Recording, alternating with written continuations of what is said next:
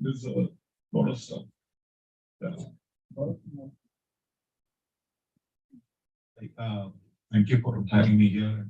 I like to kind of approach it from the way EI look at the company I represent. So EI has been in the space of education for more than a couple of decades now, and a large reason why we exist is that students, both in private schools as well as government schools in India, if we can take the Indian context, uh, have struggles in terms of understanding concepts, and to the extent that medicine, we keep falling back on medicine as a field where tremendous achievements have happened over the past 1800 years, where earlier, uh, a century ago, the value that a patient got by getting admitted in a hospital was fairly limited. But after penicillin was discovered and after the tremendous achievements that pharma and health industries have done, there is a lot of benefit in a person getting quality medical care now. So and we're able to kind of give it with a lot of efficacy that if a certain person exhibits certain symptoms, a problem is diagnosed, you can solve for that with a certain pill, and it's expected to solve for it 99% of the time. Whereas the same thing hasn't happened for someone who says has a English grammar problem or a math, he doesn't understand fractions. How do you then help the child understand that, and how do you have a solution for that that will solve for it 99% of the time?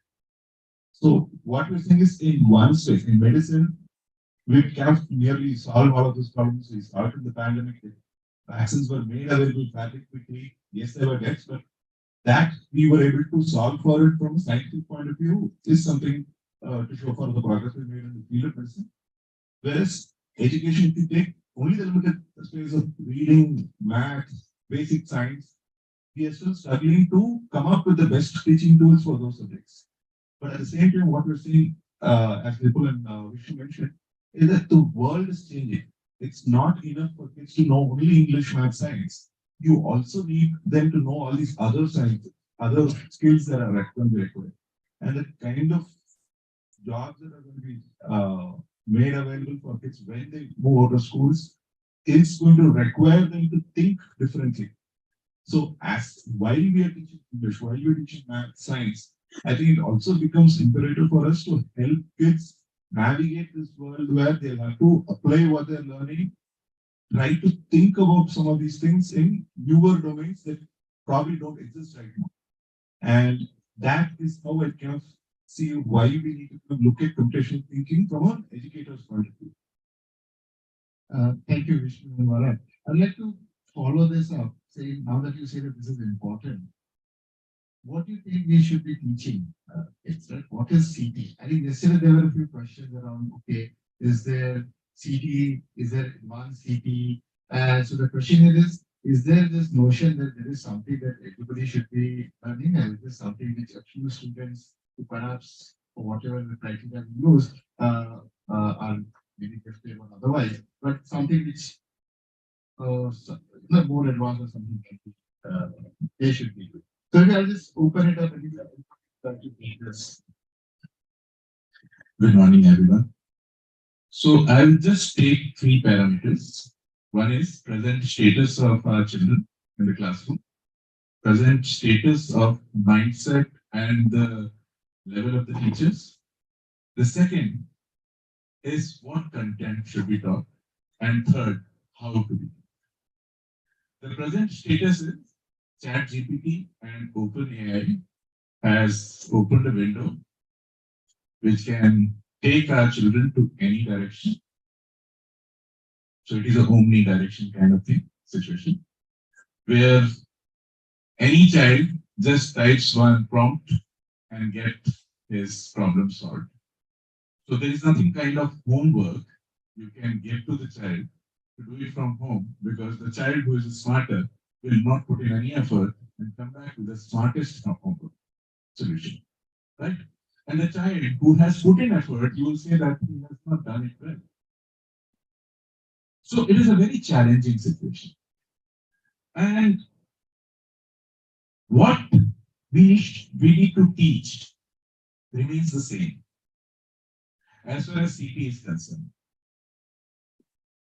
When the computers started, the three things we learned, that there is something called input, output, and in between some processes. That is what we learned in our school, colleges. And if you ask your previous generation, they also learned the same. Right? In process, we learned three things. They remain the same today also. Sequencing, branching, and looping. Did they change? These are the basic things we are expected to teach every single child. This is completely different than teaching coding. We are not talking about the syntax. We are talking about what child should know. Every child should know what is the meaning of sequencing, how to place things one after another. In different sequence, they will have a different meaning. Second, branching, what to decide, whether to go to left, right, whether to do this or that. This is very important for every single child. Looping, repeating the same situation again and again until and unless something which terminates it. Looping again has the two things. One is finiteness of loop and infiniteness of loop. For example, sunrise and sunset is the best example for infinite loop, right? Nothing can be better than this. If you talk about a daily schedule of the child stops. First period, learn. Second period, learn. Third period, learn. Fourth period, learn. Break. Stop learning, start eating, enjoying, and just do socializing with friends. Right? So this is the loop got terminated.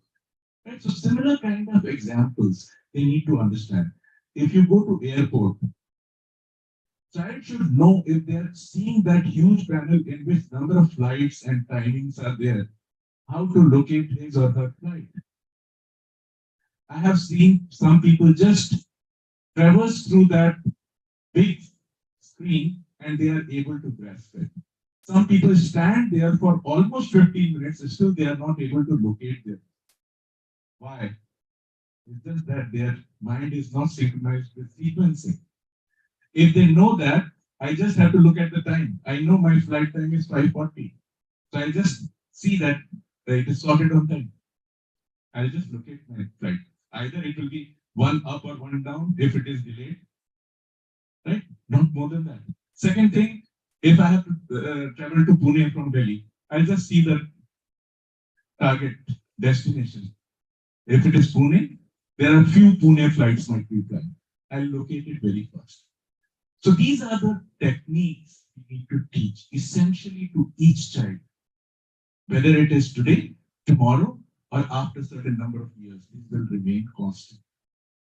I hope you all agree with me.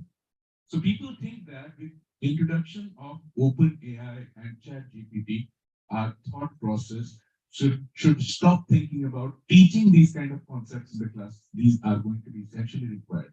The person who knows CT well will be able to utilize these tools much beautifully than anybody else. Right?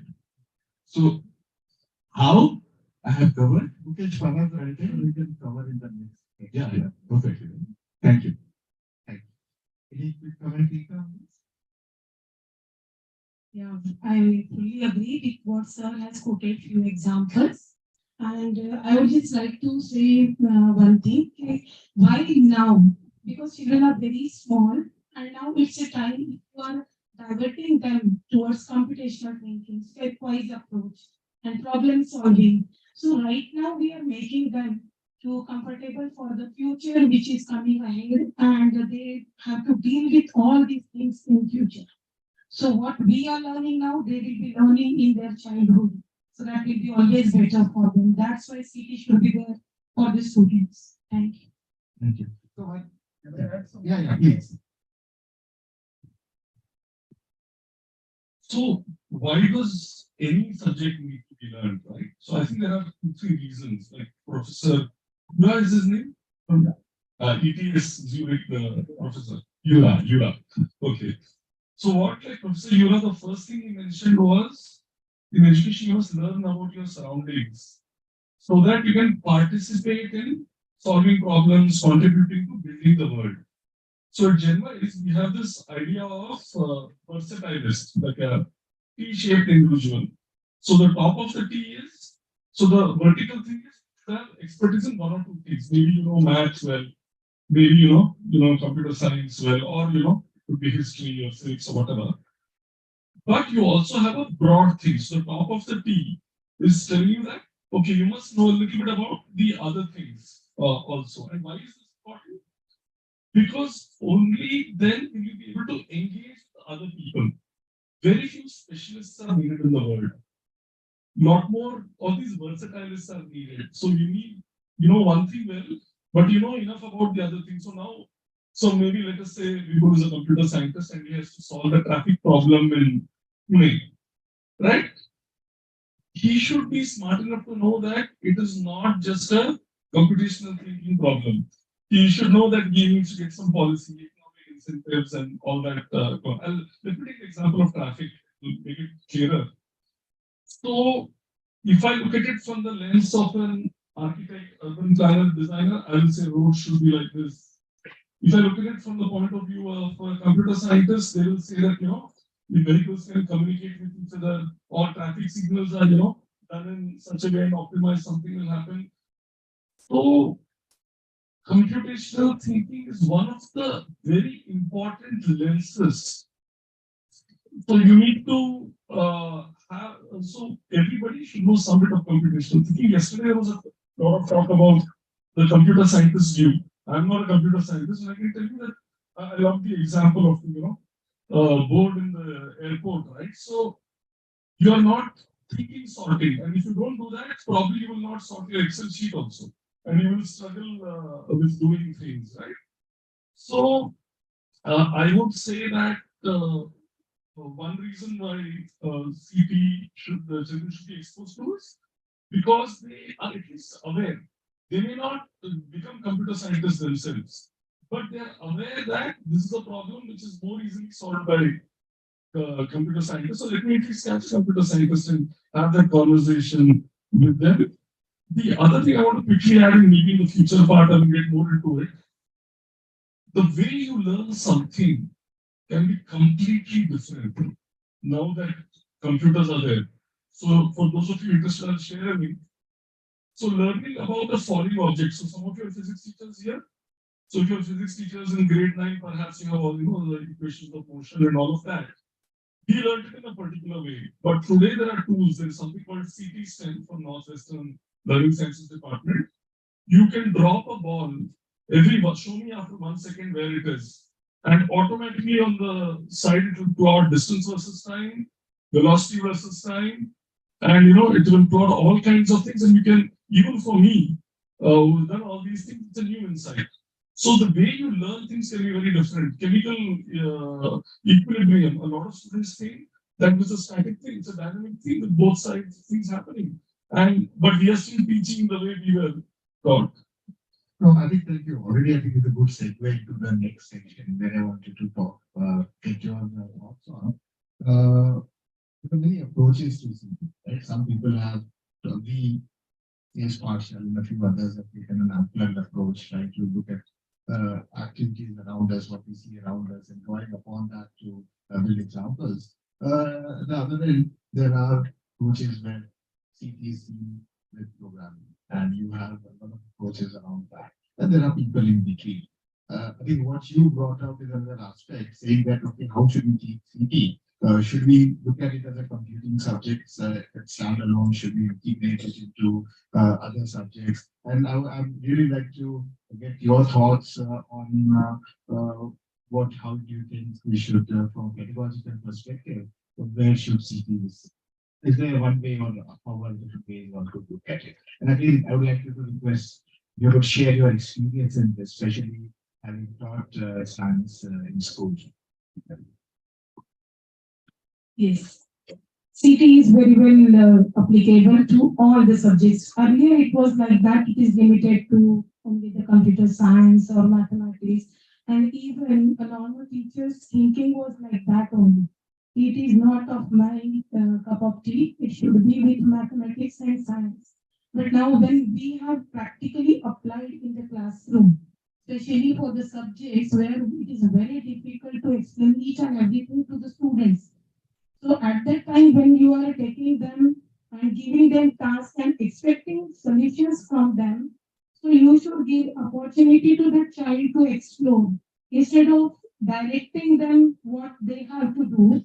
Let them explore the things, and when they are doing, for example, just now we have tried this in our school that hydrocarbons models they were supposed to model. And in that, when it is told them that this is the task which has been given to you and you have to come up with the solutions. Now it is early age to know all three-dimensional approach and all because it is just the beginning.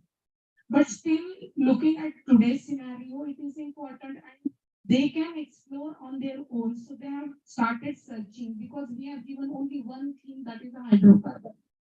Then they have started searching what should I do, what it should be. Then as we are writing on notebook, they were just preparing model like 2D model only. What we write on the notebook, they have just reflected in the same manner. Then there is a group of students, always it is there in a class of 40, few students are really bright. So they always go ahead beyond the imagination. And they have searched that this can be designed in 3D way, but they don't have that sufficient knowledge. Then they need to explore. Then they have started finding out what can I do. The hydrocarbon family is so vast. So let us select one compound which will be easily systematically modeled. Then they have come up with the solutions. Then there were many issues like how to select the material. They were not aware because the first material that they could get is clay or something like that. They have taken, they have started designing, that they could not succeed. Then one of them have come up with some other solution. Then they have started using aluminum foils, which are lighter, which can give them dimensional figures and all.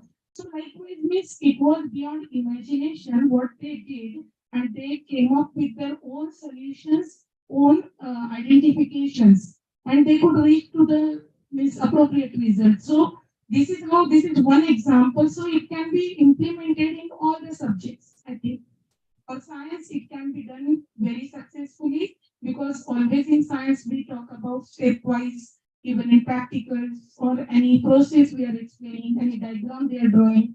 So they have to follow some steps. So there they can very well implement this abstraction, decomposition, and then algorithm. So it is very, very successful effort.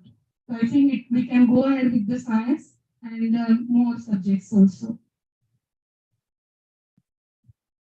Thank you. Mukesh, from your, maybe this is the time for you to talk about. Actually, all of us might be facing a bigger challenge in the classroom that there are some children in the class, there are 2 to 8% varying place to place, who are extremely fast learners. And whatever you are teaching is useless for them. And they feel bored and they start troubling in the class. It happens quite normally all across all the schools, right?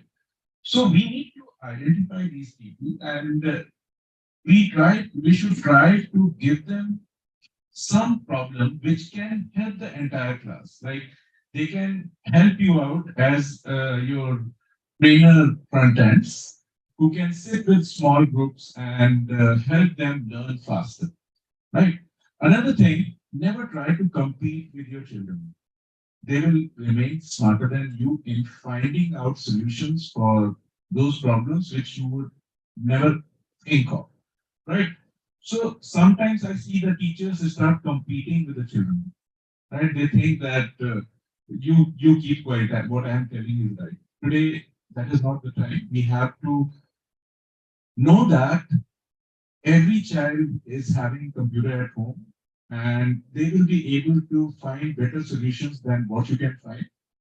So instead of becoming harsh on him or her and telling them that you keep quiet, we should just come along and say, oh, you are right.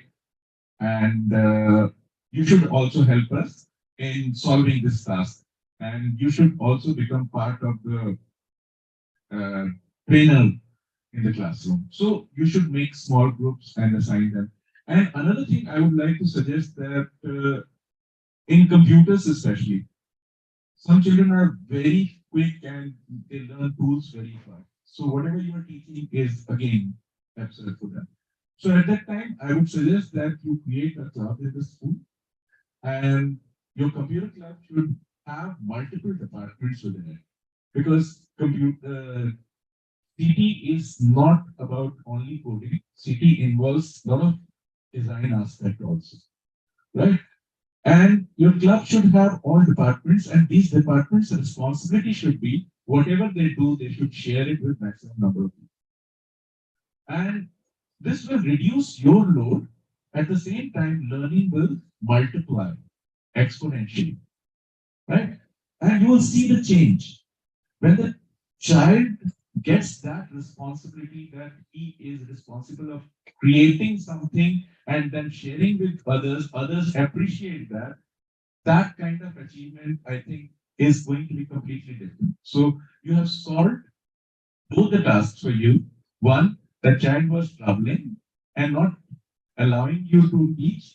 At the same time, you have engaged him beautifully in such a way that the child has become useful in the class and helping others in the class. So that is what I feel that everyone should do. And we should become facilitators rather than become trainers. Right? Thanks, Upi. So, If I may just add to that, I think similar to what the model that we were speaking about, there are also, I mean, examples of where we've used CP to teach concepts in other subjects. So as much as we want to teach uh, uh, CP as a subject or as a skill, I think the more we're able to tightly integrate it with other subjects and have uh, students kind of experience some of these activities that will not only help them learn the subject, but also use what they've already learned in a subject to apply it using CTiS. So Vishnu mentioned C2STEM. C2STEM has a module where for straightforward mechanics, there is actual rigorous study where after class uh, were taught the usual way of teaching mechanics, and the other half had the usual mechanics lectures, but they also had the C2STEM model where they had block-based storing kind of an interface for kids to figure out what kind of inputs would translate to a certain output. And they did the pre-post test to figure out that the student who goes through the integrated approach clearly is able to not only apply and learn the CT skills, but they also learn the underlying physics skills a lot better. So I think the more we can find opportunities to do that, that will be useful. And slightly zooming out from that, it's also about how CT, the more we're able to expand it from away from just coding. And if you want to become a software developer, then you should learn CT. If we can move away from that to say, irrespective of which line you take, if you're going to be a teacher, if you're going to be a journalist, whichever line a person with CT skills is going to be that much better than a person who focuses only on the code domain. And to the extent that that message we're able to send out to kids and teachers, and therefore incorporate into as many aspects as possible, I think that's a good. great, thanks. So, I think Vishnu, I think had a quick comment, and maybe then. So, Vishnu, just before that, I think we could speak so two examples here. One, we're talking about hydrogen modeling of hydrocarbons, and the other one, we're talking about C2STEM, we're talking about the mechanics part of it. And I think, I believe from what I'm hearing, what you're saying is that introducing practices of the perhaps a different way of thinking aids learning, right? And I want to comment on those. I want to comment on the examples of Rita and Bharat. And I'm glad Bharat brought it up. So yesterday, when Professor Yura was talking about the goals, the first goal was learning about surroundings. Second thing was, language and math getting into it.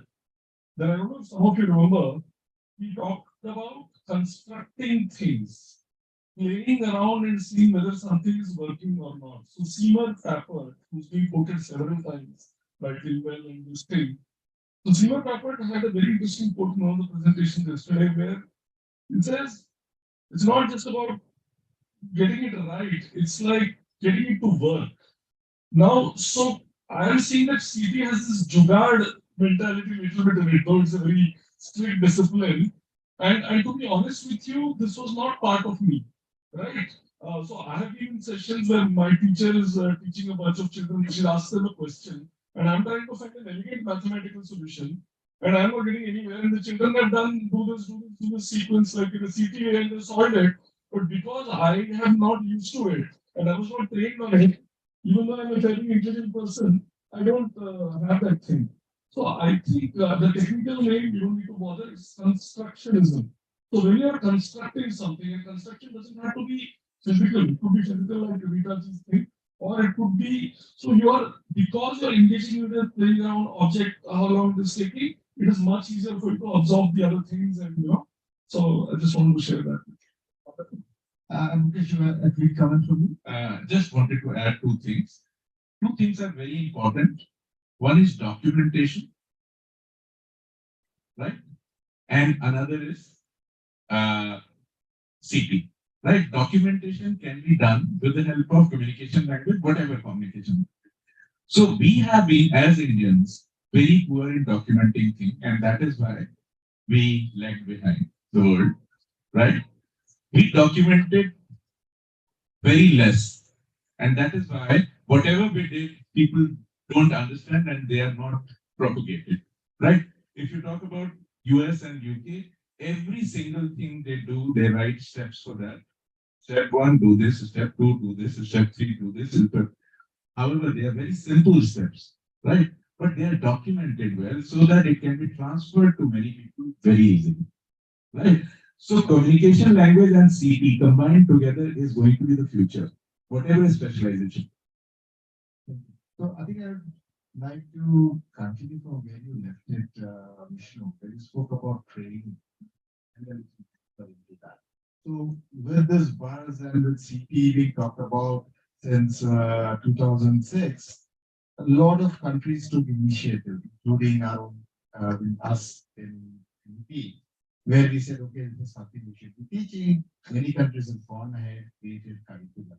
But now if you reflect back and look at what has been happening in a lot of these countries over the years, you find there's a common theme that has been emerging. The theme is, yes, there is a lack of confidence in teachers, in teaching something distinct. Something like you said, they have not been trained. Right? There is obviously, and it can be attributed to lack of training, perhaps, lack of resources also. So, how do you, what do you think can be done to address this now that we are about to take this journey in India? And I would like to get some thoughts on this. Training needs, where could we start? What is it that we require? Is there any special background required from teachers? What kind of scaffolding handling can we provide? Yes, you could start with this. Actually, training models also have to change. Earlier, we used to have face-to-face model. I think best way to have the training is the large group should be assigned some task in the beginning, and in middle they should be asked to give some inputs about that, and every input should be different from their mind, right? And after that, they should be called for such kind of thing, right? Where you already know that this is the level of the people, and accordingly the training is given. And every single training we do, we should be documenting it, as I told you. That documentation help is us to carry it forward to the next level, right? Right now, we have so many tools, it can be documented very easily. Whatever we are speaking can be converted into text and then fine-tuned by somebody and then flushed. Now, the major problem what comes in such kind of training is over and then you forget about it, right?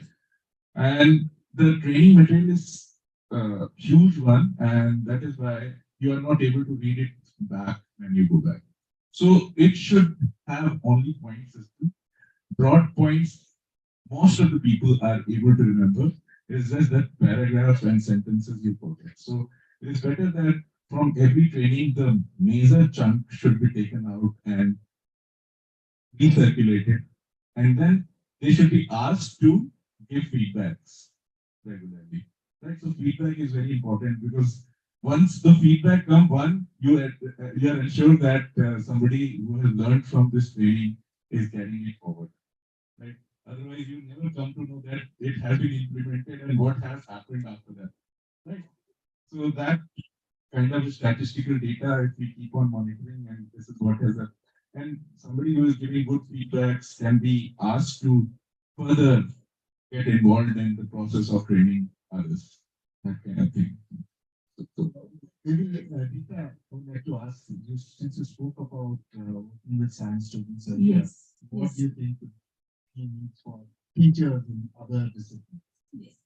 So training is always important because when we are implementing something new, because every time we are getting new set of teachers, and we have to implement that new thing among the teachers so their mindset should be ready to accept new things. I think this is most important that they should be prepared by their mind only that I have to learn. So when they themselves are ready to learn something new, so it will be very easy to implement anything or give a training. And of course, after giving training in a constructive manner, where we are asking them, we are expecting same thing regarding CT if we are talking. We are expecting children should go like this. So same thing can be happen with the teachers also by giving them tasks and solving through all these CT skills. So let the observe the result and then you can go for the implementation. Follow up of the training. That is also very, very important, even though they have learned, but actually if it is not followed in the classroom, what is plus, what is minus, maybe it will not be 100% implemented. First attempt, they may get fail and they will not reach to the correct solution. But definitely, if they try once again, then they can go and they can discuss also among the teachers. There should be a discussion that what they have done, how they have implemented. So they will come with plus and minus points, and they can refine the training process and they can go ahead with the implementation. That is what I think. So what are when you talk about like, you do or you and others would like to touch upon? I think one of the questions are also in this was how do you avoid falling into the same trap that other countries have fallen? They have tried something similar. They have gone through a process where they have done all of this, but they still are issues with respect to teachers adopting, right? So if you could also touch upon that. So I just covered a little bit of the previous point and then get onto this. So a lot of what Rhythm said, resonated with what I thought about this. I think in addition to the domain-based training that we need to provide to teachers, two or three things that we need to kind of help them do better is how do we make teachers more curious? And this is something that kids cannot do naturally, right? But as we become adults, we kind of get into this frame of I know my subject, and now all I need to do is kind of impart that knowledge to students. But if we can retain that curiosity in us, and at the same time also not have that fear of new things that are happening out there. There is new technology coming in. Pretty much, I mean, last few decades have shown it, and we can start off with that how innovation has been fairly rapid and promises to be so in the near future as well. As teachers, how do we have retain that curiosity? How do we not fear new technology but embrace that to kind of explore how we can combine that with the knowledge that we have to do better? And the third thing I was going to say was something that Rita already mentioned. How often and how well can we share practices, good practices, something that didn't work? I think this conference kind of works well with that. Both these days where teachers are coming in and presenting how their application of teaching CT in schools have worked. I think the more we can do of this, the more that inhibition is going to reduce. And I'm saying it's not just from a teacher point of view. At EI, we have content creators that we cannot encourage to think of it through these lenses. So that was the previous question. And as for the uh, avoiding the trap that other countries have kind of fallen into, I think yes, there is a sense to kind of pick up a buzzword and say that okay, this is the thing that I need to kind of track, and it makes nice headlines to say that computational thinking is the new math and this will create so many jobs. So it's easy to make those headlines, but to actually do the rigorous work of making changes happen is going to need a lot more work. It's going to need a lot of stakeholders to come together. We need parents, we need teachers, we need school leaders to kind of look at uh, the different things that a student is going to need to succeed in their life, and therefore how we have to be willing to look at newer aspects of both teaching kids, training teachers, and setting them both up for success. And as much as, I mean, there are challenges in that, but I think there are also good case studies to see. In the UAE, based on PISA performance, UAE kind of picked it up as a target saying we will want to do better in PISA in the coming years. And the last 15 years, they put up fairly rigorous systems and process. So every school is required to have an external party evaluate how their kids are learning key concepts. The KFC, the school regulator that sends in independent third-party inspection teams into the schools to evaluate them. And they created this nice framework to kind of not only teach English and science, but also to kind of help schools to get better. So I think there are some of those lines that we can also pick up and try and see how we can apply as a nation in C. Sure. Thanks. Okay. I actually feel quite sorry for teachers. So many demands on teachers. Today you're in the CT thing, you'll do this, tomorrow you'll be in a citizenship thing, and it's an impossible task. Right? So how to make it possible? I want to talk about that. Maybe there are some principals and HODs here. So we are working with about more than 50 math and science teachers in an international school in Bangalore last 2.5 years. Continue to work. So it's really, I think the way to make this work is first of all see that as a school can we work jointly as a team to address this issue. This involves various things. For example, I am not fully convinced that all the things teachers are doing today, they need to do. Okay, so some things have to be taken off their plate. So for example, it is one thing to say that, we do CT and this thing, and you so far not answered what exactly, how will you assess maybe to come up. So while somebody will give you a curriculum, CSPathshala will give you a very good curriculum, but you still need to make it your own. You need to figure out who can teach this, who will learn it. Some teachers, it's perfectly fine that they become curious and open, like Bharat said. So you are part of a community when you learn. So teachers' openness is important. Like, there'll be some bright students in the ahead of you. They've grown up. Like with the smartphones and the babies, right? And we have grown up in a different world.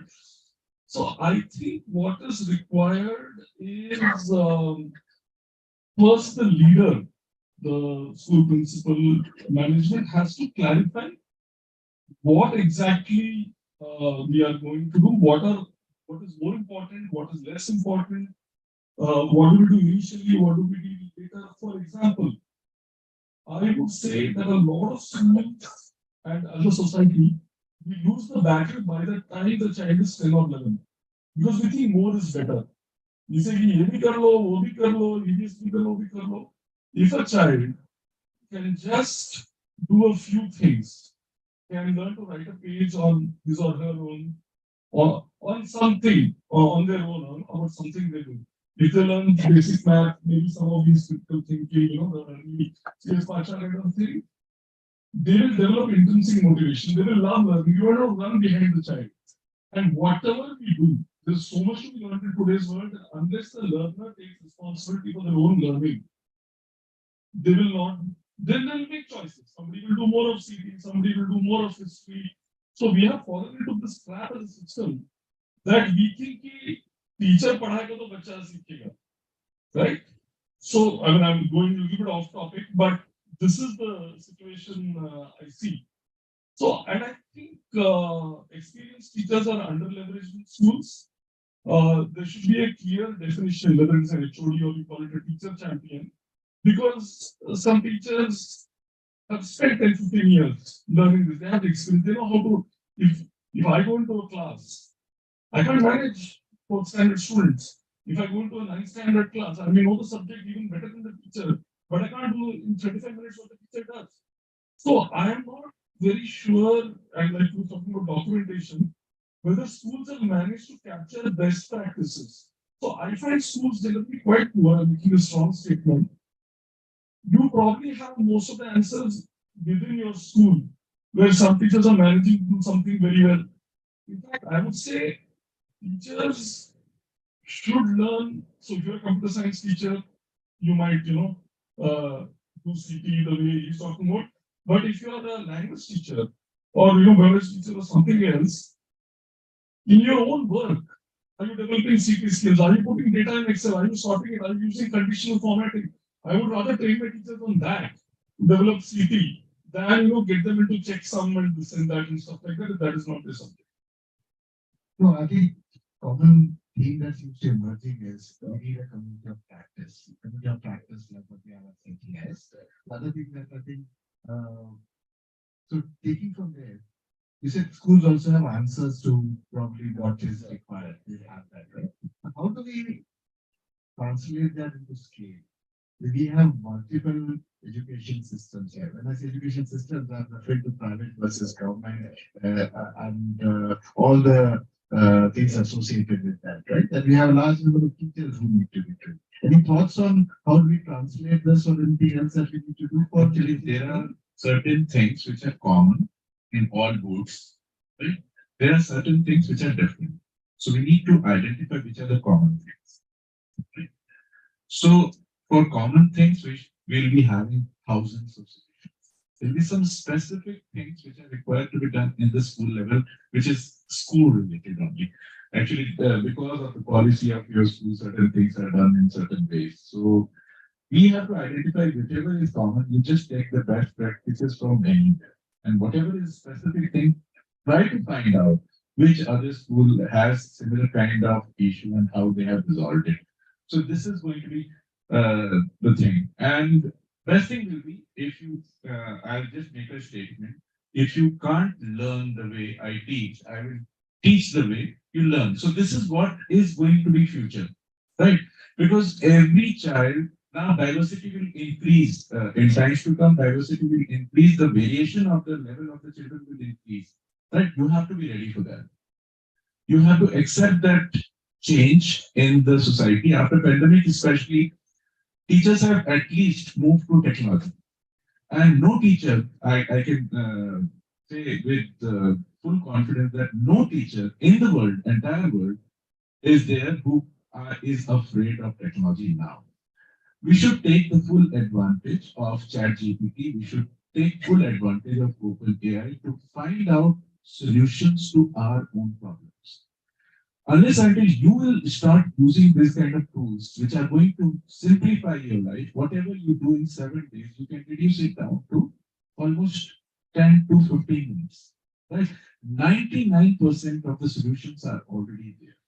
Right? Which you face. I'm not talking about the all solutions of the world, but yes, your kind of situation, whatever kind of problems you want to make, today you want to make a presentation on certain thing, you can just ask ChatGPT to give pointers or make the full presentation.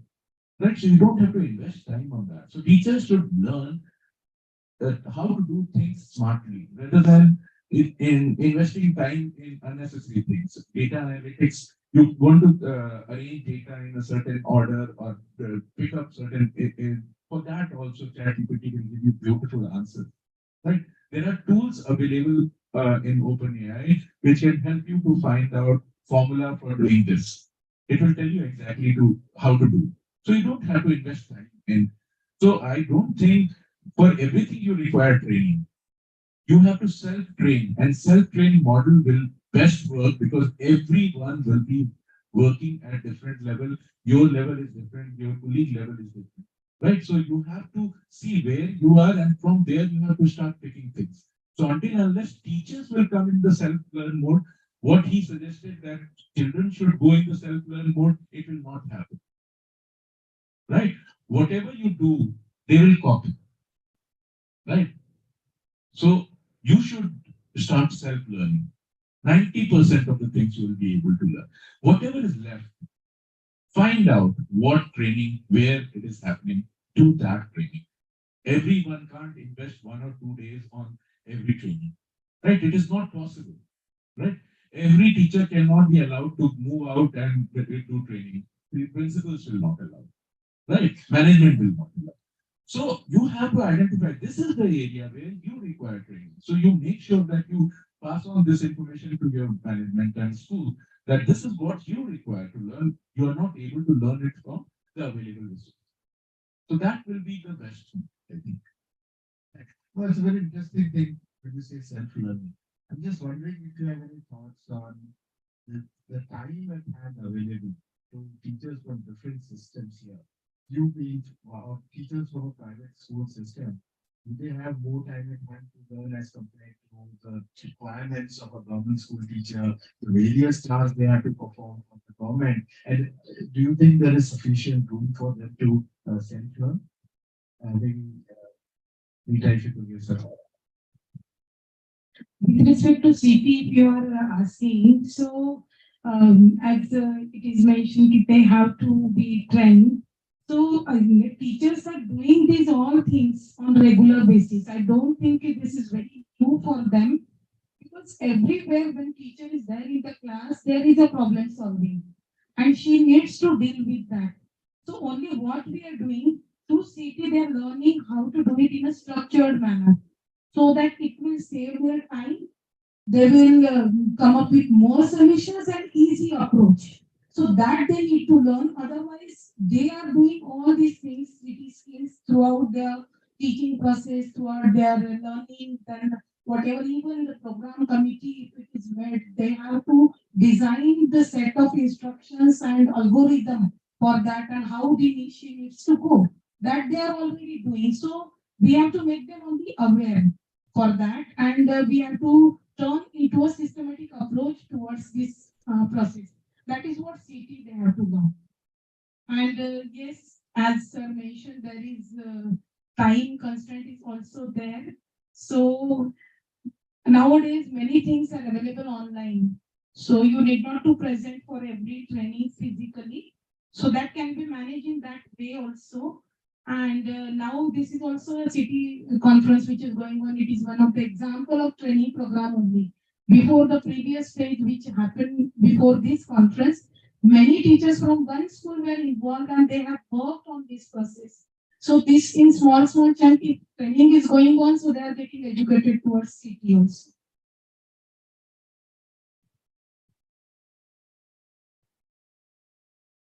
I think to speak to the systemic change that you're also looking at, I think while these conferences will help to kind of take it to a larger frame, I think the more we're able to engage some of the larger stakeholders, like if some of the leading exam agencies came out and encouraged teachers in schools to do more of this.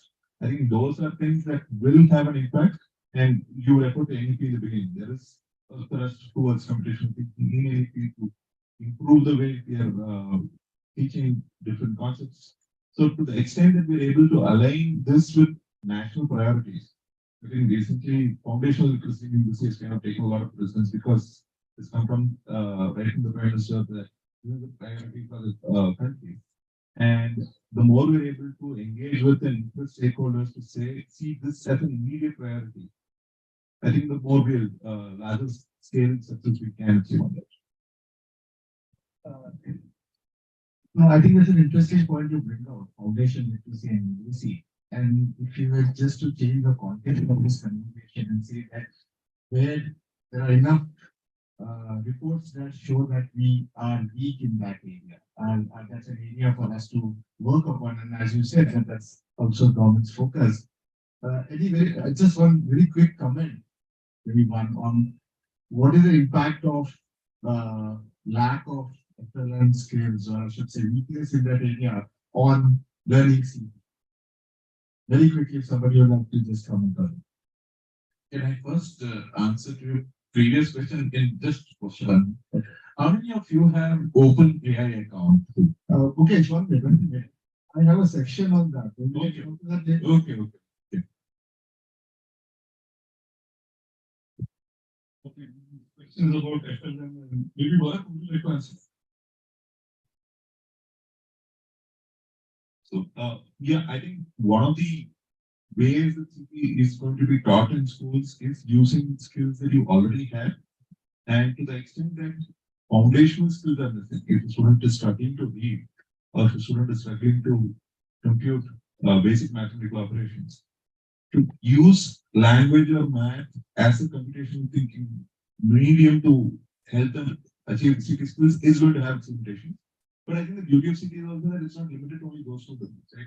You could, I mean, if you go to core topology, there are puzzles that encourage students to draw things out and use art as a way to impart CT. So yes, FLN, I mean, this is not to deal, emphasize on FLN. Foundational literacy is important, numeracy is important, but they don't need to be roadblocks. So, okay, because you've not achieved FLN, let's first focus on that and then we will solve for CT later. We will still need to crack both, and CT provides for those different parallel avenues to still achieve that while we're still working on it.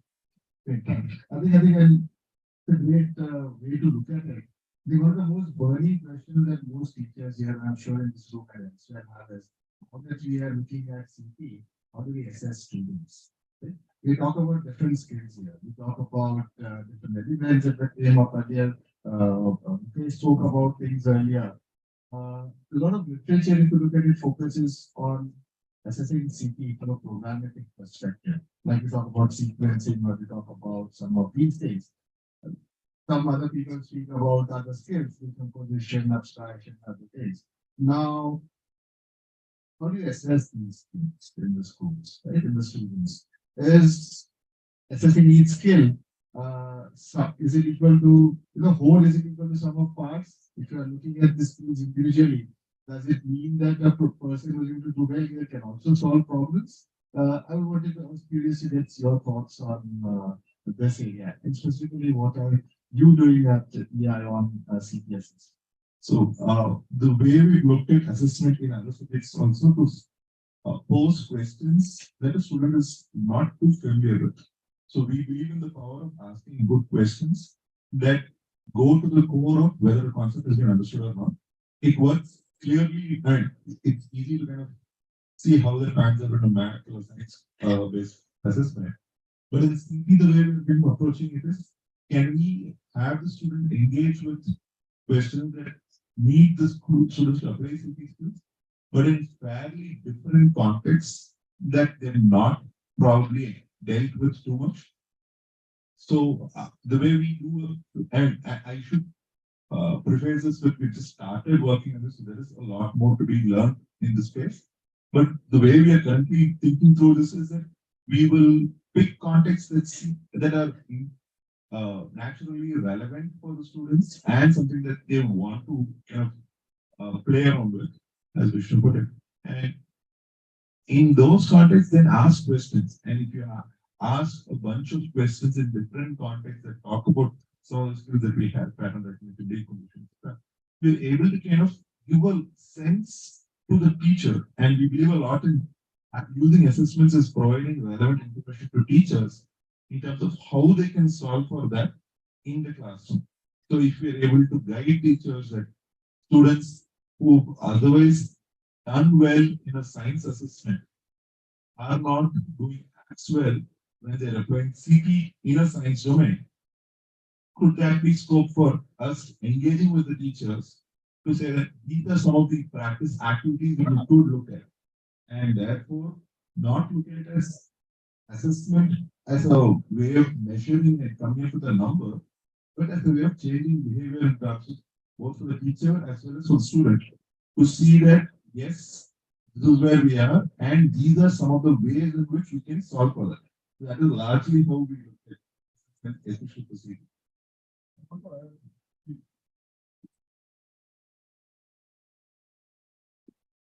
you take any subject. I think one of the challenges in assessment is what exactly is this child supposed to learn, right? And only if I'm able to clarify that can I assess it properly. Otherwise, I may be assessing something else, not. So yesterday I liked the I think presentation by a Kalmadi school teacher where she talked about the facial recognition thing, right? And initially they used these cartoon characters, fewer attributes, and they tried it with photos of actual kids of many more attributes. So, so I'm actually curious that is the teacher able to articulate what exactly is being learned and assess? And by assessment, I'm talking not just about the end of period assessment, like a formative assessment, right? When you go into the classroom, do you know how you're going to get evidence of whether the child, learned that thing? So to my mind, it is not a trivial exercise. We in our teacher training with our teachers, we use a framework called understanding by design. Um, so actually, even a discussion around what exactly has to be learned and how will we get evidence that they have learned it uh, will help a lot in over a period of time improving the quality of the system.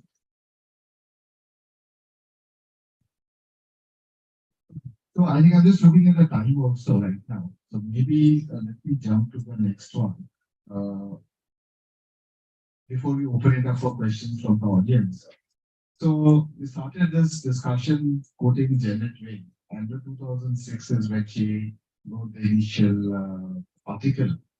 She followed it up 10 years later in 2016 with another article where she said, okay, what has been the journey? What has been the progress on computer science education, CT education, K to 12? One of the things they mentions in that she was pleasantly surprised with the project, the progress that was made. She did not expect that kind of a project. You know, if I think in 2009, she is quoted as having saying that I don't think this is going to happen in my lifetime. Right? And here we are, and 10 years from when she started, a lot of people have been talking about it, countries started implementing it. But this was 2016. That was 10 years from when this kind of all this the floodgates opened up. Where do you see it 25 years from then? That is 2035, 31, right? Another 6 or 7 years, 7 or 8 years from now. Where do you think, where do you see CP? I'd like to just open it to everyone. I won't be foolish enough to say where CT will be because 10 months ago we didn't have ChatGPT and brilliant computer scientists were completely surprised. So I'm not going to be foolish enough to try to say. But what I want to talk about is this is posing. We have a lot of challenges in this planet, right? Whether it is climate change, whether it is food security, there are so many challenges. And while AI and CT is hopefully going to help to solve and address some of these problems, it is also adding to some of these problems, right? So today, how do you know whether you are talking to a human being or an AI bot? It's almost impossible. Now, there are ways till now that smart computer scientists and people are able to make out, but very soon even that may go away. It will be almost impossible to make out. So there are huge risks. So when we talk about what should be learned, so I'm going to talk more from the perspective of for the future, what should be learned, right? So one is certainly so the task of being a good citizen itself has become much more difficult with all of these things. So you need to understand, you need to at least appreciate that this is how this thing does it. And you need to understand why ChatGPT can really help you save your time and give you some answers. You still need to know that only a good teacher can really use ChatGPT well, right? Only a good computer scientist can get it to write good code and leverage it. So, and the reason I'm saying this is a lot of buzz, right? People get carried away by these fads. So that is one point I want to make. The other thing which I want to make, it's a pet topic of mine is one of the reasons for a lot of problems in the world we face today is because of the complexity of things. Like I took the example of traffic some time ago, right? So I was thinking, okay, let me build better roads, more flyovers, things like that. And then, the traffic situation will come down. It doesn't happen. There is a second order effect. So now, people will start building outside Pune or outside Bangalore, wherever you live. The roads will go to there, people will build a township there. So people are now coming larger distances. More cars are coming on the road because there are more roads. So this is a second order effect. So A affected B, B affected C, and C may affect A. So unfortunately, our intuition is not very good at understanding non-linear, cyclical. There's a very beautiful book called Learning Causality in a Complex World. And CT and simulation tools can help you. So I've used a tool called Loopy. If you go to LOOPY and use it, I did a 2-week course with kids, and so easily they were able to figure out how things amplify. So, in my mind, educating our intuition to deal with the complex nature of things. There's a whole discipline called systems thinking. So, whether it is public policy, how to, or climate change or whatever governance. So, I do think that, and systems thinking has been mentioned in some of the CT goals I've seen. So to my mind, we as educators must also use CT for that. So that's my limited thing. The last thing I want to talk about, so as we speak, some of our faculty are training a bunch of teachers on OpenAI, using it for math teaching. And if you can use it well, it gives you brilliant results. I'll give you an example. So I would say they are going to teach statistics using mean, median, mode, and all these things.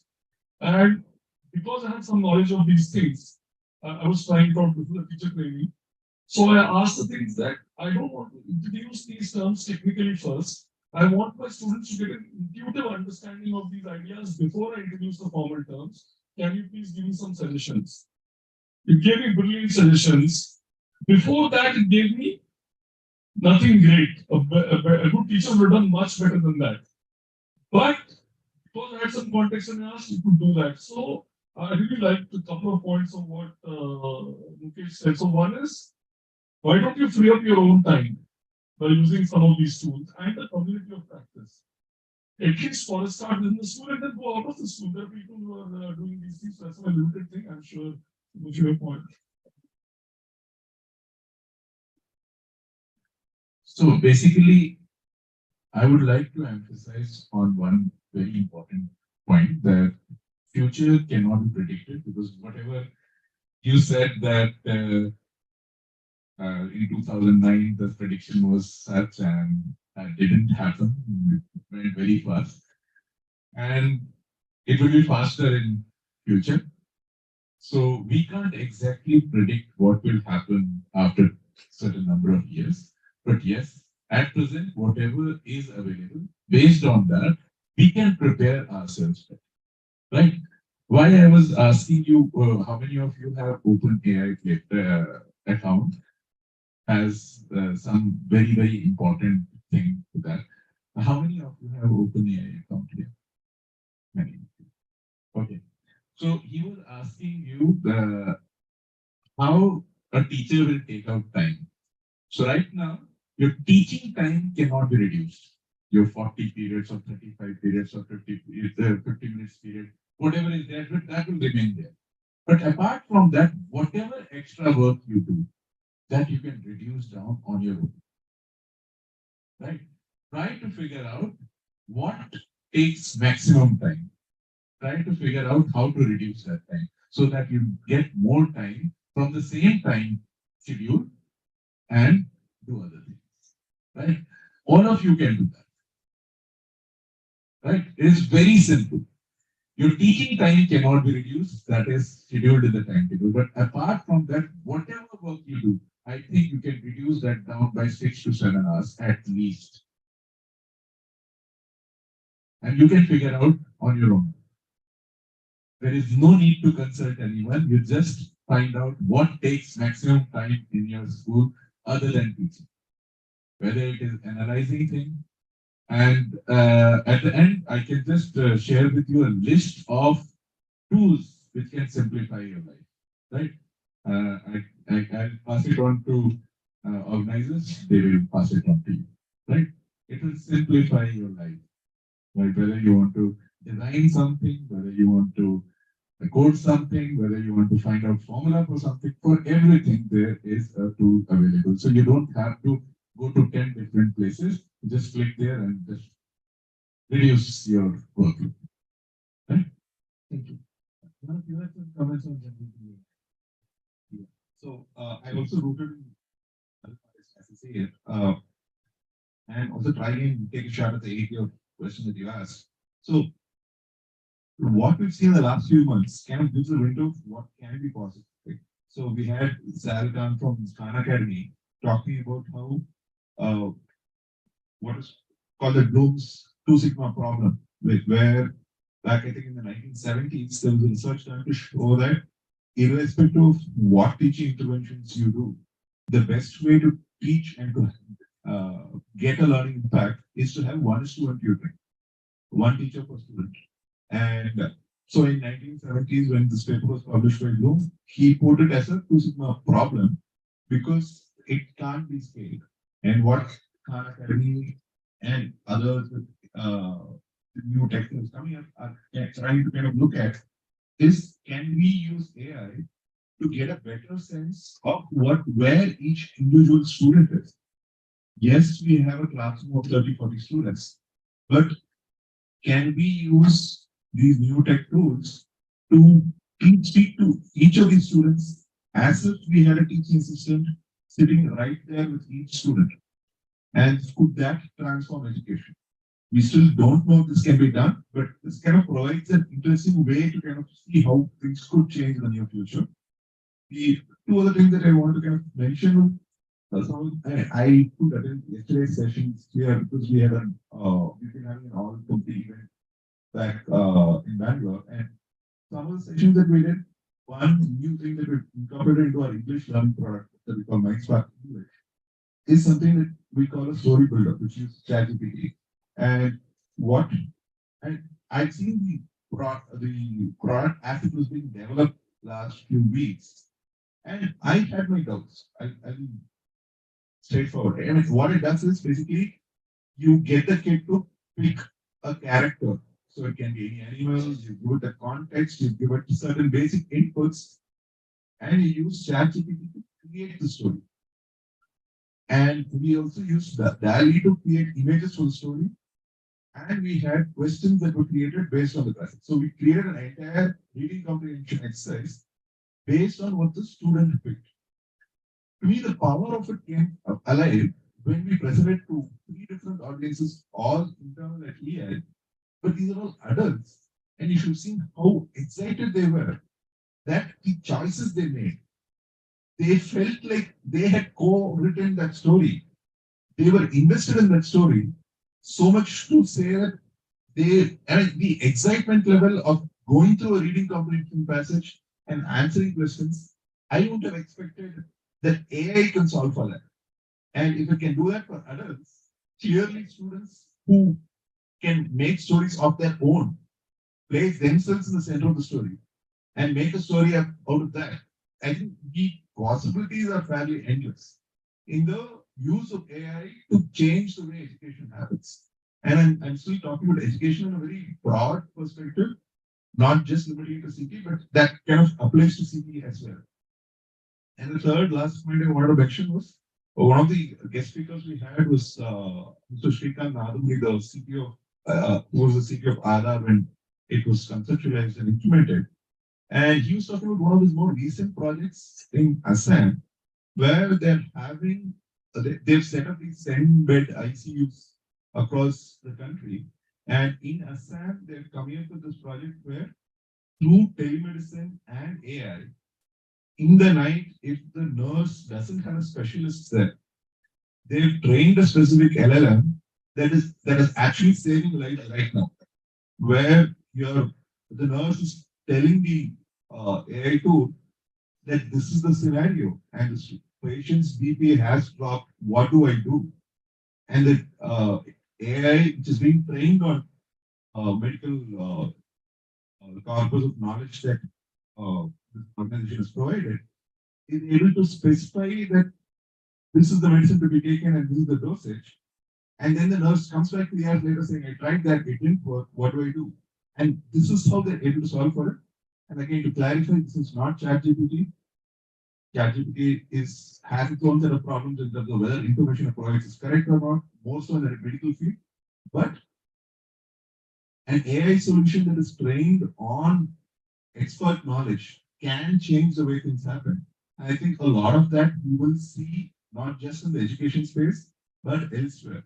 And one of the newer ways in which I've seen Silicon Valley people talk about AI is the way mobiles have become the way we interact with devices. Right? The way we interact with devices changed with internet and then with mobiles. And the expectation now is that with AI and not just ChatGPT, there is going to be a lot of different ways in which humans interact with computers. And when that changes, both the way to learn computational thinking, apply computational thinking, or even explore computational thinking is going to significantly change. And I think as long as we can all be part of the journey along with our students, I think we will get there to a workspace in 8 years where not only have we solved education as a problem, but also computational thinking as a skill that everyone has to know. Thank you. I think this has been a very engaging conversation. I'm sure we can go on for long. But I think I'm just respecting time and maybe I'd like to open it up for a few questions from the audience. I think just before I do that, since we've been talking about LLMs and the use of AI, I don't know how many of you have looked at Khan Migo. Very, very small days of app, but I'll encourage you to look at Khan Migo and see how Khan Academy has incorporated LLMs into learning, both teacher more than students more. Students and teachers can explore more on any topic they are looking at. I think let me open it up further to any questions from the audience for the panelists.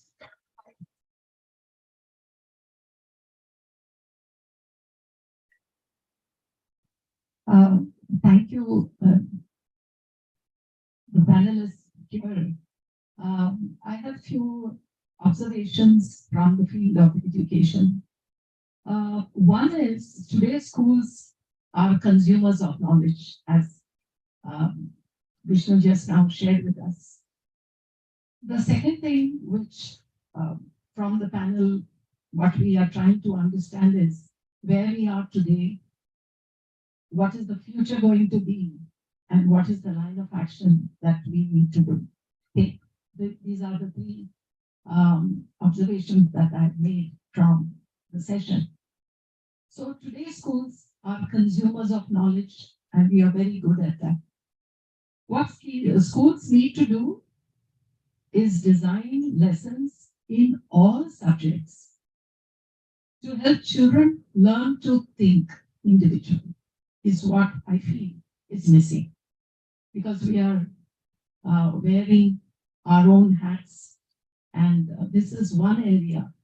How does a child think individually? Because we have a classroom, somewhat there are 40, there are 80 children in one classroom. So that is a big major concern, but we cannot ignore that. We have to take that into consideration, and accordingly, we have to understand that what needs to be done. So when we have different abilities in the classroom, how do you address this concept of making every child think? How can each child think individually is another thing. Think differently. How do you enhance thinking from rote learning? How do you take the child? And how do you make every child think individually is one more thing. How can we become constructors and producers of knowledge? That is another major dimension that we need to take care of. So here, certain processes need to be included. And I think computational thinking is a wonderful process. Because as you all were talking, I just felt we Indians, our brains are actually tuned to computational thinking without knowing. Suppose there was no electricity and these mics were not working. I'm sure without getting ruffled, we would have done something. So we are very good at that. Indians are very good at that. Especially in Indian schools, it is computational thinking is a wonderful logical bridge. I say it logical bridge between the traditional way of teaching and what is needed today in this computational world. So I think as educators, we need to place this concept forward to our teachers that computational thinking is not something which the teachers are not familiar. What the teachers are not familiar is only the process. So if we can define the process with take the teachers from simple to complex problem solving linear way of taking them, I'm sure they will take it into their classrooms. And I would like to give one example. During the COVID that I tried out, we could not go out. So when you were talking about developing a story, so whatever was in the garden, I shared it with my grandchildren and said, let's create a story. Every day we create story from all the things available in the garden. So art can be included when they are very small. And that same thing could go into problem solving. So computational thinking has come to stay. Computational thinking was there already with us. So how do you unwrap computational thinking so that it does not become a foreign body that you're trying to adjust into your educational system? What we need to do in our educational system is only change the mindset from trying to teach our children. We have to facilitate and no longer teach. So I think that vocabulary we use in our classrooms needs to change. So I thank you all for your wisdom in this field. And I'm sure with CSPathshala, it's not going to be very difficult to be reaching every corner of India. Thank you. Thank you so much for your comments.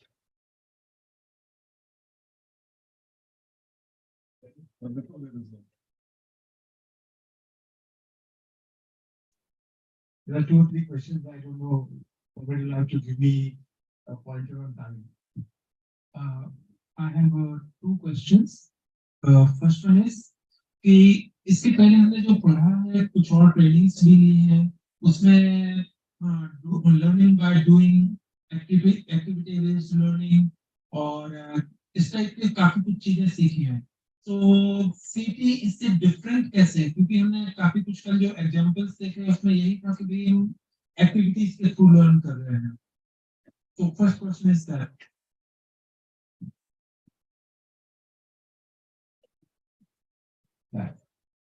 No, I think let them answer this question first. So, I mean, one core difference I see between the two is that learning we're doing, largely we are looking at the underlying concept being learned. So, if say I want to learn something about temperature and I have something hot, or some activity that I'm able to design around that, that is explicitly designed so that the student understands the concept behind temperature. Whereas if I'm able to come up with another activity that builds on that and says that, okay, now that you've learned this, can we build another activity that will look at not learning about temperature, but using this knowledge that I have now about temperature to apply it in a computational thinking. So it could be, say, example, if we had, I mean, if we just look at data analysis, we could just make it a larger sample size and try and see if students can infer something from different objects. So if you, I mean, I'm just going to think off the top of my head. So if you, instead of just 2 objects that you have cold and hot, now you make up 20 objects that you don't have immediate, you don't know the temperature of, and you still have to find, say, the hottest, what would be the way to go about that? So that is the question that, activity that deals the CT part of it, that uses temperature as a concept, as a science concept that the student might have learned. So we are not necessarily teaching temperature, but definitely by going through that activity, the student is going to absorb the concept underlying temperature a lot more, while also learning the CT part.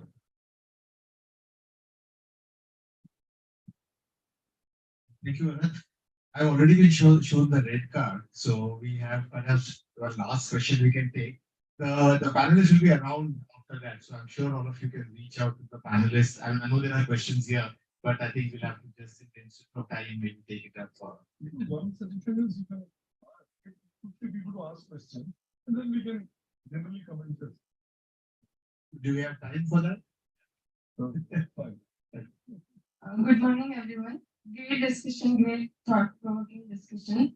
Last 24 hours have been very interesting, and a lot of new ideas have come up. And I do not come from a background of great expertise in education. I'm a teacher student, but I feel that I need to ask this question. And yesterday we went to science activity centers also, and we have been seeing all the presentations given by our teachers, and in the panel discussion as well.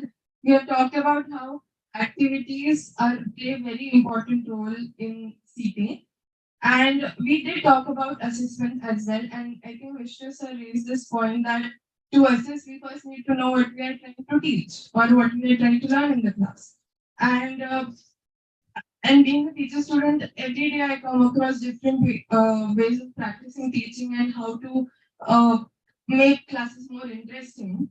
I think how do we ensure that in between of all of these, the students are learning? We are not getting flown away in the creativity or the fascination of the activities.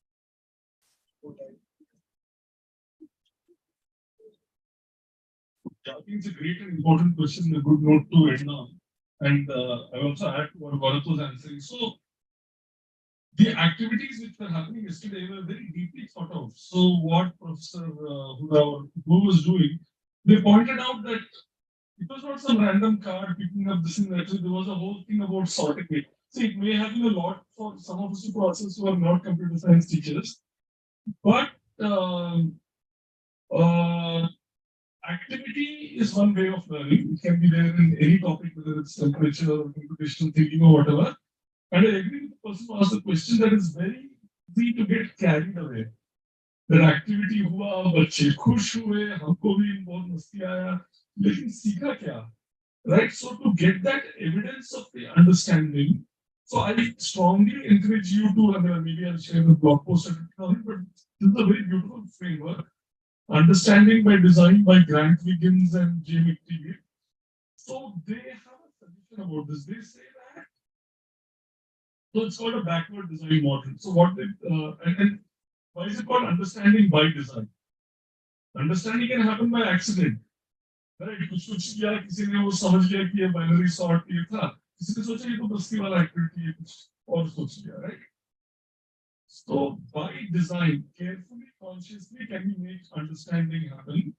So what they recommend is that first you become very clear about your goal, right? So even before you start working with the activity, you say that children should understand that only if they sort something, only then will this binary search work, something like that, right? There could be an easier thing which you take. And after that, you don't design the learning activity. You figure out how will I get evidence of understanding. And this has to be collaborative activity. You have to discuss with other teachers sometimes because it's not very easy and obvious to answer. So I think it's a great question. The answer is complicated.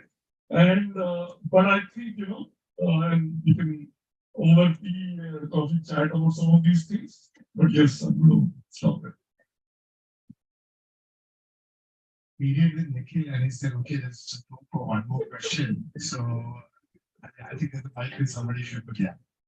Hello good morning everyone सरकार ने अभी हाल ही में NEP 2020 introduce किया है उसमें class 6 से coding को सिखाने का बोला है। तो computational thinking and coding coding बाद में आता है, पहले कॉम्पिटिशनल थिंकिंग आता है।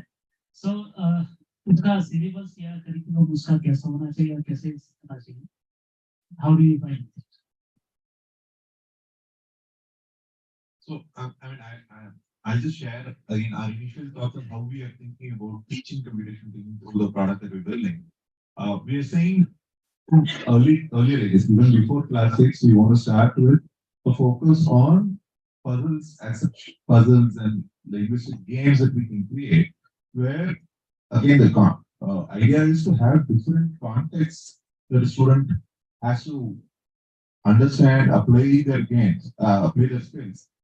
And let me put it very simply, right? If some of us may have played Wordle or let's say Sudoku, how do we learn to play Sudoku? The first time we see it, we try something out.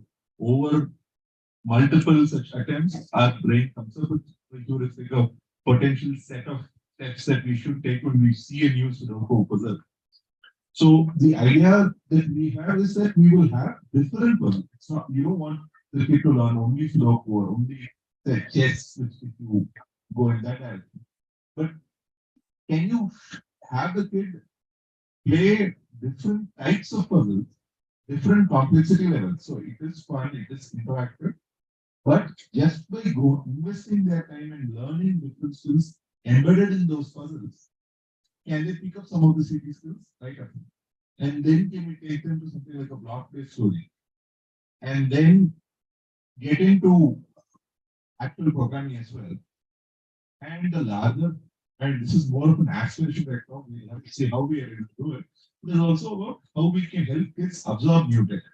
So, given that there are a bunch of different new technologies that have come up in the last 20, 30 years, and we think that will, and that's only going to increase in the next couple of decades. Can we introduce different aspects of new technology? They don't have to fully understand quantum computing, but if you take a thread out there and present it to them in a way that they understand and they're able to apply that in their own world, hopefully when the next big thing comes, when they are out there, they will be in a better position because they've seen that, okay, these are 10 different new things that have come up. It's not like Newton's laws are there. Yeah, padhana hai, seekhna hai. Rather, this is something that is still emerging. And how do you then judge how well to use it? Even ChatGPT to that extent. How do you trust the information that's coming? So those are things that, I mean, these are some of the buckets into which we are thinking we will use to impact computation thinking. The one part that I just mentioned is also what Rita also mentioned earlier, about integrating it with other subjects. So cross-curricular computing as we're calling it. If we can have computing as a way to use what students have learned in other domains to engage with CTiS. So these are some of the ways in which we Yeah, so I think with that, we'll close this panel discussion. I'm sure the panelists are available. You can ask them the questions after this. I think it was very engaging and very interesting session. Personally, a lot of learning for me. One thing I remember when Vishnu started, he spoke about dealing with the traffic problem of Pune to solve. It just shows that he is not from Pune because it's an impossible problem to solve. Which means that I'd like to thank Rita,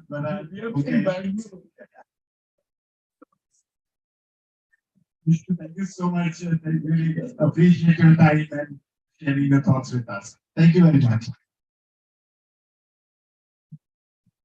Thank you, Vipul, and thank you all the panelists for a very engaging panel discussion. Let's have a very big round of applause for all of the members. Very insightful. So as we know, we have to sacrifice something for the other. So we will sacrifice some time for tea. So we will be back at 11:05. That will be 5 minutes extra. And but while you are at tea, I would encourage you to take a look at all the posters. We have a very interesting set of posters called Misconceptions in CD.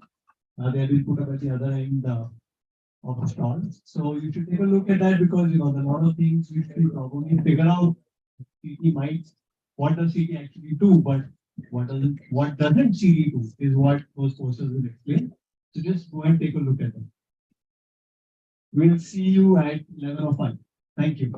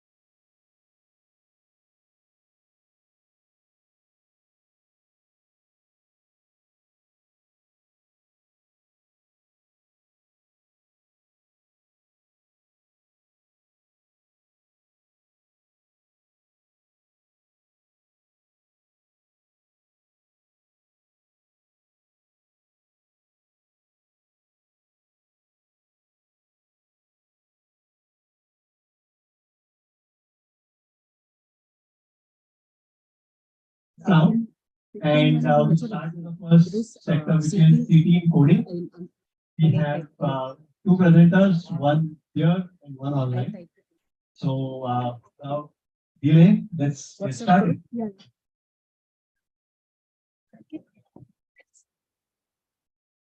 Ma'am?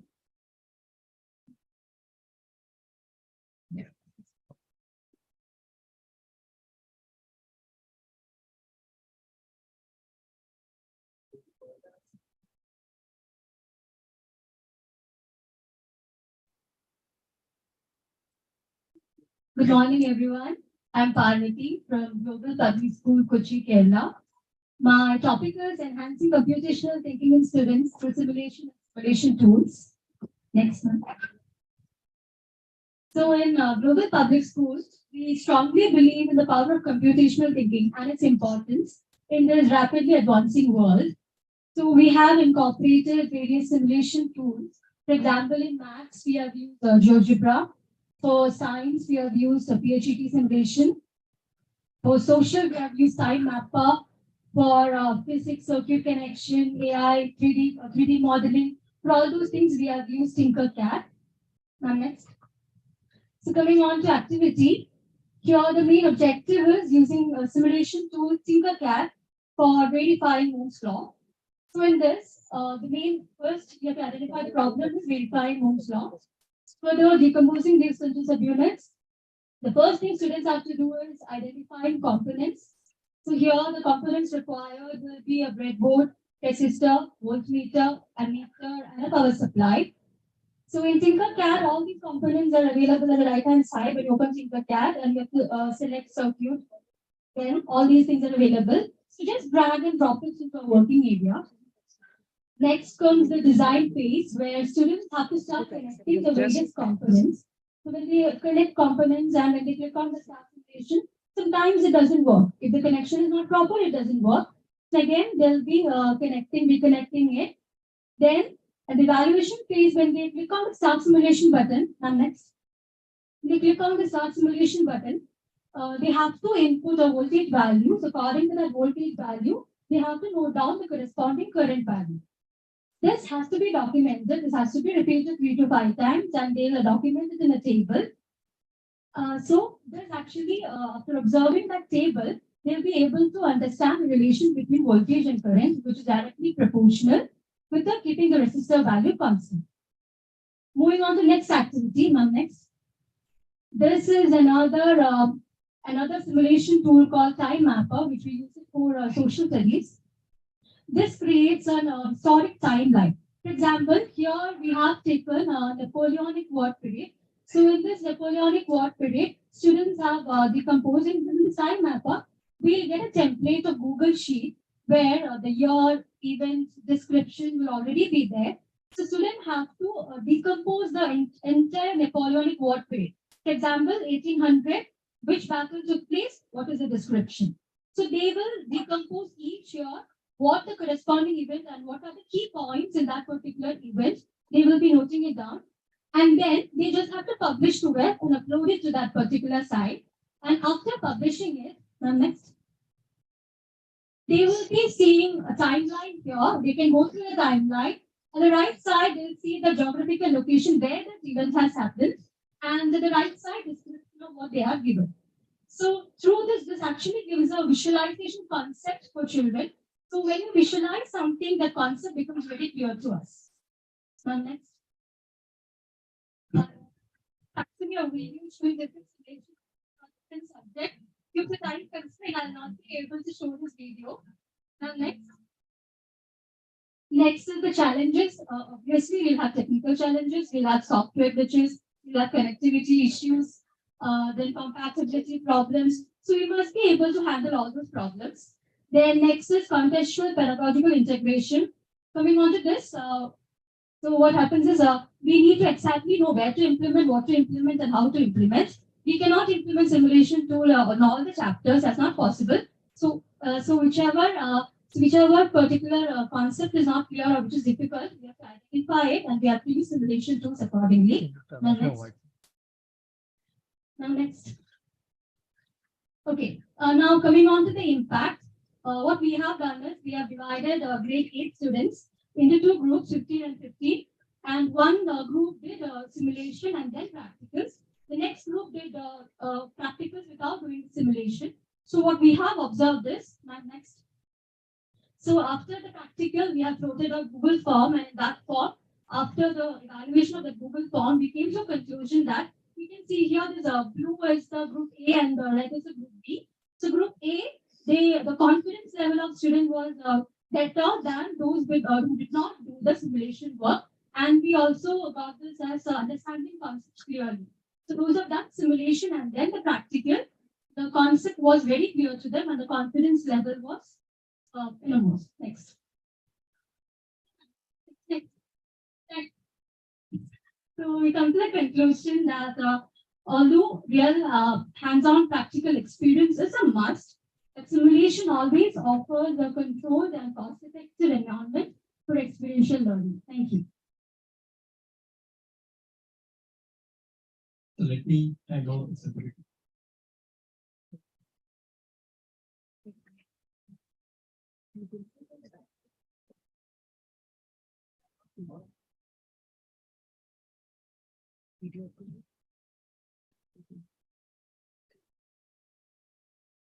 Deepali ma'am couldn't come today, so we'll be playing her presentation.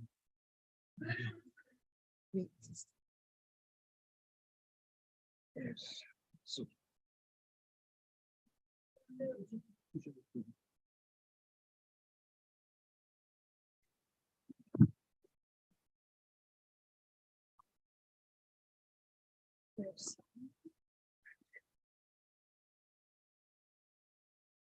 Good morning, one and all present here. I, Mrs. Dipali Padikar, would like to present my abstract on topic computational thinking in coding. In our school, we introduce basic programming language to students from grade 2 onwards. It helps children to enter easily into the world of programming. I believe laying the building blocks in these early years can help your little ones to develop the skill of systematic approach towards solving a problem by developing computational thinking skills. Let me give you a quick introduction to the MSW logo language that we have. We start with the basic programming called MSW logo, that is Microsoft Window logo language. So this is the screen of it. And the first one, as you can see, this is graphical window. And the next is, the second one is the commander window. Here we type the commands. On the graphical window, there is triangle shape. And this is a on-screen cursor. That means whichever command you will be giving from the commander window, your cursor will work accordingly. Now, here in the MSW logo, this on-screen cursor is named as a turtle. Let me introduce you to the turtle. So here, the pointed top is called as a head, and this one is turtle's tail. This is the right hand side of the turtle and left hand side of the turtle.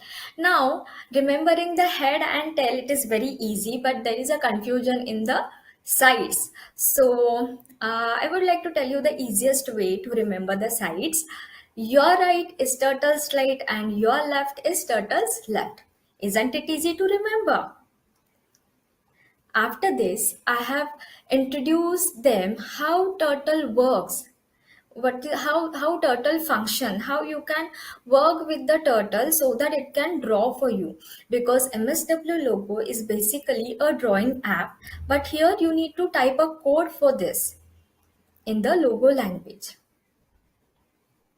Let your student clear about the direction, which is the forward direction, back, right, left, so that they can help the turtle reach to the home. Yes, but the turtle does not know English language, like how we communicate.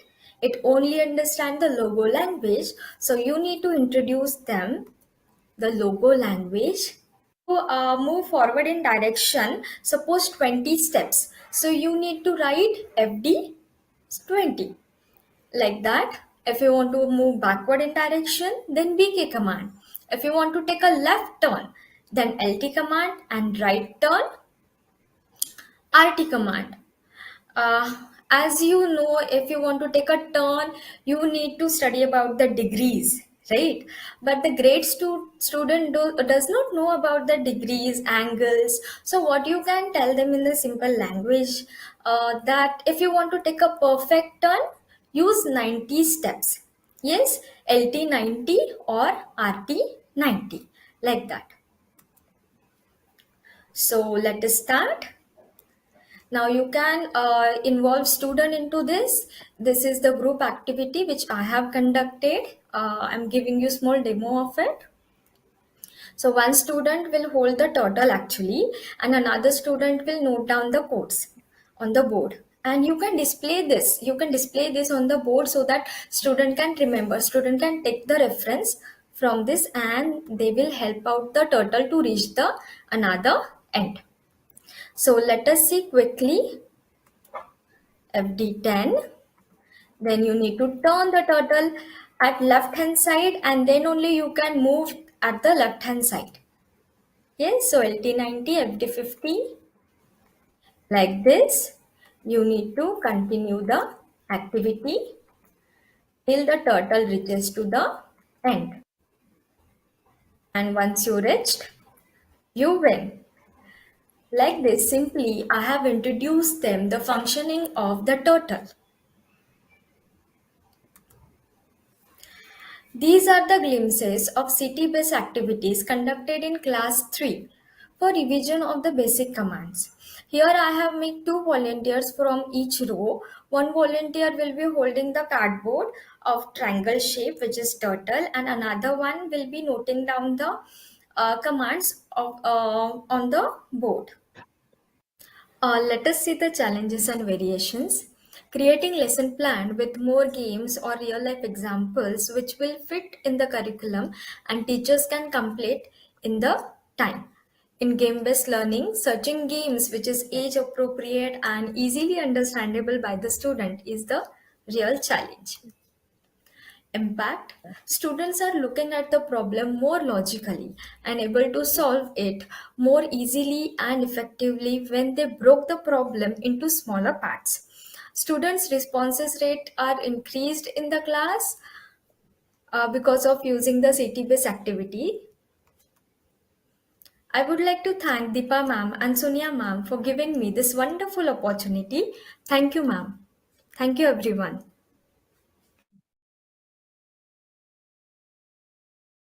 Thank you, Dipali ma'am.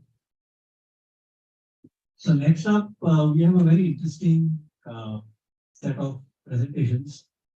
Everybody seems to say that, finally the government needs to do something and they need to intervene at all levels.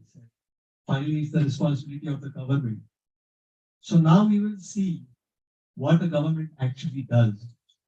AP, Andhra Pradesh, has taken tremendous steps in implementing CD at the grass level, at the ground level, and making sure that all their children are very participative and their teachers are very motivated in implementing CD skills. So I would request Sanjeeva Rao sir, please come up on stage. Let's have a very big round of applause for him.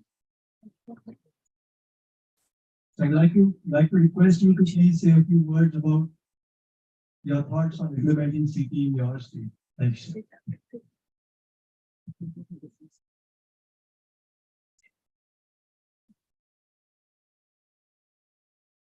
Good morning, the eminent personalities and enthusiastic participants.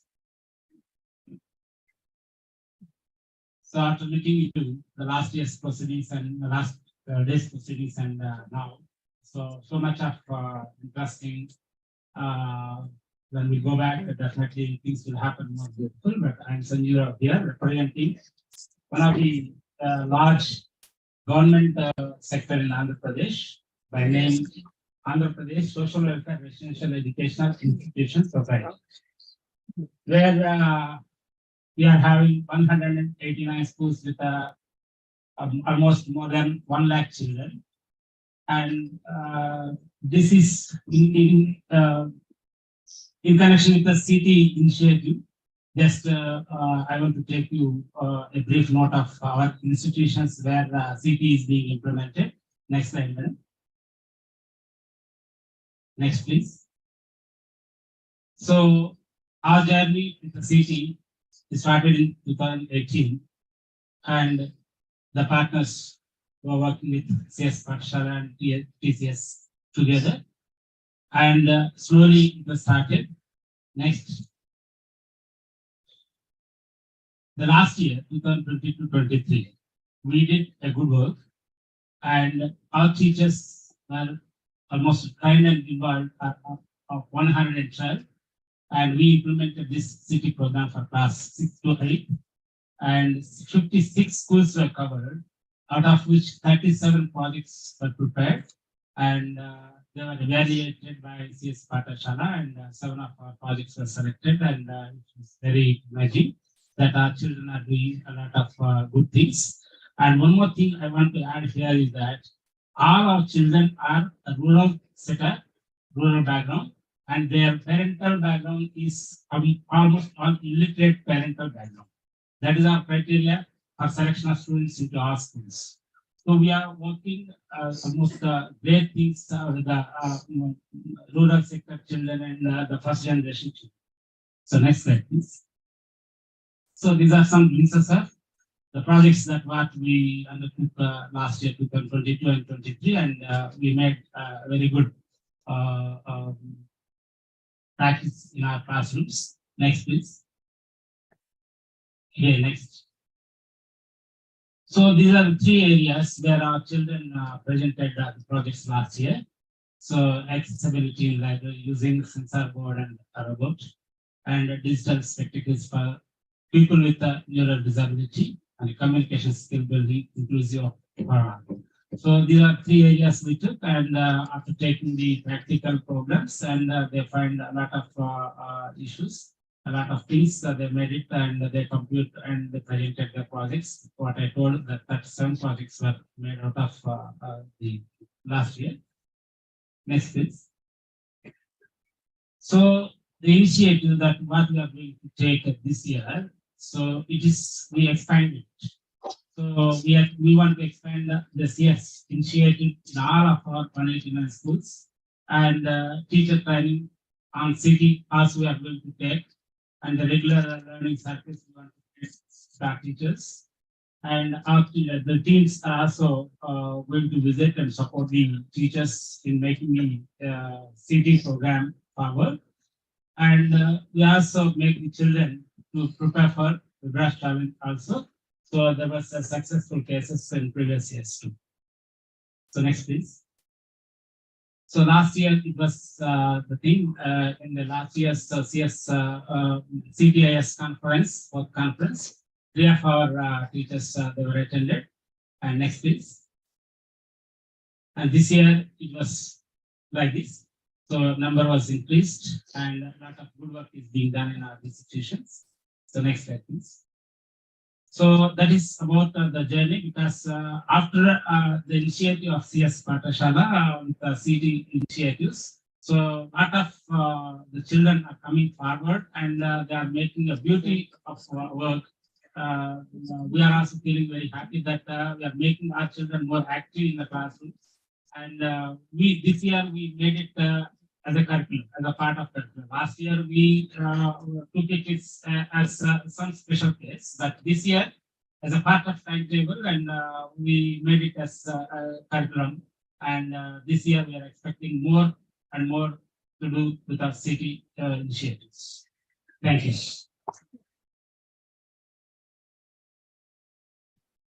I would like to request Lakshmi Nagina, please come and share the session.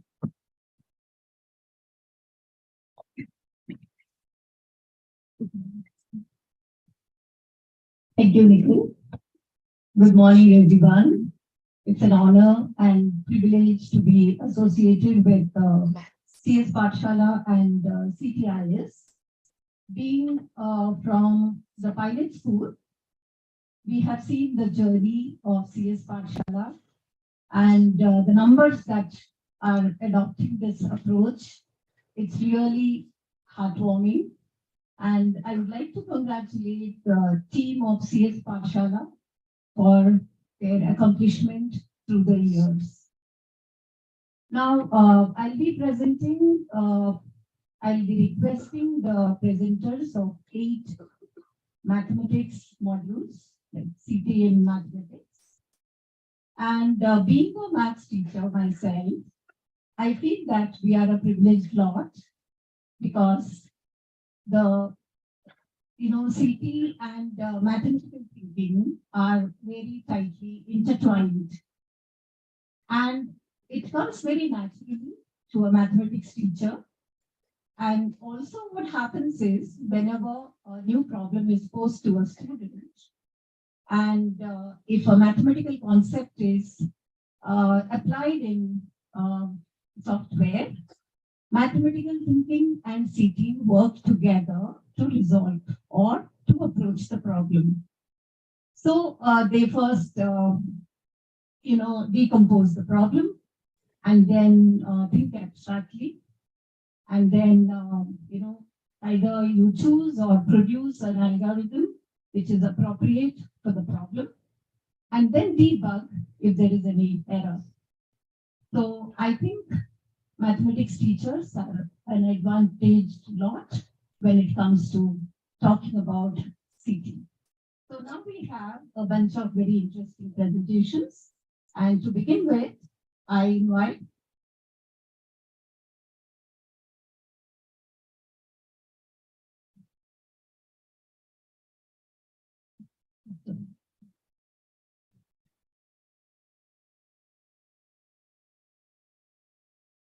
Mr. Yogesh Sharma from Pay Center School, Tharmal, and Taluka, Dalkeshwar, Gujarat. Thank you, ma'am. Good morning, everyone. मैं योगेश शर्मा गुजरात के Kheda district की एक सरकारी school में math science के teacher के तौर पर कार्य करता हूँ। मेरी स्कूल में कक्षा 1 से 8 तक टोटल 492 स्टूडेंट्स है और स्टैंडर्ड 8 में 98 स्टूडेंट्स है और हम 14 टीचर्स है। Next slide please. अगर मैं आपको बोलूं कि 3/5 प्लस 1/15 करना है तो कितने लोग कर पाएंगे, है ना? ज्यादातर लोगों को मुश्किल हो सकती है, बच्चों के लिए भी ये कठिन होता है। आप समझ सकते हो कि जो फ्रैक्शन का एडिशन और सब्ट्रैक्शन करना होता है तो बच्चों के लिए ज्यादातर मुश्किलें आती हैं। तो इसके लिए मैंने कंप्यूटेशनल थिंकिंग की जो भी एक्टिविटीज है उसके साथ साथ मैंने मैथ्स को कैसे इंटीग्रेट कर सकते हैं, कैसे जोड़ सकते हैं, ऐसा सोचा और उसको मैंने अपनी क्लासरूम में अटेंड किया। Madam next please, next slide please madam. तो जो फ्रैक्शन का एडिशन और सब्ट्रैक्शन है उसको कैसे स्टेप बाय स्टेप सॉल्व करते हैं और कैसे उसके आंसर तक पहुंचते हैं, तो उसको मैंने एक फ्लो चार्ट डिजाइन किया कि कैसे फर्स्ट स्टेप कैसे कहां पर जाना है और किस टाइप के उसको एनालिसिस करता है और कैसे उसका पैटर्न फाइंड आउट करना है और किस फ्लो चार्ट के माध्यम से उसको कैसे आंसर तक सॉल्व करना है। तो सबसे मैंने फ्लो चार्ट डिजाइन किया और उसको बच्चों को सिखाए एग्जाम्पल के थ्रू और प्रैक्टिस दी गई कि कैसे उसको फाइंड आउट करना है, कैसे अपने आंसर तक पहुंचना है। नेक्स्ट यहाँ पर आप देख सकते हैं फ्लो चार्ट। तो फ्लो चार्ट में आप देख सकते हो कि कैसे जो मैथ्स का कोई भी एग्जाम्पल होता है तो उसको हम स्टेप बाय स्टेप कैसे आंसर तक पहुंचा वो हम बच्चों को सिखाते हैं। तो वही मैंने फ्लो चार्ट में डिजाइन किया कि सबसे बच्चे पहले फाइंड आउट करेंगे कि कौन सी प्रोसेस करनी है और किस टाइप के फ्रैक्शन है, लाइक फ्रैक्शन है कि अनलाइक फ्रैक्शन है। लाइक फ्रैक्शन है तो वो किस तरफ से जाएगी, जैसे कि फ्लो चार्ट पर दिख रहा है लेफ्ट साइड, और अगर अनलाइक फ्रैक्शन है तो वो इस साइड जाएगी। तो इसमें मैंने जो एलसीएम है उसका अलग से उनको बच्चों को सिखाया हुआ था, इसलिए मैंने इसमें ऐड नहीं किया है। आप एग्जाम्पल भी देख सकते हैं। Next slide please. चैलेंजेस की बात करें तो हमें जो निम्न स्थिति वाले बच्चों थे उसमें काफी दिक्कतें आ रही थी। तो मैंने क्या किया कि जो अलग अलग बच्चे थे तो उनका एक डाइवर्स ग्रुप बना दिया और सब बच्चों को फिर से वो ग्रुप में एक्टिविटीज करने को सिखाए। तो बच्चे एक दूसरे को सिखाते थे और एक दूसरे को इंट्रोड्यूस करते थे। उसका जो पैटर्न होता है और फ्लो चार्ट को कैसे समझना है और कैसे उसके आंसर तक पहुंचना है, उसको एक दूसरे को सिखाते थे। इस तरह से हमने इस चैलेंजेस को कम आउट किया। Next slide please. पूरी एक्टिविटी होने के बाद हमने एक यूनिट टेस्ट डिजाइन किया था और वो यूनिट टेस्ट सबको इंडिविजुअल दिया था। और आप देख सकते हो कि ये जो बिफोर वाला यूनिट टेस्ट है वो पहले लिया हुआ था, और जो आफ्टर एक्टिविटी वाला है वो आप देख सकते हो कि कॉम्पिटिशनल थिंकिंग की एक्टिविटी के बाद बच्चों ने काफी इंप्रूवमेंट किया है। प्रीवियसली रिजल्ट में आप देख सकते हैं कि 31% स्टूडेंट जो बिलो पासिंग मार्क्स से वो जो आफ्टर एक्सपेरिमेंट करने के बाद उन्होंने काफी बहुत अच्छा इंप्रूवमेंट किया। 8% से ज्यादा रिड्यूस कर सकते हैं हम। और आप देख सकते हैं कि 43% of students there score more than the 60%। So effect is very well. Next slide please. Conclusion की बात करें तो हम देख सकते हैं कि कॉम्पिटिशनल थिंकिंग की जो भी एक्टिविटीज है उसके बाद बच्चों में जो मैथ्स को सीखने का उनका तरीका, वो कॉन्फिडेंस लेवल बढ़ता है। और जो मैथ्स का फोबिया होता है कि भाई ये तो फ्रैक्शन को हमको तो नहीं आएगा, तो उनमें भी उन्होंने काफी कॉन्फिडेंस इंक्रीज किया। और जो भी बच्चे जो ग्रुपिंग एक्टिविटीज की उसके साथ उनका टीम वर्क भी बहुत अच्छा बढ़ा है। तो नेक्स्ट स्लाइड प्लीज मैम। तो मैं सबसे पहले टीसीएस इंडियन फ्यूचर टीम उनका शुक्रिया अदा करना चाहता हूँ।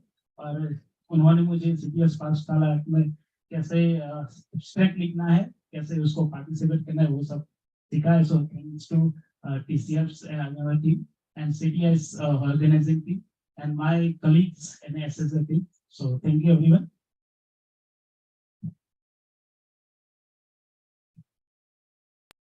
If you have any questions for him, we have time for you.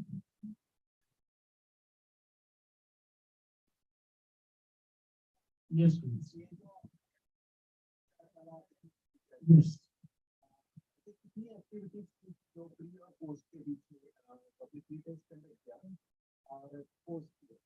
Actually pre test है ना, वो सबसे पहले यूनिट जब होता है कंप्लीट तो उसको पहले लिया होता। ये बाद में लिया गया जब सीटी की एक्टिविटीज हमने की, उसके बाद वो पोस्ट टेस्ट लिया हुआ था। नंबर ऑफ एक्टिविटीज जैसे हमने एक प्रोजेक्ट में मैथमेटिक्स का एग्जांपल दिया था, तो बाकी का क्या मैथमेटिक्स के लिए सर।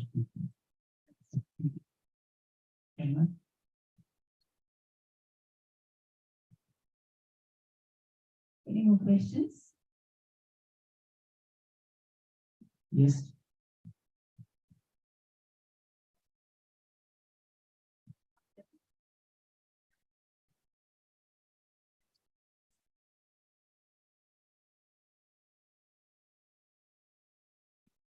यस, जो हमको TCS की ट्रेनिंग में सिखाया हुआ था कि सोलो को गैस में पढ़ते और भी एक्टिविटीज थी, वो सब सिखाई हुई थी।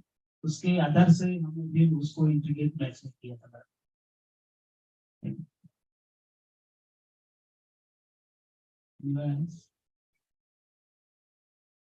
Thanks to once again.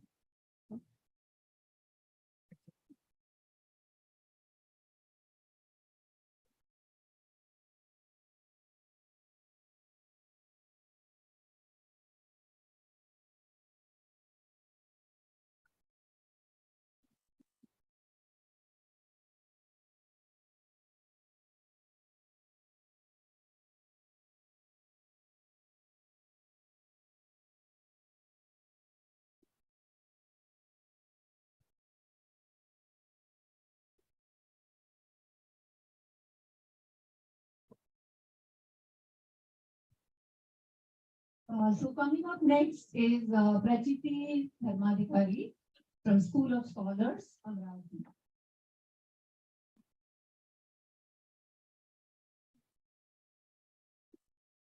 A very good morning to one and all present here. I'm Prachiti Dharmadhikari from School of Scholars, Amravati. Feel privileged to present my paper on integrating computational thinking in senior secondary mathematics. Next, please. So for senior secondary, the activity was conducted with the students of class 12 while teaching the topic determinants. And the prerequisite considered here was students are aware of solving the determinant. They are able to find the value of determinant. The objective of this activity was to frame and find the value of determinant of order 3 by 3 with the following conditions. The first one was students have to use any three different integers whose sum is 0. The second, no integer should be repeated in any row or column. And the third one, they have to check how many such determinants can be framed in all. And mostly the objective is like they have to also find the value of such type of determinants. Next, please. So basically, the challenge was there. Like, firstly, while teaching the topic, we came across this question in NCERT textbook. And students were scared of this. They were using the lengthy method and solving the question. So wherein they found that these are all the algebraic expressions, variables used here. So this was the basic problem that students were not able to understand the problem. So here the problem was broken down to meaningful from complex to the simple, and we thought of beginning it with integers because students are friendly with integers, they would understand it better. Next, please. So this was the activity which was conducted by students. Very first, it was told to the students to select the integers, selection of integers, because we have to now replace the variables or algebraic expressions with integers to understand the problem. So selection of integers was done with two types. The first type was 1, 2 and -3, wherein all the different integers were selected by students. Like if they generalize it, if you have two elements A and B, then the third one would be the obvious choice, that minus of A plus B would be the third choice for them. So like it is 1, 2 and -3. And with these integers, they have to frame all possible determinants based on the given constraints. Later on, they have to check how many total number of such determinants are possible by using permutation without repetition.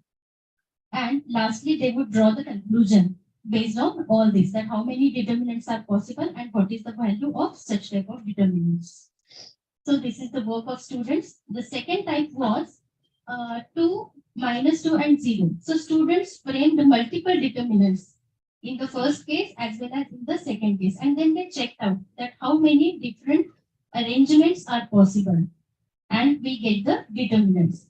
So here the second type was if you have the two elements, opposite elements, A and -A, then obviously the third choice is 0. So instead of 2, they can take any number.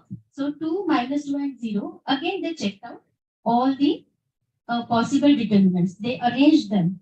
And they also found the value of the determinants. Now, what they came to know that in every case, they are getting the value of the determinant 0. In the first example type as well as in the second type of example. So here, students were able to generalize the statement that value of all such type of determinants 3 by 3 with the stated condition is 0. Next, please. Then student extended it to 4 by 4 type of determinant also, and again they checked out that what value do they reach. So here also they got the value of the determinant was 0. Again, they found out that how many total number of determinants are possible. So here also 4 factorial, because they are using the pattern of arrangement of numbers without repetition. So 4 factorial. So here also they got to know that 24 such type of determinants are possible to be framed. Again, they generalize that value of the determinant is 0. Next, please. So this is the impact. Students started from, the complex question was introduced to them, but then it was brought up to simple. Again, they were able to frame the complex type of questions on their own, which involved the algebraic expressions and variables. Next. So here they got the opportunity to frame multiple determinants. This was the impact. Students argued and discussed on how many total number of such determinants are possible and how. They understood the logic behind the problem. Here the difficult becomes simple for them, and they were able to identify the pattern of determinants and their value. Students enjoy framing determinants with all variations of the same constraints and raise it from integers to algebraic expressions.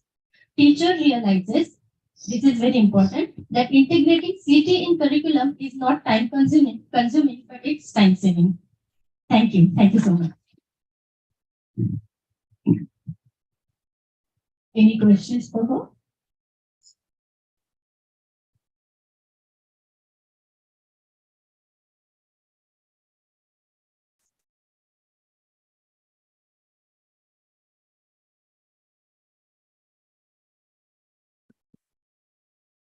Thanks very much for this interesting project. And I'm looking for it because when you talk about different determinants, one is that you will get this many different matrices, but they may evaluate the same determinant value, right? Yes. So did students explore Yes, the they have. non-zero values but getting the same determinant? Yes, sir. All of these can they have Nice. cross-check. And what about when the determinant is zero? Did they look at it in terms of linear independence or any of the other things? Linear independence they didn't look at, but the pattern that they were able to frame, like if they have to arrange these determinants. So the first row they looked at 1, 2, -3, and by permutation without repetition, they were able to frame all the type of determinants, Okay, and so then they draw the conclusion. I see. So you really get the column operation, row operation. Yes. Yes, it was interlinking with permutation as well. Any more questions? But how did it help your activity? It helps them understand the so-called invented row operation, which leads to the fact that such determinants are value 0. Like whatever that R1 is R1 plus R2 plus R3. I mean, could they discover that rule on their own because of this exploration? Actually, this activity I conducted especially to train them in similar type of determinant type of question, because even in JEE Advanced or these type of exams, they have to face the questions of this kind, wherein they have to answer the questions very quickly. So if they are able to figure out, although there are algebraic expressions or something, they don't have to go for the row operations or something. They have to just look at the problem, figure it out and answer it. So that was mostly the objective over here, because they are already knowing the row operations and all those things. That was the prerequisite which I have mentioned here.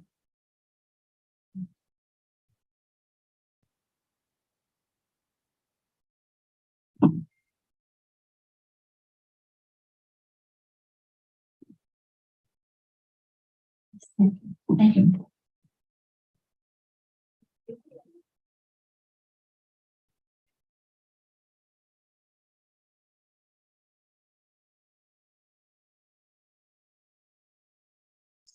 So coming up next is Kanchan Janhotkar, Praveena Kamde from School of Scholars, Wardha.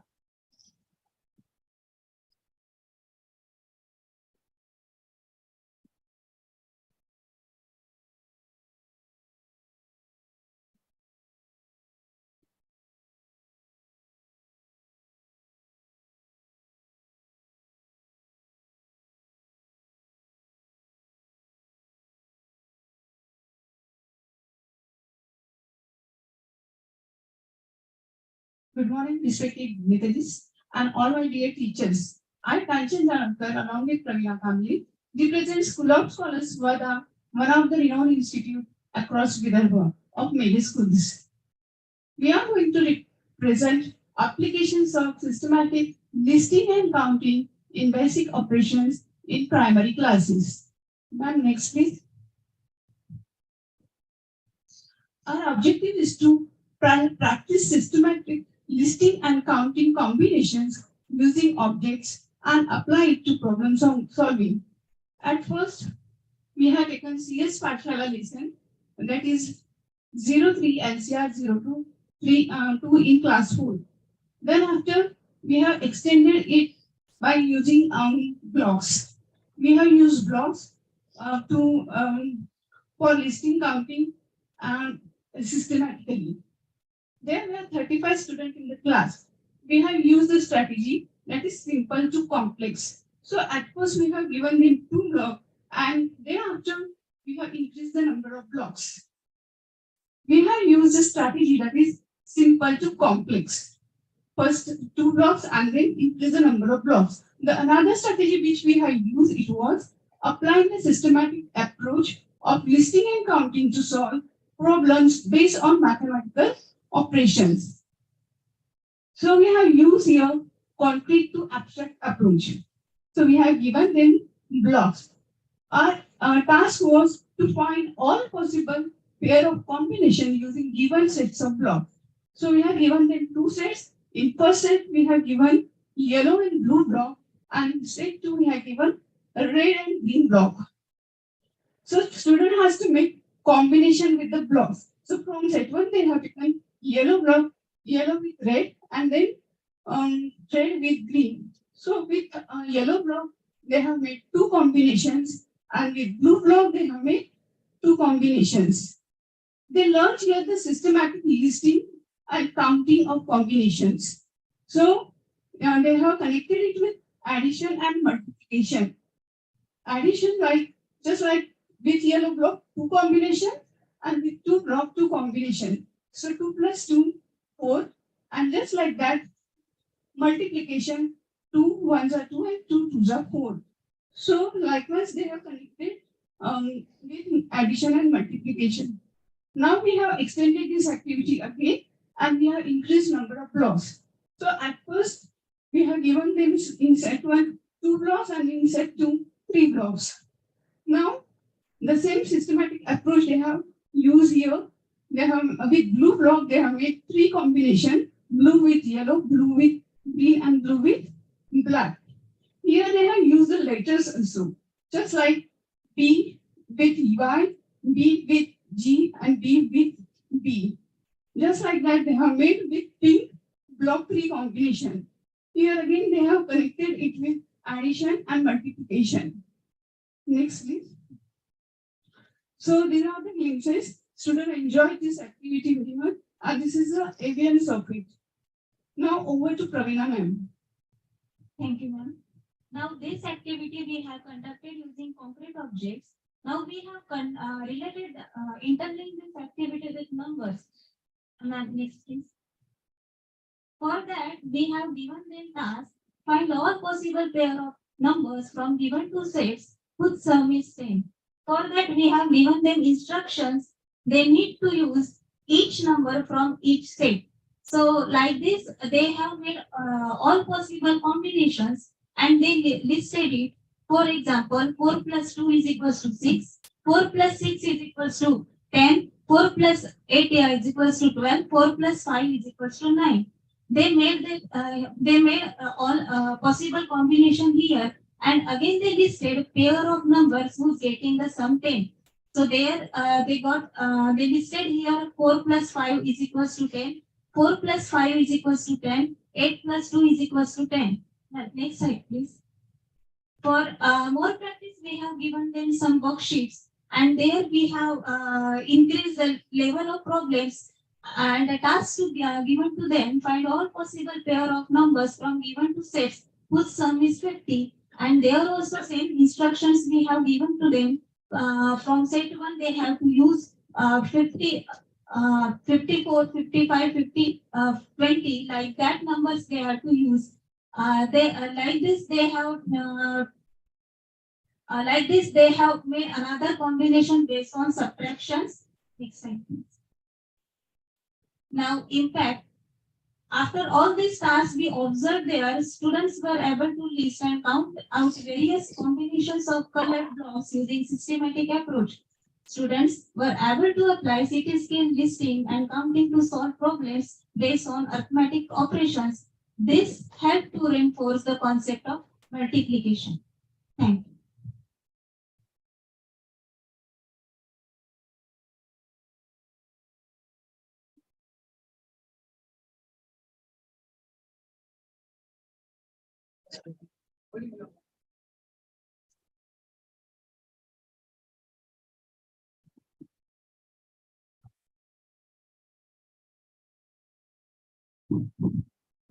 Questions?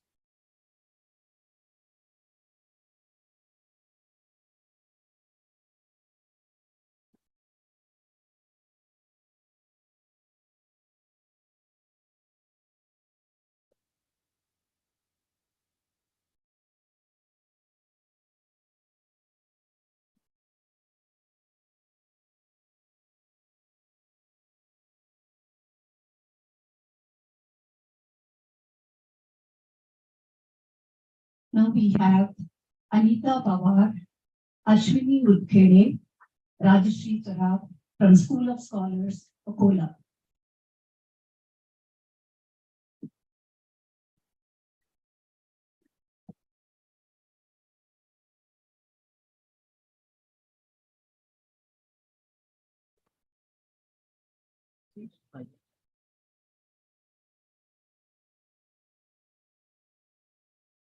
Good morning to one and all.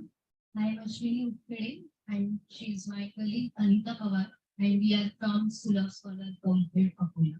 First of all, I would like to thank organizing committee for giving me an opportunity to present my paper on the topic activities to enhance city skills. In our school, we are implementing CSPathshala curriculum from the year 2017-18 and today approximately 4,000 plus students are enjoying this journey with us. Next slide, please. So we have conducted an activity for class 10 student on the topic polynomial. As we all know that the topic itself is very difficult, complex and abstract to understand. So we have thought of engaging the students in the activity wherein student will be exploring the geometrical meaning of zeros of polynomial using GeoGebra tool. For this activity, the class of 40 students was divided into groups. Students have worked in a group, they have framed the polynomial by their choices, and they have started working from the simple polynomial, that is linear polynomial, to the complex one, that is cubic polynomial. Next slide, slide please. So in the first step, students have explored the various examples of linear polynomial of a type y is equal to ax plus b and observed the graphs for all these examples and noted their observation. On the basis of their observations, they have noted some certain patterns in the graphical behavior of the type of linear polynomial. So they have observed that for the polynomial y is equal to ax plus b, the graph is always a straight line which intersects the x-axis at one point only. And this point is always of the form minus b by a 0. This value minus b by a also satisfies the equation y is equal to ax plus b. Next slide, please. After exploring the many examples of linear polynomial, in this step 2, they have tried the examples of quadratic polynomial and they were trying to find and search the pattern which they have observed in their first attempt. But unlike linear polynomial, here the line was not a straight, but instead of that, they got the curve which intersects the x-axis at two distinct points. Students have also observed that the orientation of curve changes as the value of a changes, that is, as the coefficient of x square changes. And here they have noted that the curve intersects the x-axis at two distinct points. So whatever they have observed and recorded the pattern in case of linear polynomial, same they were in the same pattern they were trying to identify it in case of quadratic polynomial, and they have recorded their observations which they have further generalized. While exploring these examples of quadratic polynomial, they have come across with different situations. Ma'am, next slide please. Wherein they got these type of curves where they were intersecting the x-axis at one point only, and for some of the examples, the curve was not at all touching the x-axis at any point. So on these observations, students have concluded that the quadratic polynomial can have maximum number of 2 zeros. Later on, they have explored and tried the examples of cubic polynomial as well, wherein they could see that the curve for the cubic polynomial intersects at 3 distinct points, for some of the example at 2 distinct points, and for some of the example at 1 point only. So they concluded their observation, made the generalization that cubic polynomial can have maximum 3 zeros, which leads to generalization that a polynomial of degree n can have maximum n number of zeros. So how this activity has impacted their learning will be shared with you by Anita ma'am. Next slide. The impact of this activity is the general equation of a polynomial of varying degree is easily understood when we broke down it as different types. Comparing the visual representation of the equations using apps like GeoGebra help in figuring out the similarities and variations among them. Understanding the relationship between degree and number of zero of polynomial through verification. So through this activity, students have used decomposition from where they have started with the simple linear polynomial, the complex examples of cubic polynomial.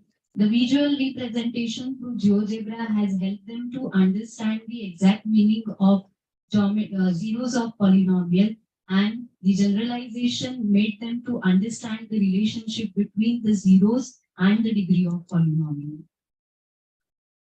Thank you so much.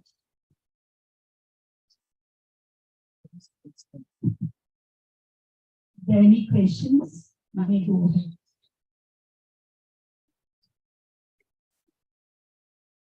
Which standard it is? Class 10. Class 10. So how long did it take for the activity to be implemented? 3 to 4 periods. Only 3 to 4 periods. They will draw all the parabolas and yes, yes. With the GeoGebra tool, they did it in periods, like in first period, they have explored the examples of linear polynomial and noted their observation. They discussed in a group. Likewise, we move on to 4 to 5 periods for all these 3 types of polynomials.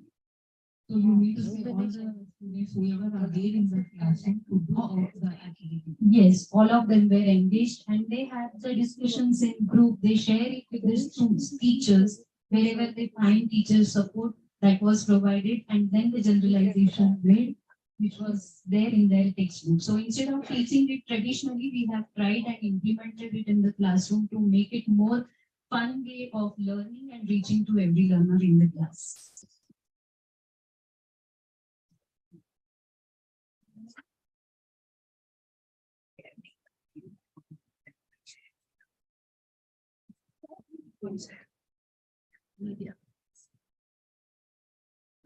I'm a bit curious about the case of the quadratic polynomial with no zeros. Yes.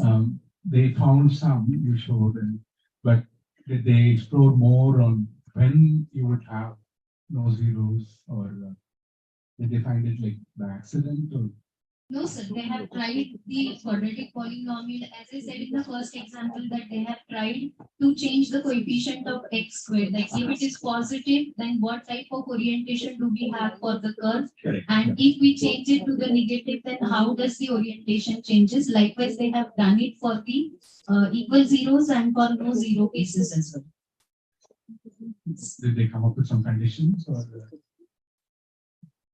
Okay. I'm just curious to know. Same type of question. Like if it doesn't intersect x-axis, since I was also asking the same. So could they conclude that there will be no real zero imaginary roots? Yes. Which is advanced class 10. So were they able to come to that conclusion by using the GeoGebra? Yes, ma'am. As the curve was not intersecting the x-axis at any of the points, so there they conclude that no real zero exists for this type of polynomial.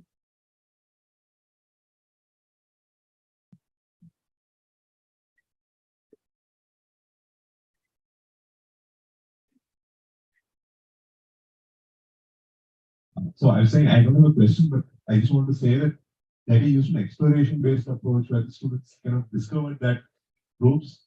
I think that's a very powerful way for kids to learn and retain that. So just very happy to see it. Thank you so much, sir. Thanks a lot.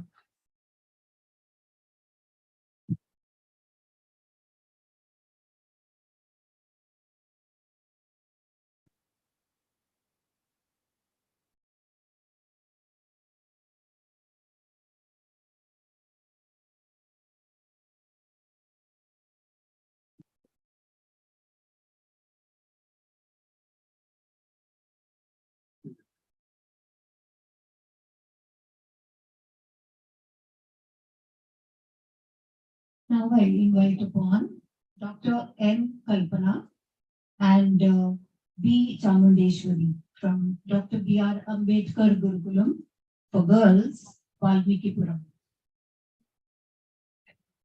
Are they here?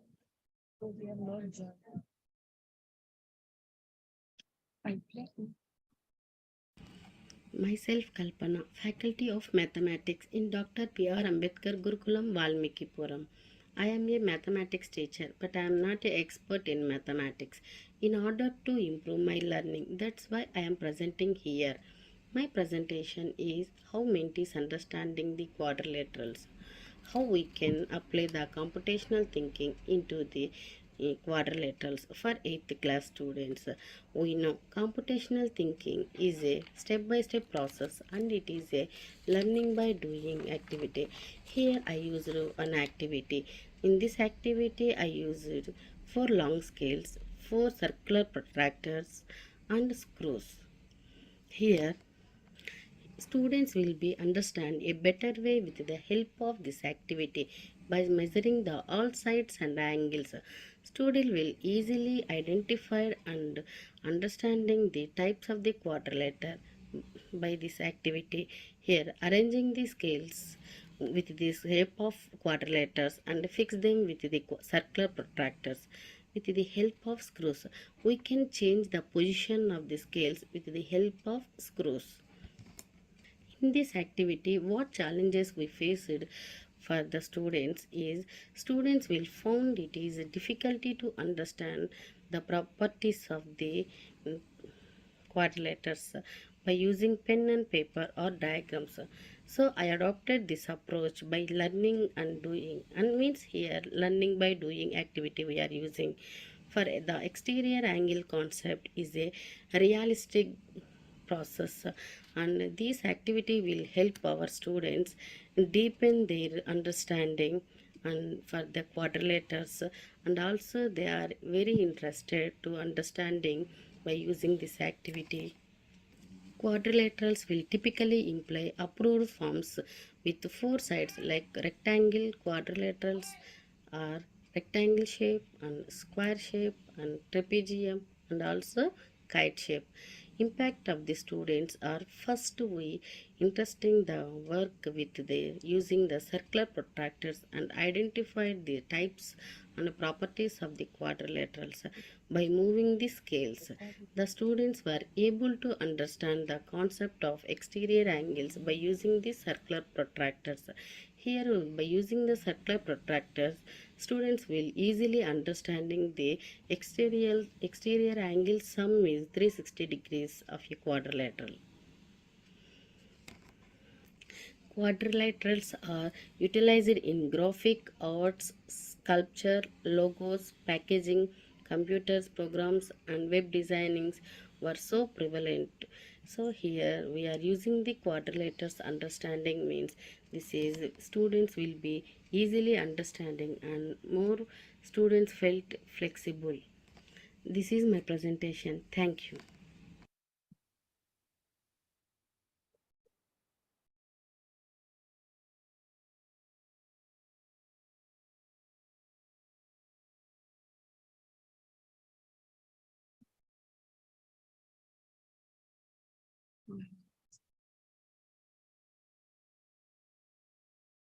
So obviously, I'm not sure if you have any questions for her.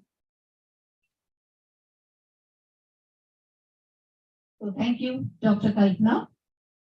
Now we have B. Suvarchala and C.H. Vani from Dr. Ambedkar Gurukulam, Kuttamukala.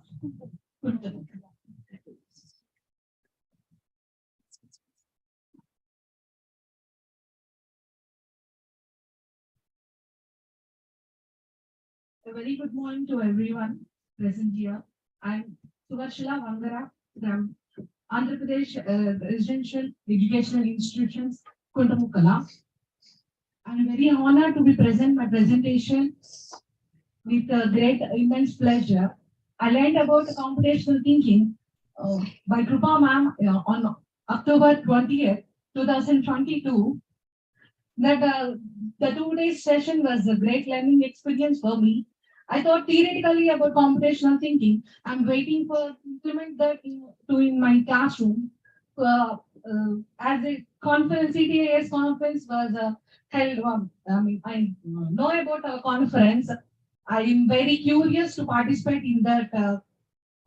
So I am here now. In my school there were around 640 students. I teach mathematics for grade 6 and 7 students. As a teacher, I believe that we have to implement, we have to think about the students' point of view. We have to change our strategy in the class also. I mean, before class we plan something, and in the class we plan another thing. In the students' point of view, we think. As Mukesh sir said that we have to teach how students want to learn. So that implemented here in my classroom. Uh, the title of my presentation was CT in Explaining Rotational Symmetry. The title itself saying that rotational symmetry, I want to explain for the grade 7 students. Rotational symmetry, I used the concept of computational thinking. Before going to the class, I want to memorize the topic of line symmetry previous day. Where I asked the students about is your image and the mirror image looks the same or not. Some students said yes, the image should be same, but few said that the right of us we show the left in the mirror. So I added one more point into my classroom that line symmetry is also called as reflection symmetry or mirror image symmetry. So I concluded that end, and now I started my rotational symmetry actual class by telling that if you rotate an object, we have to get the same figure. How many times we rotate that is the order, and what is the smallest angle we are getting the same figure is the angle of rotation. By telling this, the students are in blank faces. So I use computational thinking by making them I grouped students by making simple card like this angles, denoting angles from 0 to 360 degrees. There I use it if you take a letter, yes. From the starting, there are 7th class students. I started from A to Z letters. They made A to Z letters and some figures in the textbooks. If you see here, here is the A started at 0 degree. They rotate either the first challenge faced was either they have to rotate clockwise direction or in anti-clockwise direction. So that I made for one anti-clockwise direction and one for a clockwise direction. If we go through clockwise direction, we can't get A shape. They have to keep mind the A shape in their minds, and they have to rotate, use this activity. Each and every student uses it. By rotating completely, I mean complete angle means by rotating after 360 degrees, we get A. For any figure in the universe, if you simply turn the pen, I am getting the pen shape by rotating 360 degrees. So that for our mobile is different. For you take any figure in the mobile, any shape in the universe looks exactly same by rotating completely 360 degrees. But here is the question was, what is the order? How we get one figure has rotational symmetry and one is not? There I added one point that if the order is 2, then only the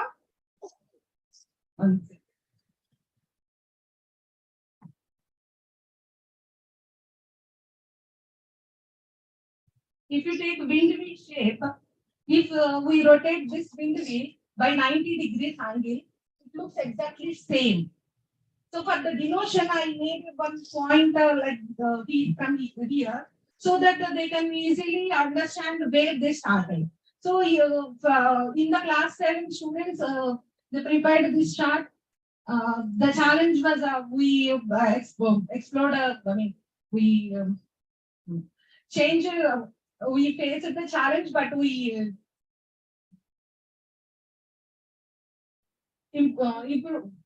implemented that in my class. Next slide, please.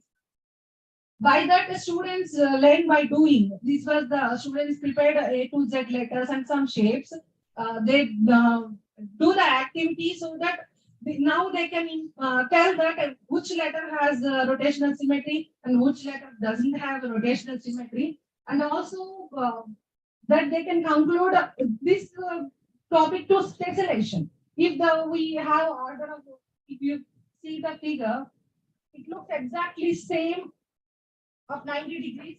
If this shape is same here, the shape, the equal shape we are taking side by side is tessellation.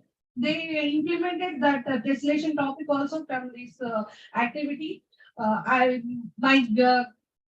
heartfelt gratitude to all the members of CSPathshala team and the TCS members who have given this great opportunity, and my AP Paris society team also for selecting me for the project. Thank you, everyone. Thank you all. Any questions, please?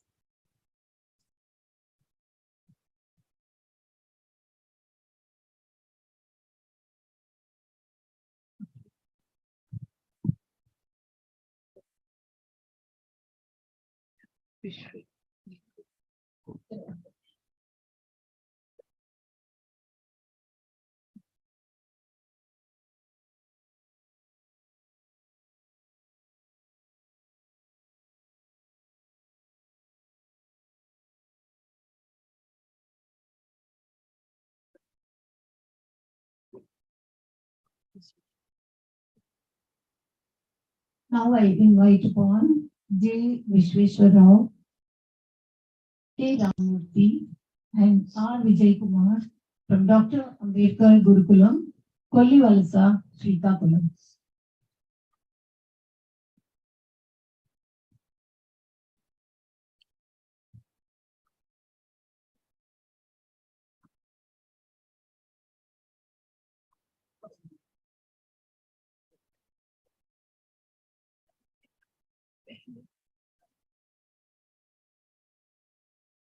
Good morning, all. I am J. Vishweshwar Rao, PGT Mathematics, working at Dr. B.R. Ambedkar Gurukulam, Kollivalasa, Srikakulam district. It is under APSWR Society. Our sir, Sanjeev sir, already explained about our society. Madam, next slide, please. Madam, next slide. Hello. Next, madam. Next. So I am going to explain this activity, how to count number of squares in a square grid.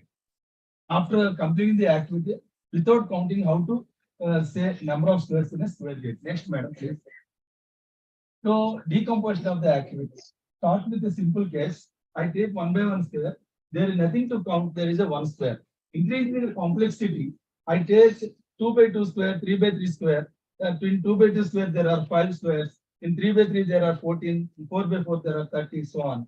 So after completion of the observation, pattern and generalization, students observe the relationship between the size of the square and the number of squares.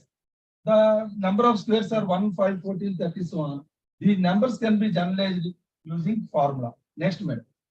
So this is the activity. I ask the students to draw 2 by 2 square and count now how many squares are in that square. Usually, many of the students say that 4. I instruct the student to consider big square, then they will say 4 plus 1 is equal to 5.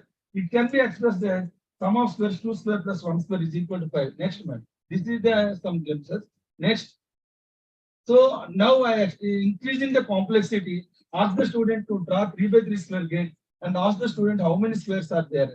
So they simply say that they apply the same rule 9 plus 1 is equal to 10. I ask the students to consider 2 by 2 squares also. So that is 1 by 1, 9, 2 by 2, 4, 3 by 3, 1. Total is 14. It can be expressed as 1 square plus 2 square plus 3 square is nothing but 14.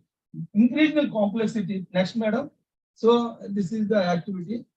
Next, this is 5 by 5 square grid. The students apply the same rule when they count in 3 by 3. That is 5 by 5, 25, 4 by 4, 16, so on.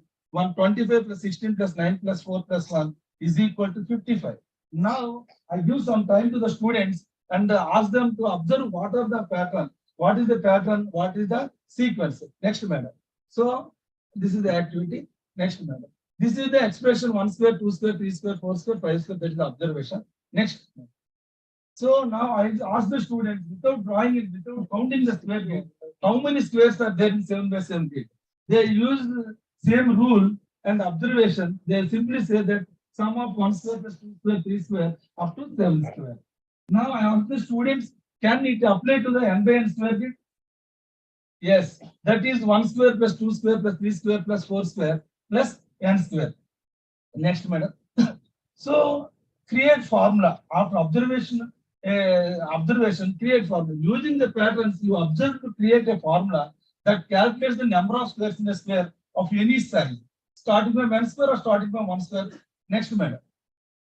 So I asked the students, is there any formula for 1 square plus 2 square plus 3 square up to n square, or what is the value of sum of first squares sum of squares of first n natural numbers? Already they know that is n into n plus 1, 2n plus 1 by 6. Next, madam. So test the formula. After connecting, we should test the formula. Verify the accuracy of your formula by applying it to different square sizes and comparing the results with your previous counts. If the formula consistently, madam, that if the formula consistently produces the correct number of squares, it's likely to be correct. By using computational thinking, you can systematically approach the problem of finding the number of squares in a square and arrive at a formula that allows you to calculate for squares of any size. Next, man. I take a daily life problem. Many of the students play chessboard. How many squares are there in chessboard? So that is 8 by 8 grade. Using formula, they simply say that 204. Instruct the student to say take any size of square and count the number of squares by using verify the result. Next, madam. I give some thinking based questions. What is the sum of the squares of first n even natural number? And also, what is the sum of the squares first n odd natural numbers? The students will have to think. Next, what are the challenges faced while conducting this activity? Students have to draw and collect number of square boards and expensive. As the length of the square increases, counting of the squares using square grid becomes increasingly difficult. Identifying and connecting the formula to pattern is also very difficult. Next one. What are the impact? Students use an inductive method, observing to create or to solve puzzles, develop logical thinking, improve creative ideas, multi-dimensional thinking. Multi-dimensional thinking means geometry, algebra, number system, the connecting was observed in students, which leads students to answer considering various perspectives. Next, madam. Students learn to connect the geometrical concept to algebra and number system. Puzzle solving techniques are basic building blocks of complex problem solving. This activity helps students to do pattern recognition, breaking problem into simpler parts and arriving the formula. Next, madam. So CTiS being grand concept behind AI and machine learning, students develop a positive attitude towards understanding the AI concepts. Our use case clearly depicts that CT way of teaching ensures future ready students, as future is going to be completely AI driven. So thank you very much. Next, madam. This is the link, video link to my students do activity in my classroom. Thank you very much for giving this opportunity. And let Musa Sanjay sir and Chandra sir. A special thanks for Sonia madam and Lakshmi madam and Raman sir who polished me to conduct this activity. Thank you very much. Thank you, sir. Any questions, please?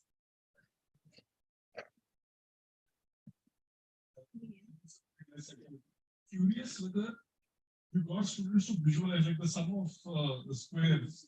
Yes, if you look at the grid, yes, and if you start say from the left top or any this thing, you can first take the 1, then you can take the 3.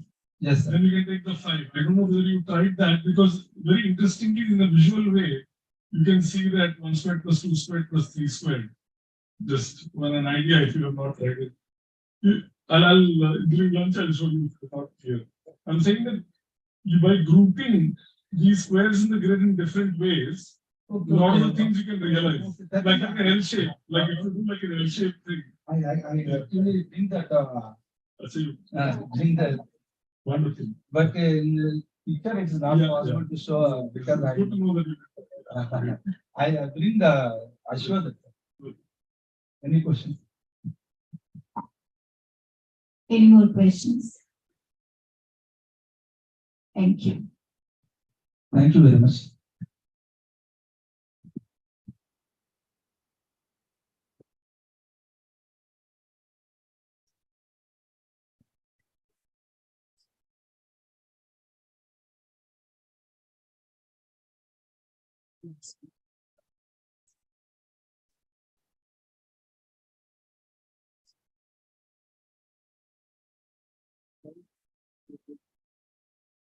Now I invite upon C. Rachel Vani and Dr.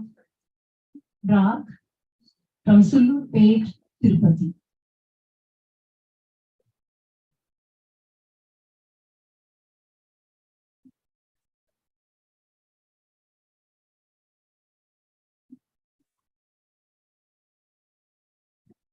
Good morning, one and all. I'm Rachel, working as postgraduate maths teacher from Dr. B.R. Ambedkar Curriculum, Sulurpet. My abstract is on applications of trigonometry. Next, ma'am. This is my school running with 1,060 girl students, and we are 30 teaching staffs. We have introduced this computational thinking only last year. Next, ma'am. Though it was a new approach, our students, they showed great interest in developing their algorithmical skills and to learn the maths concepts in an easy playway method. Next, ma'am. So I would like to put before you the challenges I faced while teaching these applications of trigonometry. First of all, the problem from applications of trigonometry needed many requisites for a student, which confused them, which made them a bit lagging to straight away approach the solving the problem. The first prerequisite, the first challenge they faced was they could not remember the values of trigonometric functions. So what they did was, the challenge was that all the day they by hearting the values, and by the end of the day they failed to recall the values, and even they are left unconfident with the value they recalled. The second challenge they faced was they could not attribute the values for the size of the right triangle. To meet these two challenges, I have come up with a small activity. To meet the first challenge, next month, I have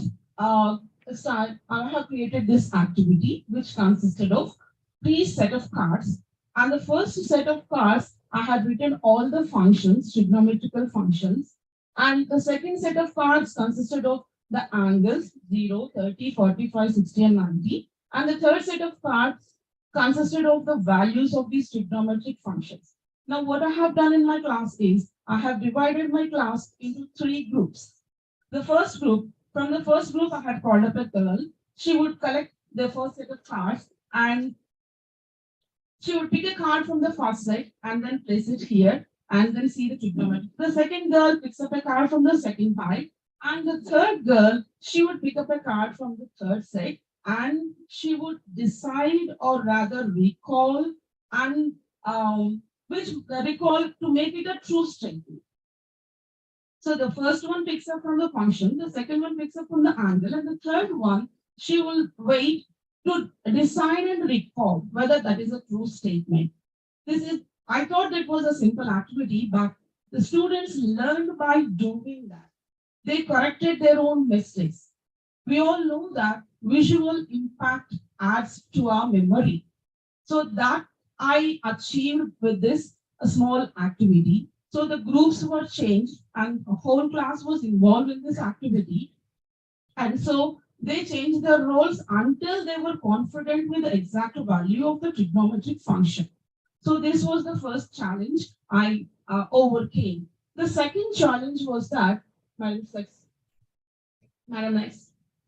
So the second challenge, so I have helped them to create their own clinometer and help them to measure the angle of elevation. So students were very much interested to create their own clinometer, and with the help of that, they wanted to measure the height of a flagpole in their school. So with that, when they tried to measure the angle, they were very clear that with the angle of elevation, with the angle they measured, what was the adjacent side of the triangle, what was the opposite side of the triangle, what are the attributes to be given. Because after reading the 4 or 5 sentences problem, they faced a bit of trouble to attribute the values to adjacent and opposite sides of a right triangle. So with the help of this, I overcame and the students were a lot interested in solving these problems. Madam, next. So the impact of using these two activities, so students, they could solve the problem with an ease. They enjoyed this activity very much. So the impact of using this computational thinking in my classroom, so it was a good impact for the student. It was a great impact for the students. That means they enjoyed the activity, they learned the concept with ease. Along with that, I too had a great impact of the CT while implementing in my classroom. What was that is, I was all the time received an invitation with a smile, because that math teachers, I think they can easily understand. When we enter the class, we don't receive an invitation with a smile. So that too, for these applications of trigonometry, the students were reluctant towards this chapter, but I achieved the success by implementing this computational thinking. And all the day I received an invitation because they were expecting me to come into the class with a new game. So they forgot totally about that I'm a math teacher, I'm a games teacher. So she will today come with some game and she will definitely teach the class. So that I achieved, and that was how computational thinking was very good and it is an added advantage, and for a math teacher, I think so. So I would like to thank our secretary, our Murthy sir, and our AMO sir, Sanjeev Rao Garu, or Chandra Prakash sir, and my district coordinator, Dr. Vijay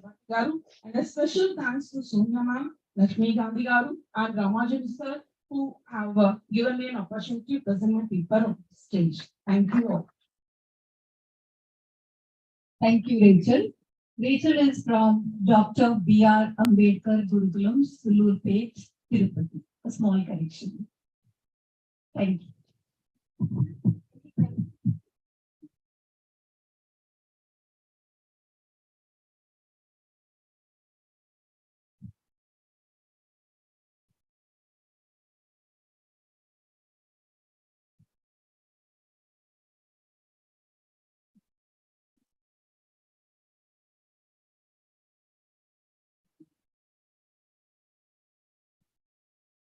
We have one thing. So, isn't it another way of reinforcing the memorization? That is what is the basic concept of my activities. I have just reinforced what they have learned. I know, but I want to say, when we are telling, for example, sine 45 degrees is this much value. So isn't it another way of just memorizing the fact? Or are we able to visualize also what the sine theta? So for their standard, I think just reinforcement. Food pot.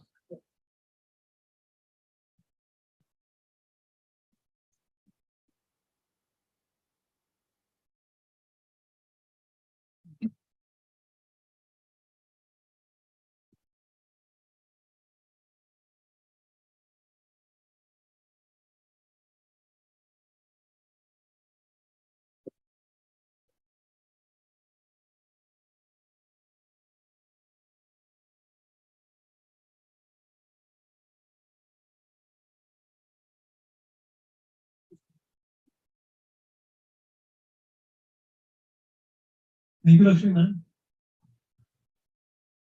It's time for lunch. So let's all break out and be here at 2 p.m.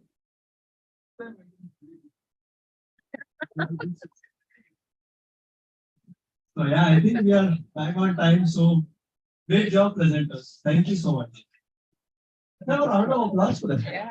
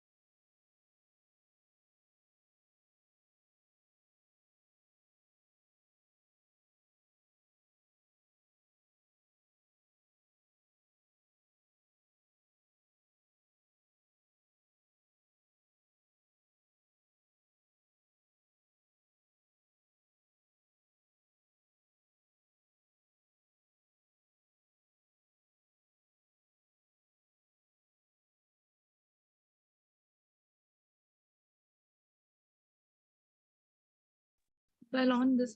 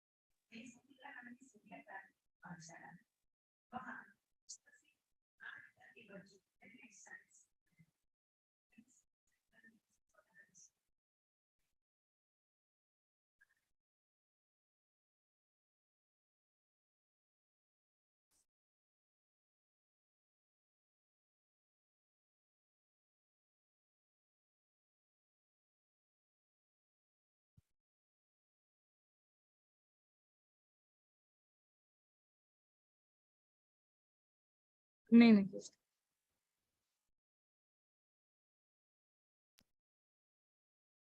2023 में मैंने अपनी school में unplugged activity के through computational thinking की शुरुआत की।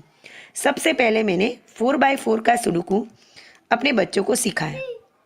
बच्चों को सुडोकू में इतना इंटरेस्ट पड़ने लगा कि दूसरे दिन जब भी मैं क्लास में गई, क्लास में आते ही बच्चों ने कहा, बेन पहला एक सुडोकू आपो ने, अमे घरेथी सॉल्व करी लाइए।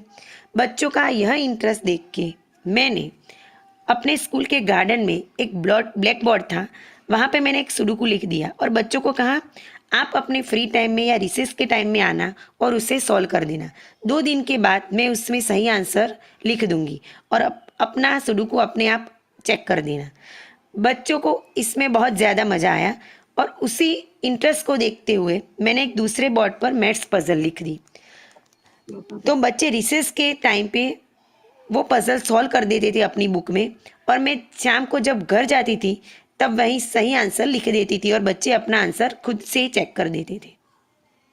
इस तरह कॉम्पिटिशनल थिंकिंग हमारी स्कूल में एक आउटडोर एक्टिविटीज़ बन गया था। कई स्टूडेंट को आउटडोर एक्टिविटीज़ पसंद है तो कुछ को इंडोर एक्टिविटीज़ पसंद है।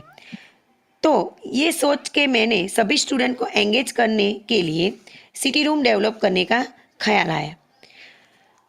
जो बच्चे ग्रुप में ज़्यादा एक्टिव नहीं होते वो बच्चे सिटी रूम में आके अपने फ्री टाइम में एक्टिविटीज़ कर सकते हैं। सिटी रूम बनाना इतना आसान नहीं था। पहले तो कौन सी एक्टिविटी वहाँ पे रखूँ जिससे बच्चों का इंटरेस्ट बना रहे, सिटी रूम मैनेज कैसे करना है, वो सब चैलेंजेस मेरे सामने आए। फिर भी मैंने कई सारी एक्टिविटीज़ वहाँ पे रखी, जैसे कि maths calendar, sudoku, maths puzzle, maths equation के चार्ट्स, FLN रिलेटेड गेम्स। बच्चे अपने फ्री टाइम में यहाँ आते थे और सिटी रूम में एक उनकी नोट पड़ी हुई थी, वहाँ उसमें सही आंसर लिखते थे और इस तरह बच्चों को धीरे धीरे सिटी रूम में जाने का और वहाँ के पजल सॉल्व करने का इंटरेस्ट बढ़ गया। जो बच्चे FLN यानी कि फाउंडेशनल लिटरेसी एंड न्यूमेरेसी में वीक थे, यानी कि जो बच्चे मैथ्स का बेसिक सीखने में थोड़े वीक थे, उनको भी मैथ्स में इंटरेस्ट बढ़ने लगा।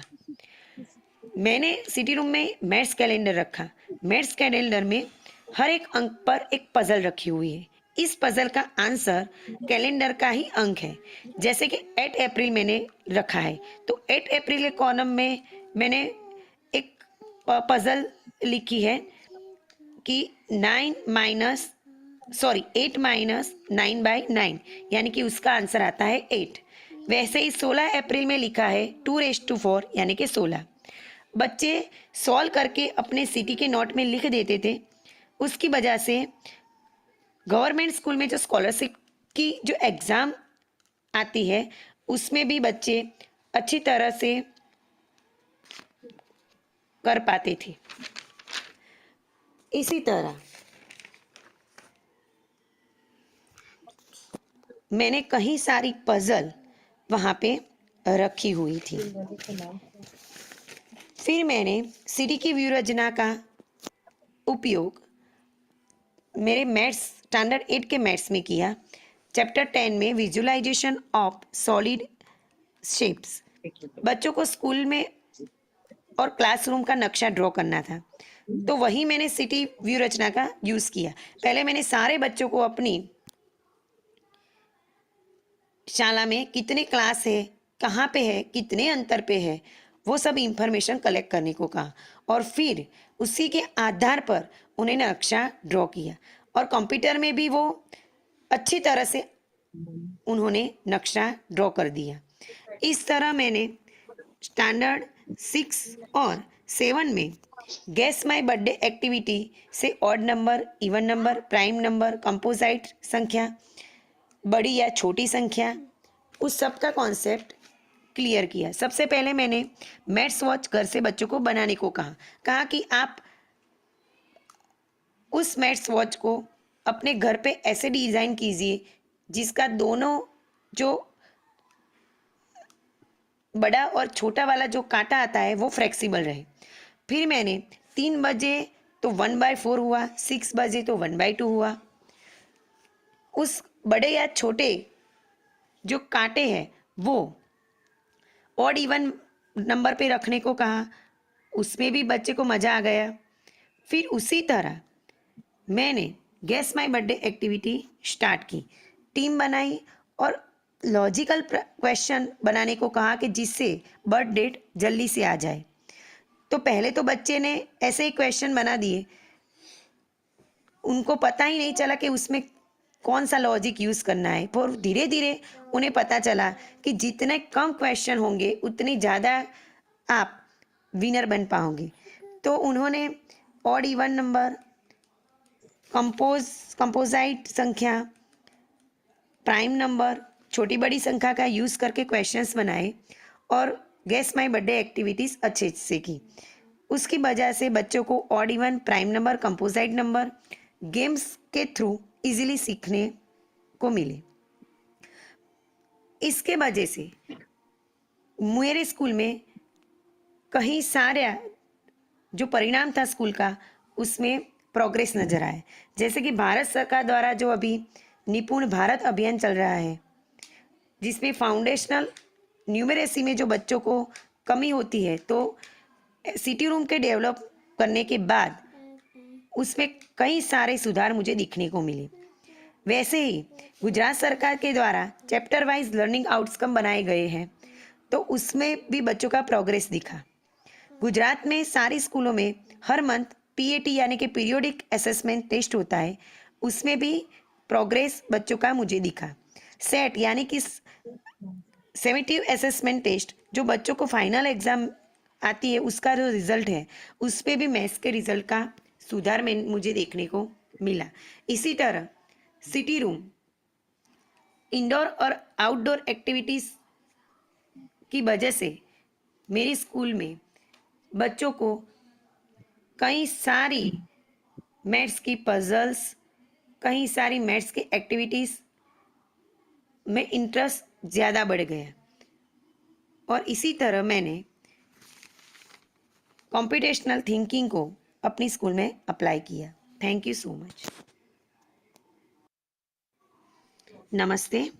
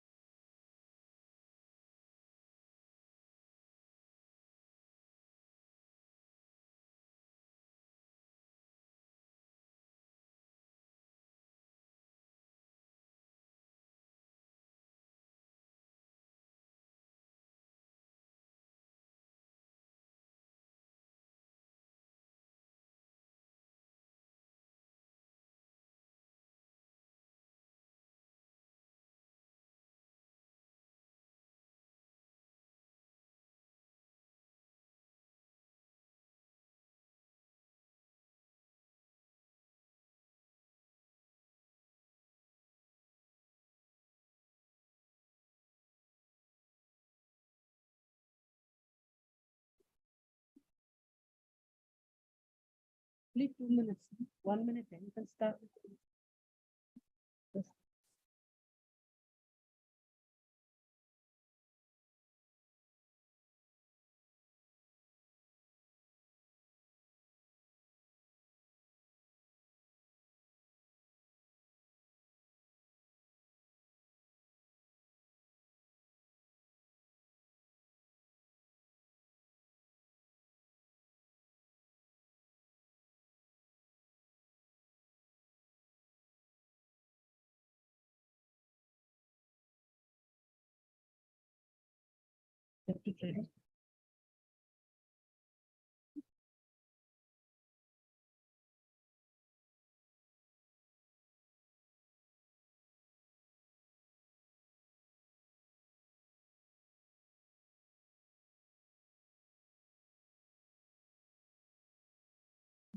Everybody, we'll start the session now. After a delicious lunch, I hope everybody is here and presenters has the task to keep the eyes on you, right? So the session today we have now is the CT and science education. We have four abstracts coming up in this session. The first I would like to request Shweta Bhamre and Divya Roy from City Pride School, Nigri. The title of the abstract is Play with the Ring.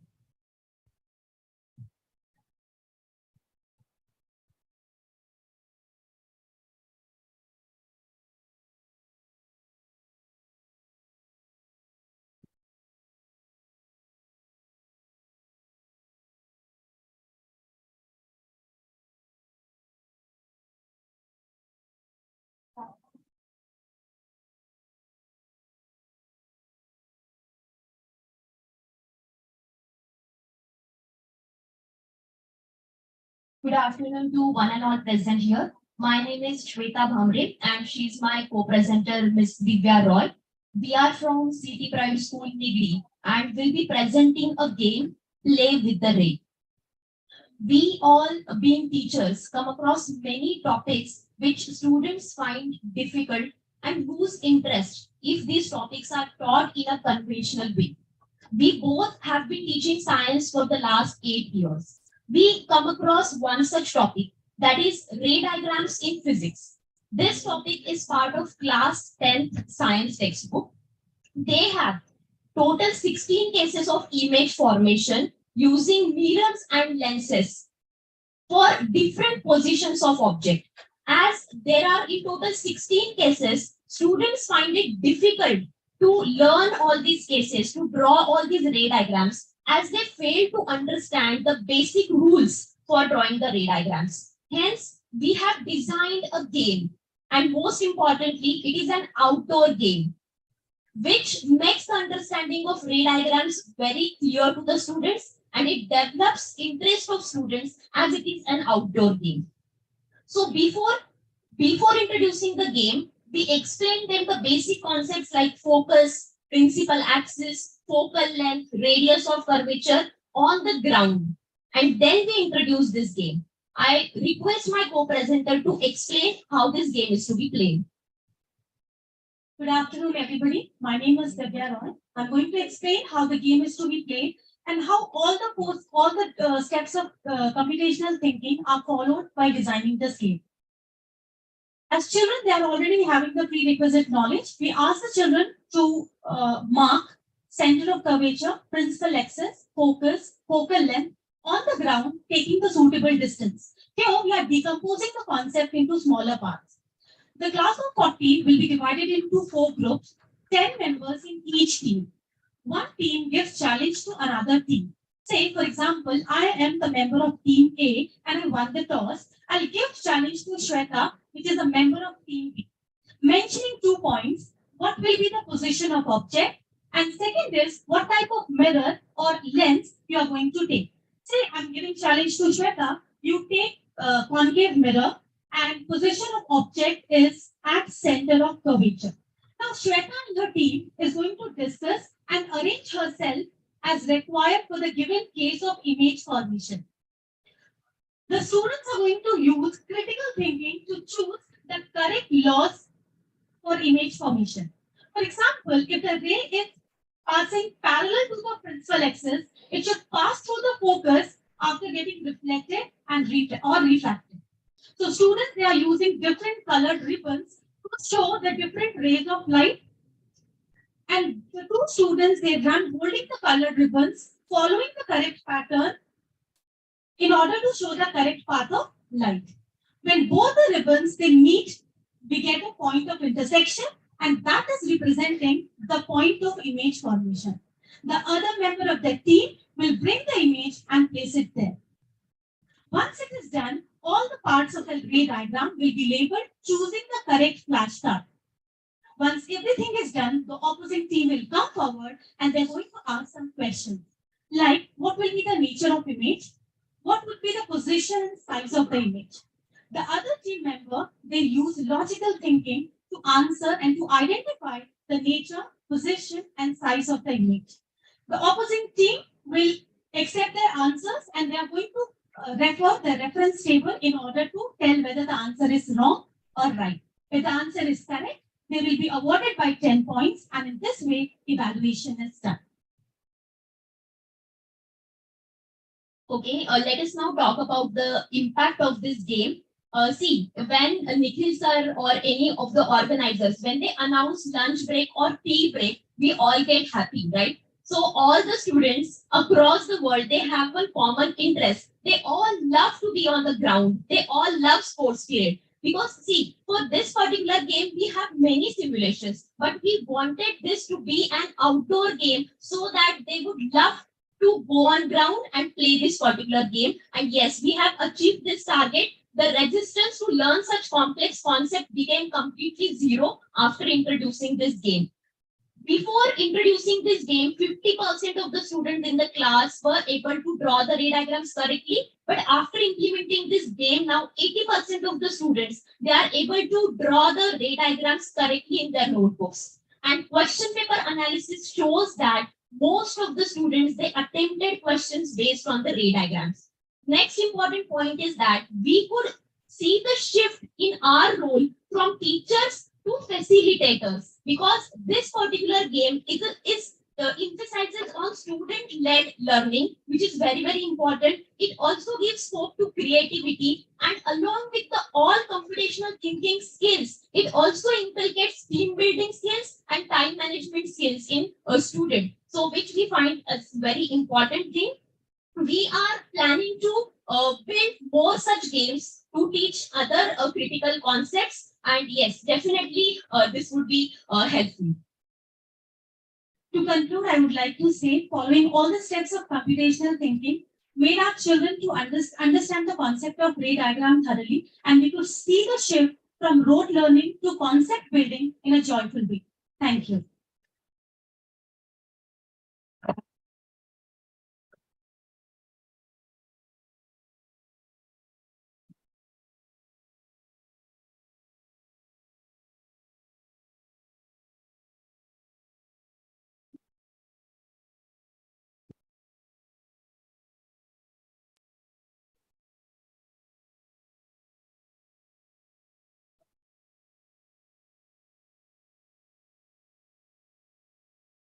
Thank you so much. I think that's a wonderful idea. Learning science through gamification. Any question?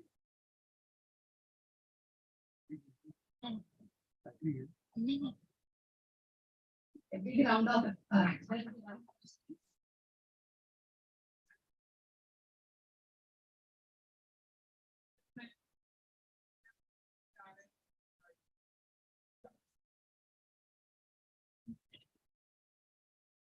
Yes, the steps of CT are being followed in this activity. Already children, they know that they have the prerequisite knowledge that what is focal length, center of curvature.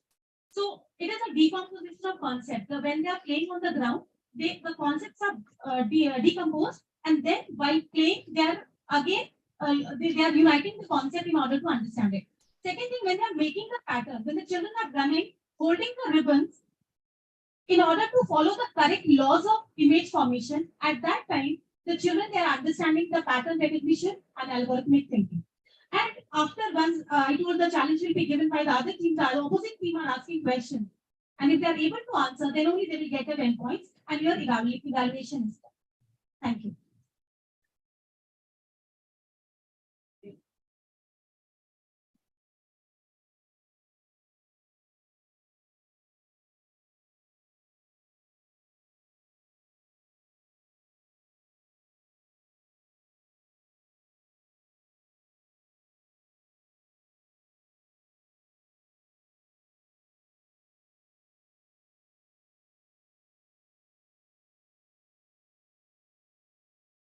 We have the next presenter, Vrishali Purkar from School of Scholars, Yavatmal, and her abstract is Developing CT Skills through Projects in Science.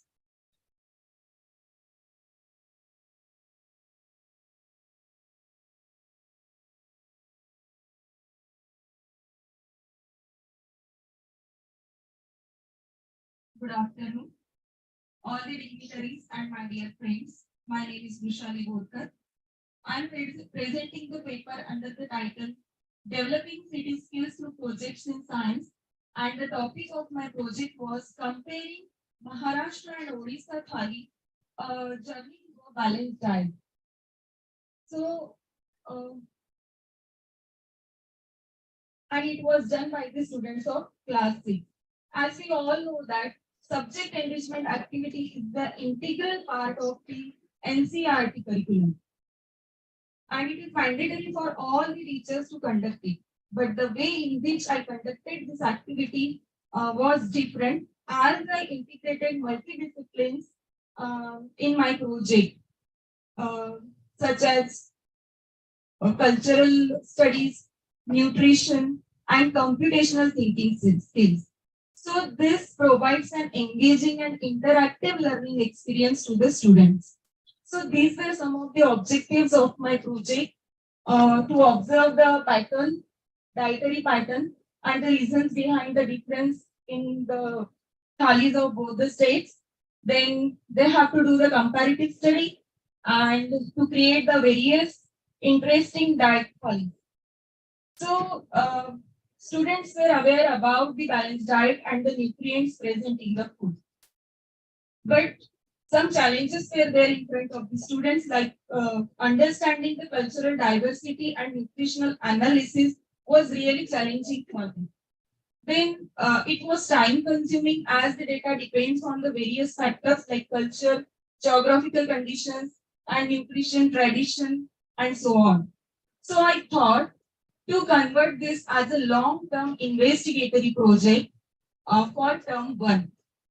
And this is how I integrated CT skills in my project to think and analyze the data, create thali plans considering the constraints, and to look into the different combinations to come up with the multiple plans in creating the thali. And this was the flow of the project. So students collected data from the various sources of staple food of Maharashtra and Odisha. Then they have collected the information of the regular food served in both the states. With that, they have to search or collect the data like special dishes prepared during the festivals. So then, next. From the above data, they listed and sorted the different food items and famous dishes of Maharashtra and Odisha, considering the festival season and culture. For example, traditional food of Maharashtra is Puran Poli and of Odisha is Chenna Poda. During summer, Pakhal Bata is prepared in Odisha, while in Maharashtra, Sattu is prepared to beat the heat of the sun. So this is how they made the graphic organizers, and they sorted the dishes. Next. After them, after the follow-up session,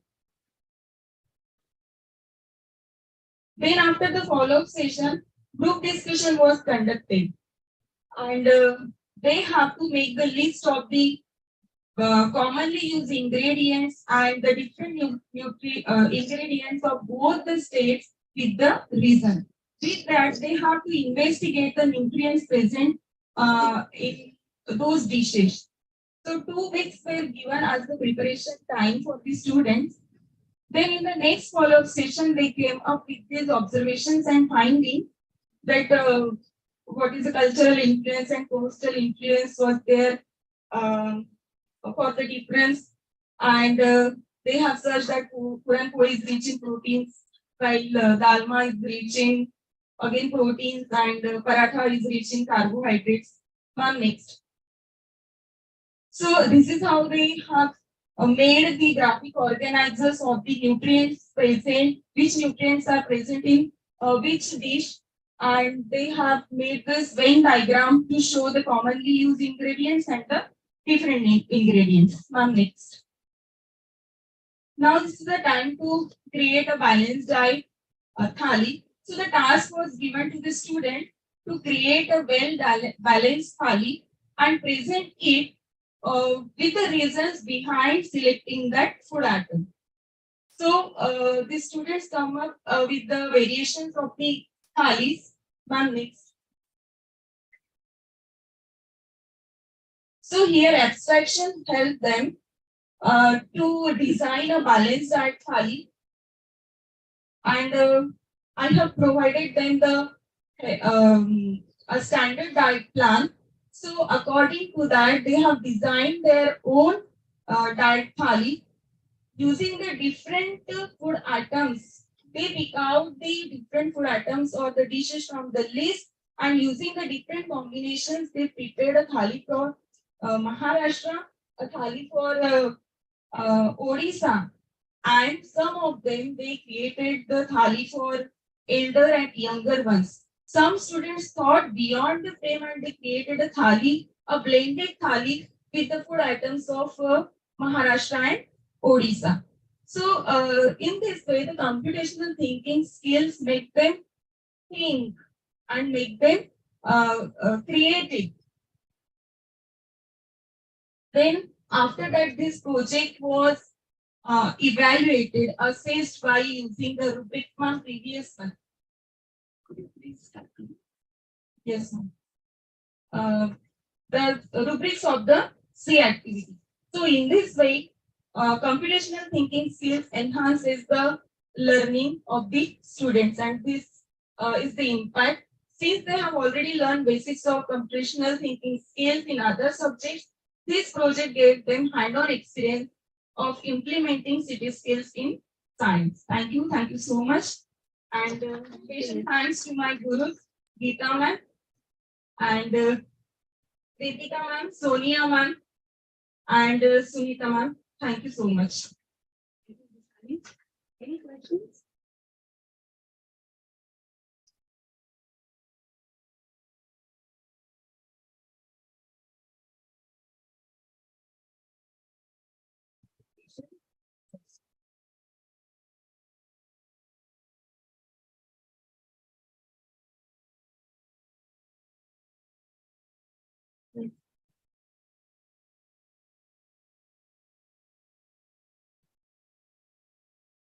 We have next presentation, which is online by R.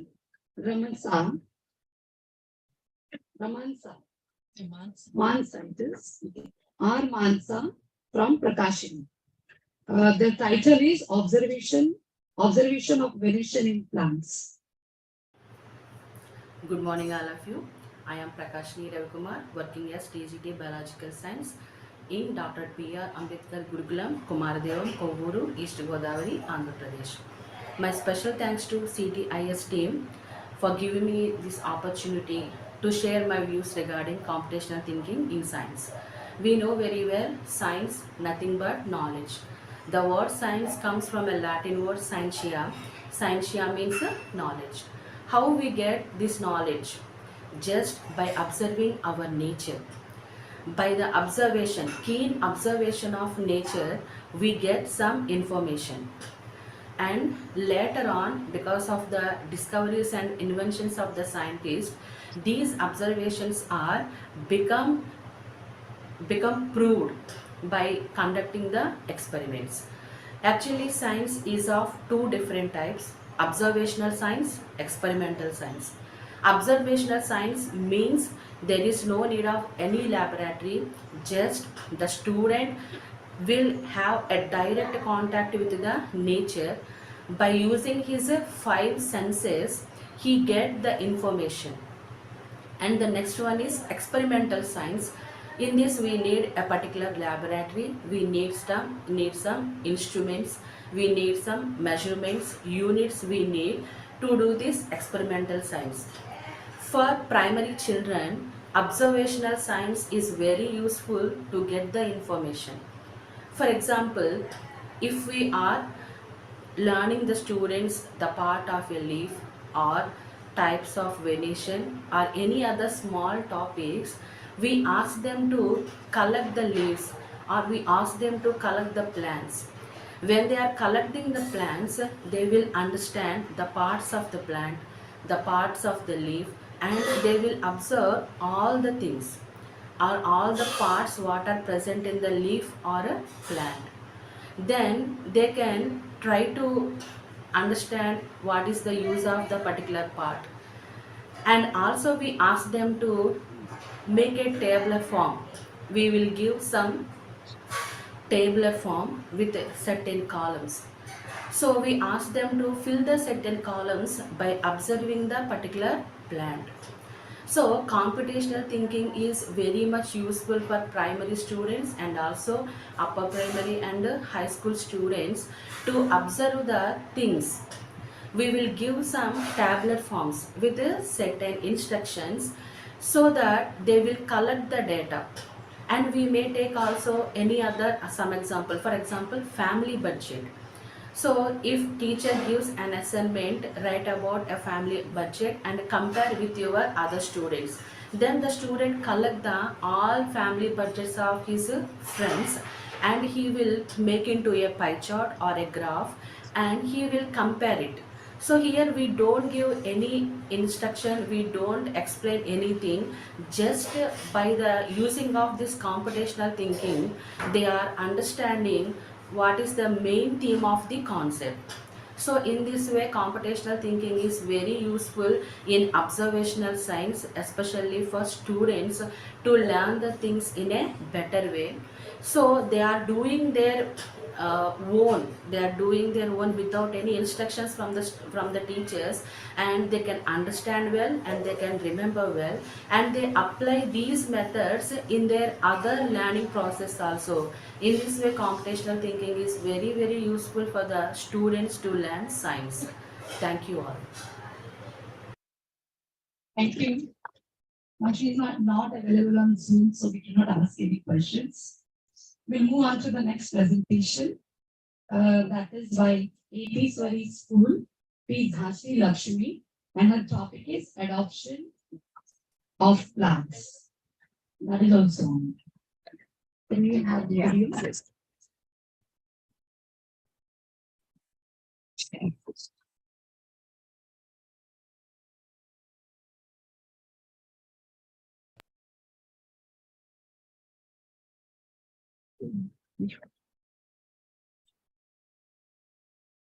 Okay, play.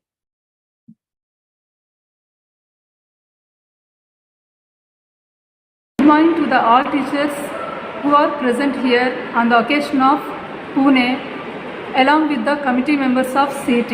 I am very much glad to present my PPT on adoption of plants to the children on the occasion of National Conference on.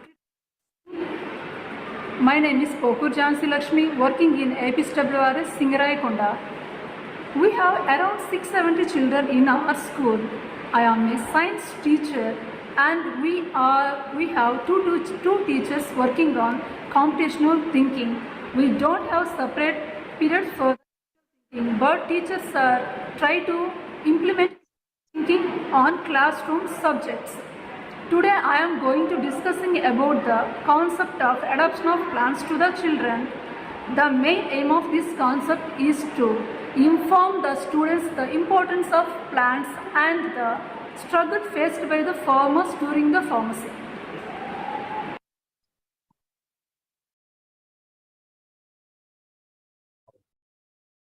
Going to activity implementation, it is a great way to introduce the adoption of plant concept in the schools with computational thinking process to engage students in classrooms, learnings about the natural world and develop their skills.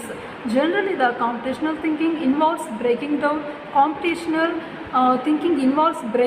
the complex problems into smaller, more manageable parts and using logical thinking to solve them. For the implementation, firstly we have identify and categorizing plants. Students are instructed to identify and categorizing plants depends upon their size, color, shape and leaf and roots, etc. Understanding plant growth.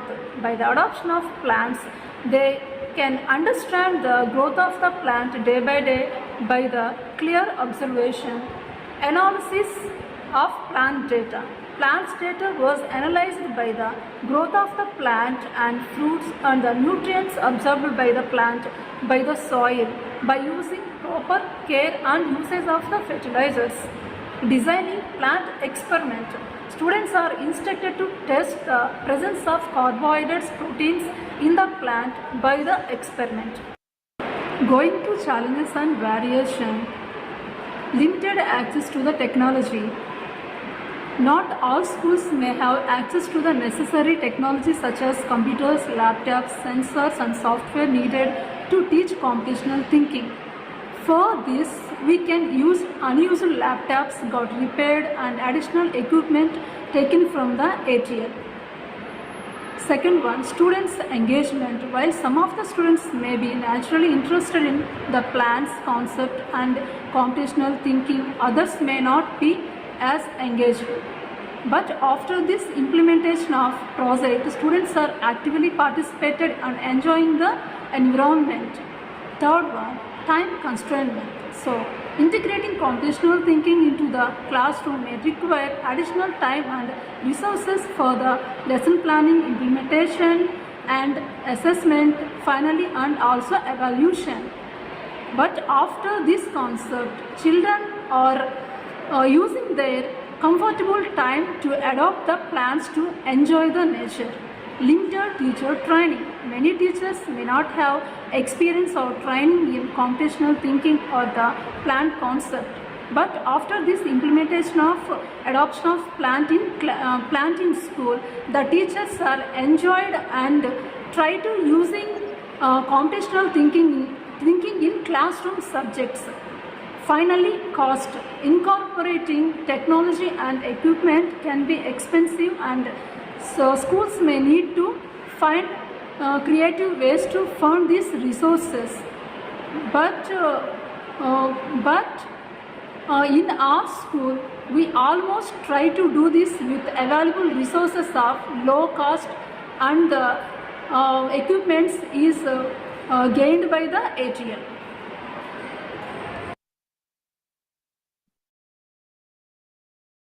We have some of the pictures of students that categorizing the plant leaves, food crafting.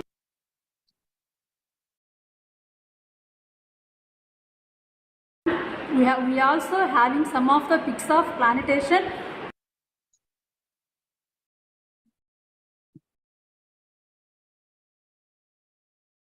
And the district coordinator of Prakasam district, Srimati Jaya Madam Garu. The current principal of our institution, Srimati Ramadevi Madam Garu, involving in plantation along with the children. They are enjoying the beauty of the nature. Coming to impact slide, by using in adoption of the plants, the students are identifying the patterns like taproot system and fiber root system. They are classifying the venation of the leaves. By critical thinking, the skills of like accuracy, systematic listening, reasoning skills also improve. They feel responsible towards the adoption of the plants. They identify the values of food because we got food from the plants, so they feel responsible. And also the students technically updated, like they are using sensors to protect plants, sprinklers for watering, etc. By this, communication skills among the students will be improved by gathering how to elaborate the adoption of the plants and how to increase the plantation by using grafting, ground layering, roots and etc. Especially I observed in the classroom the skills like curiosity, engagement, excitement, problem solving mindset, empowerment, sense of responsibility, learning, transfer, observational skills, sense of achievement and environmental awareness etc. are improved in the classroom environment. And these are the main impacts that I observed by using this thinking in adoption of the plants. They are enjoying the nature and enjoying the learning also. Thank you so much for giving this opportunity, especially for CT team and all the teachers who are present here. Our congratulations. Thank you so much. Ma'am, Lakshmi is available online. Yes, ma'am. Yeah. Good afternoon to all of you, ma'am. Good afternoon. Any question? Thank you. Thank you, Lakshmi ma'am. And thank you Yes, all. ma'am. Good afternoon, please. Good afternoon. So there is no question for you? Yes, ma'am. Voice very low. We don't have any question for you here. Okay. Thank you much. Thank you so much for joining. Yes, So ma'am. thank you Thank you so much. And I am also thanking you, Sonia ma'am. Thank you so much for your support. Thank you. Congratulations to all teachers. Thank you. So here we end up with the CT and science segment. Next is we have the CT and languages. Over to Pratiksha.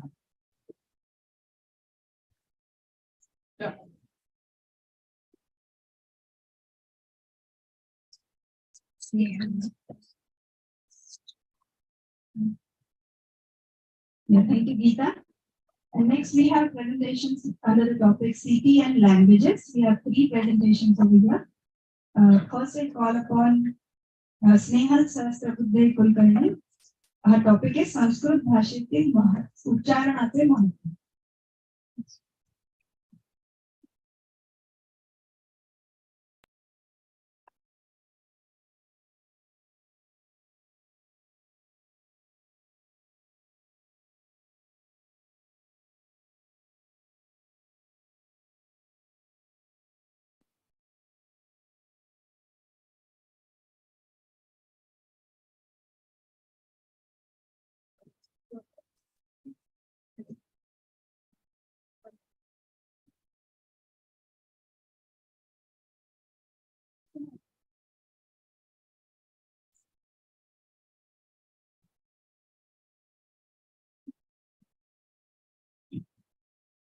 Good afternoon. इथे जमलेल्या सर्व माननीय आदरणीय व्यासपीठ आणि जमलेले सगळे परीक्षक तसेच प्रेझेंटर्स यांना माझा नमस्कार. मी स्नेहल सहस्रबुद्धे कुलकर्णी डॉक्टर कलमाडी शामराव हायस्कूल मध्ये शिक्षिकेचे काम करत असून आमच्या शाळेमध्ये 2016 पासून सीटीच्या कम्प्युटेशनल थिंकिंग हा उपक्रम राबवला जातो. यामध्ये असणारे पॅटर्न रिकॉग्निशन, अल्गोरिदम, त्याचबरोबर डिकम्पोजिशन या ज्या टर्म्स आहेत त्यांचा वापर करून मी संस्कृत भाषेमध्ये उच्चारणाला असलेले महत्व मुलांना समजून देण्याचा प्रयत्न केला आहे. ही माझी अनुक्रमणिका आहे. यामध्ये प्रथम आपण संस्कृत भाषेबद्दल जाणून घेऊया. संस्कृत ही आपली अतिशय प्राचीन भाषा आहे आणि सर्व भाषांची जननी असं सुद्धा तिला म्हणतात. त्यात आणि अतिशय सुसूत्र अशी असलेली ही भाषा आहे की प्रत्येक शब्दाला इथे सूत्रबद्ध रचना आहे आणि या रचनेच्या आधारे आपण ती भाषा बोलल्यानंतर त्याच्यामध्ये कोणत्याही प्रकारचं जमली गोंधळ होत नाही आणि आपल्याला अर्थबोध हा चांगला होतो. तसंच सगळ्यात महत्वाचं म्हणजे संस्कृत भाषा ही फोनेटिक लँग्वेज म्हणून ओळखली जाते. फोनेटिक याचा अर्थ जसं आपण उच्चारण करतो त्याच पद्धतीमध्ये आपण ती लिहितो. त्यामुळे संस्कृतमध्ये उच्चारणाला किंवा प्रोनाउन्सिएशनला अनन्य साधारण. जर आपलं उच्चारण चुकलं तर अर्थबोध हा पूर्णपणे वेगळा होतो, उलट होतो कधी, किंवा आपल्याला जे सांगायचंय ते समोरच्याला सुस्पष्ट आणि शुद्ध स्वरूपात कळत नाही. मग आता हे करत असताना मी काय केलं, ऍक्टिव्हिटी घेतली. त्यामध्ये नेक्स्ट इथे पूर्वतयारी मध्ये मुलांना वर्णमाला ही माहिती आहे. पूर्वज्ञात असलेल्या वर्णमालेचं उच्चारण करून घेतात आणि पण चर्चा करत असताना आपण बोलतो सगळेच, वय वर्ष 1.5 असल्यापासून आपण बोलायला शिकतो आपली मातृभाषा. पण बोलणं आणि उच्चारण याच्यामध्ये एक प्रोसेस आहे. उच्चारण म्हणजे ज्या वेळेस आपण श्वास आणि उच्छ्वास, breathe in and breathe out हे करत असताना तो आपण श्वास आत घेतो, तो बाहेर सोडत असताना स्वरयंत्रातून तो बाहेर, आणि त्यानंतर जो साऊंड तयार होतो त्याला स्वर म्हणतात. आणि त्या सगळ्या हे करत असताना श्वास बाहेर आपल्या स्वरयंत्रातून येतो, त्यावेळेस तो प्रामुख्याने आपल्या तोंडामध्ये जीभ, दात, त्यानंतर कंठ, ओठ, तालू या सगळ्यांना स्पर्श करतो. आपल्या उच्चारणामध्ये जिभेचं आणि वायू म्हणजे श्वास जो आपण सोडतो त्यांचं अनन्य साधारण हे त्यांना समजावून सांगतो. तुम्ही स्वतःही प्रयत्न करू शकता. श्वास घ्या, तुम्ही रोखून धरा आणि बोलण्याचा प्रयत्न करा. कोणताही आवाज आपल्याला काढता येत नाही. तसंच आपण लहानपणी सगळ्यांनी केले, जीभ धरून आपण बोलायला काही वाक्य सांगतो. सगळे वर्ण किंवा सगळे शब्द आपल्याला उच्चारता येत नाही. सेम तुम्ही श्वास सोडून दिला आणि तुम्ही बोलण्याचा प्रयत्न केला तर आपल्याला कोणताही स्वर म्हणा आणि वाक्य शब्द हे उच्चारता येत नाही. हे त्यांना समजावून सांगितलं. त्यानंतर याच्यामध्ये जे आपले उच्चारण स्थान आहे, आता समजा मी क ख ग ख ग क ख ग घ ग असं म्हणाले तर यामध्ये हे जे वर्ण आहे त्यांचं उच्चारण स्थान हे कंठ आहे. ओके, वर्णमाला सगळ्यांना माहिती आहे. स्वर आणि व्यंजन, अ ते आहा स्वर आहेत, क ते ज्ञ ही व्यंजन आहे. तर यामध्ये चर्चा करत असताना मग त्यांचा अनुक्रमित आपण उच्चारत असताना जिभेचे जो शेंगा आहे आपला तो कुठे आपल्या दाताला, ओठाला किंवा वरती तालूला स्पर्श करतो त्यावरून त्या वर्णाचं उच्चारण स्थान हे समजतं. मग हे करत असताना मी त्यांना क म्हणाला तुम्ही तर आपली ठेच लागत नाही. क उच्चार करू शकता तुम्ही. त्यामध्ये मग असं करत असताना कंठवर्णे आणि मग हे समजून सांगितलं वर्ण मला परत म्हणून घेतली. त्यानंतर काही वाक्य वाचायला दिली नेक्स्ट स्लाइड. त्याच्यानंतर त्याच्यामध्ये लक्षात आलेल्या महत्वाच्या अशुद्धी निरीक्षणामध्ये की न आणि न चा फरक मोस्टली आपल्याला पाहायला मिळतो. तसं पाहायला गेलं तर न जर तुम्ही उच्चारला तर आपली जीभ ही दाताला लागते आणि न जर तुम्ही म्हणायचा झाला तर आपली जीभ ही तालूला लागते आणि त्याचा फरक होतो. ही दोन्ही उच्चारण स्थानं वेगळी आहेत. ज्यावेळेस मुलांना उच्चारण स्थानाचं ज्ञान झालं त्यावेळेस त्यांना न आणि न कुठे म्हणायचं आहे हे लक्षात आलं. त्यानंतर सगळ्यात महत्वाचा प वर्ग, मी वेळेअभावी एक्सप्लेन करते. प वर्ग आपल्याकडे मीडियम ऑफ इन्स्ट्रक्शन जी इंग्लिश आहे तर त्याच्यामध्ये प वर्ग जो आहे आपला तो आहे संस्कृतमध्ये सांगितलेला ओष्ठ प फ ब भ म. परंतु आपण म्हणताना माध्यम भाषेचा म्हणजे इंग्लिश भाषेचा प्रभाव त्याच्यामध्ये आपण असं म्हणू शकतो की ते आपण फ चा उच्चार क्यू असा करतो. जसं आपण म्हणतो फ्रायडे म्हणत फ्रायडे, तसंच त्याच पद्धतीने संस्कृत सुद्धा वाचतो. मय्यम फलम रोचते असं नाही होत, मय्यम फलम रोचते. तर त्याचा जो आपला ओष्ठ जे स्थान आहे त्याऐवजी ते दंत्योष्ठ. त्यानंतर विसर्ग आणि अनुस्वार हे मोस्टली बऱ्याच वेळेला उच्चारले जात नाही, ते विसरून गेले जातात किंवा सोडून दिले जातात. मग याच्यामध्ये विचार बोलत असताना आणि विसर्ग आणि अनुस्वारांचं खूप महत्वाचं स्थान आहे उच्चारणामध्ये. मी काही उदाहरण देते. रामः वनं गच्छति, याच्यामध्ये राम वन गच्छति असं म्हणाला तर याच्यातून काहीच अर्थबोध होत नाही की ज्याला कोणतीच भाषा माहिती नाही. त्यामुळे तिथे रामः हा विसर्ग आलाच पाहिजे प्रथम, वनम द्वितीय आलीच पाहिजे, अनुस्वार तिथे हा आलाच पाहिजे वनम नंतर. त्यानंतर पुढे सीता याहा पतिही राम, याच्यामध्ये अनुस्वार आणि विसर्ग हे स्वराश्रित आहे. मग इथे राम अह झाला विसर्गाचा उच्चार. आता सीतायाहा मध्ये आपण आहा असा उच्चार करावा लागतो. आणि हे सगळं करत असताना याच्यातून मुलांना समजल्यानंतर त्यांच्यामध्ये वाचनामध्ये अनेक प्रकारे सुधारणा दिसून आल्या. परंतु जशी मला परिणाम चांगले दिसले त्याचबरोबर आव्हानं आली की वेळेचा अभाव, त्यानंतर 40 विद्यार्थी आणि 1 शिक्षिका हे विषम गुणोत्तर आणि बऱ्याच वेळेला माध्यम भाषा आणि मातृभाषेच्या प्रभावामुळे मुलांकडून रिपिटेशन खूप करून घ्यावं लागलं. त्यामुळे धन्यवाद।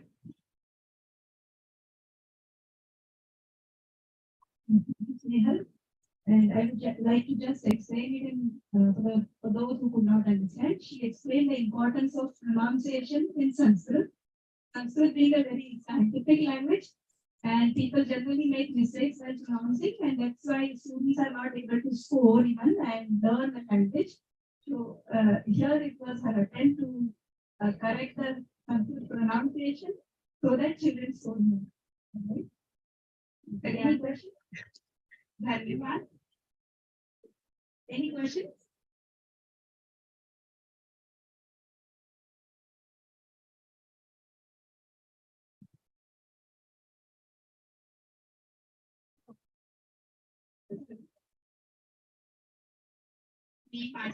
माझे शिक्षिका मनीषा गिरवते मॅम, प्रतीक्षा मॅम यांचे मनापासून आभार मानते.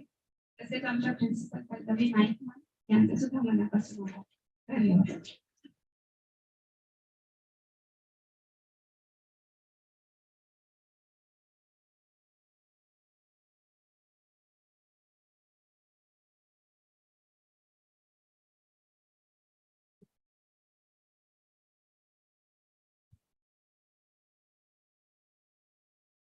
Next, we have a presentation on CT-based unplugged activities in Sanskrit by Sudhir Kumar Jain from Kendriya Vidyalaya number 2.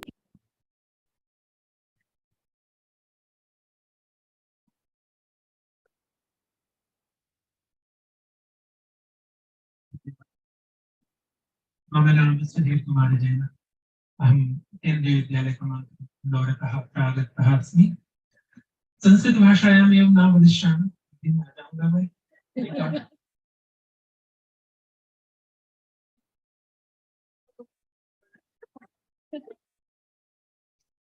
मेरे विद्यालय में केंद्रीय विद्यालय संगठन वास्तव में भारत सरकार का 1962 में स्थापित किया गया संगठन है, जो वस्तुतः जो ट्रांसफरेबल है, स्थानांतरणीय जो जॉब करते हैं उन लोगों की मुख्यता से है। इसमें मैं क्लास 6 से 12 तक संस्कृत पढ़ाता हूँ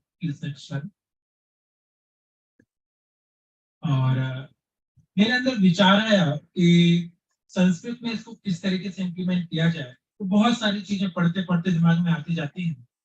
यहाँ पे मैंने सबसे पहले एक सबसे छोटे रूप में ट्राई किया था। एक धातु होती है संस्कृत में, शब्द किसी ने सुना होगा। धातु का मतलब एलिमेंट नहीं है, यहाँ पर साइंस वाला नहीं लेना। धातु का मतलब यहाँ पर है रूट वर्ब्स। जो भी संस्कृत में क्रियापद यूज करते हैं, form of the verb use करते हैं, उससे एक रूट होता है, दैट रूट उसको हम बोलते हैं धातु। अब एक ही धातु होती है संस्कृत में, नेक्स्ट करते चलिए थोड़ा लगभग 2000 से ज्यादा धातुएं हैं और उन 2000 से ज्यादा धातुएं जो है उनसे मिलाकर के हम लाखों क्रियापद बना पाते हैं। उसमें 10 लकार, उसमें आत्मनेपद और परस्मैपद पद, इन सबका यूज करके एक एक रूट वर्ड से लाखों शब्द बन जाते हैं। पर स्टूडेंट याद कैसे रखें, यूज कैसे करें, समस्या वो आती है और इसलिए बच्चे पर गलतियां करते हैं। तो इसके लिए कुछ पैटर्न के हिसाब से इसको सीखा जा सकता है। इसे प्लीज नेक्स्ट कीजिए। तो इस विचार के साथ में, इस उद्देश्य के साथ में एक योजना बनाई कि एक जैसे जो प्रारूप है, उन प्रारूपों को समझने के लिए एक एल्गोरिदम बनाने के लिए बच्चे को तैयार कर पाए। इसके लिए मैंने कुछ चार्ट सामने दिए बच्चों को। मैं प्लीज नेक्स्ट चार्ट्स दिए। उन चार्ट्स को बच्चों ने देखा, रीड किया, उनसे बोला कि भाई आप इसको समझिए, इसमें कुछ सिमिलैरिटी मिल रही है तो उसको निकालिए, और वो सिमिलैरिटी आपको खोज के रखनी है और कुछ नहीं करना है। तो इस तरीके से मैंने 3 धातुएं दी, भू धातु, पट धातु और गम धातु। ये आपके सामने वो चार्ट है, मैं थोड़ा रखूं। ये तीनों चार्ट हैं। आप लोग भी अपनी डायरी में एक बार इनका सिमिलैरिटी निकालने की कोशिश कीजिए। शायद तक पीछे तक दिख रहा है क्या? हाँ, तो इसमें सिमिलैरिटी निकालने की कोशिश कीजिए। 3 चार्ट हैं, सरल सरल से हैं। ये बच्चों के सामने रखे, उनको प्रिंट आउट निकाल के ग्रुप में डिवाइड करके उनको दिए गए, उन्हें सिमिलैरिटीज निकाली। और इसी तरीके का ब्लैंक चौथा चार्ट भी मैंने दिया, उसमें उनके लिए एक काम करना था कि इसमें क्या सिमिलैरिटी है वो निकाल के रखना। That will be the algorithm actually. और उसके आधार पर हम और धातुएं जो देंगे उनके हिसाब से उनको नया चार्ट बनाना।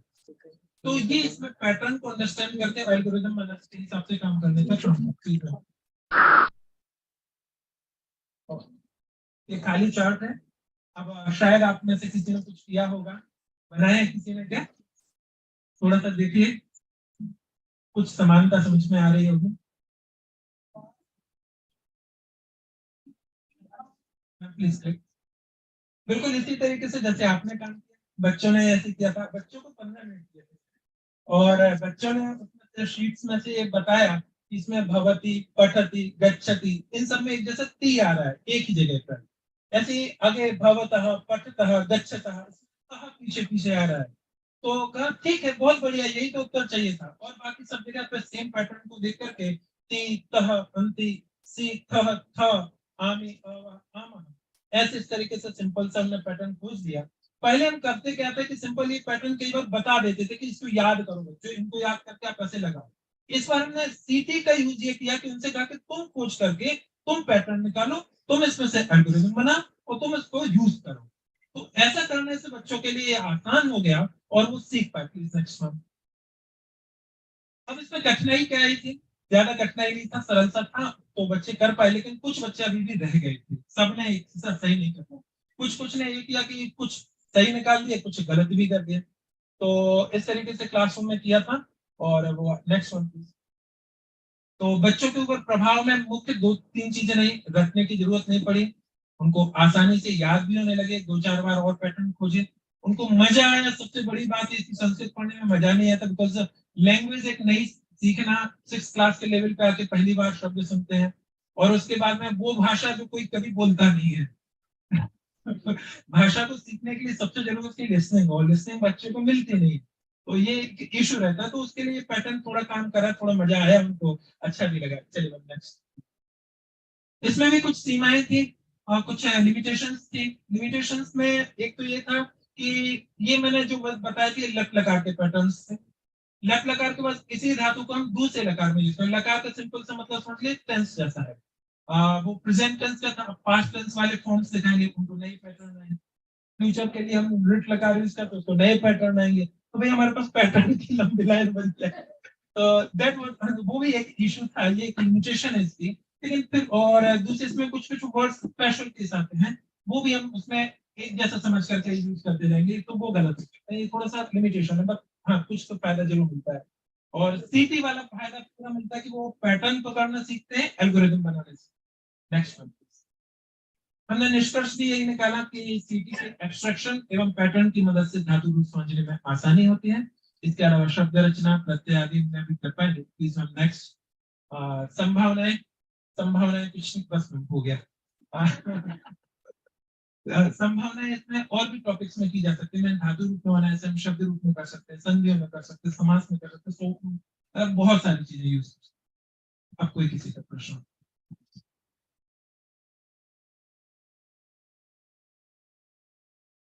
Please sir.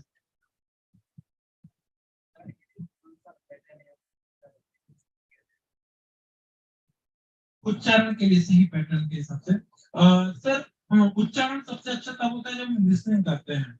अगर हम सुनते हैं तो हम अच्छा उच्चारण कर पाएंगे। और पैटर्न तो आप सुन करके उसको बार बार समझ करके ही कर पाएंगे। बार बार उसको सेम वर्ड को या सेम सेंटेंस को सुने, उसमें से आपको मिलेगी चीज। तो ये करेक्ट मैं करता हूँ। काफी चीजें मैं देखता हूँ स्कूल्स में भी कई बार छूट जाती है, हिंदी के अंग, अह, इसका उच्चारण कभी गलत गलत भी हो जाते हैं। और सर ये जो पैटर्न आपने बताया है, जब हम 6th क्लास, सॉरी जब 6th क्लास में थे तभी हमें पैटर्न बताया गया था, लेकिन ये सीटी है हमने अब समझा। हमें बताया गया तभी गया था 6th क्लास में कि ता तो लगा के इस तरह शब्द रूप आप धातुओं के रूप याद कर सकते हैं। लेकिन कंप्यूटेशनल थिंकिंग मैं भी इसका अडॉप्ट कर लिया सर। सीटी की क्लास अटेंड करने के पहले जो 2 दिन का कोर्स किया था, उसके पहले मैं भी ऐसे बता देता था। सिंपल सेसमेंट सीटी का पॉइंट इतना है कि बच्चों को देख करके ऑब्जर्व करना है, ऑब्जर्व करके उसमें से निकालना है क्या पैटर्न है, पैटर्न फाइंड करके उसका अपने हिसाब से उसको निकाल के रखना है। पहले हमने बोला था, अब बच्चे ने बोला, अंतर इतना है।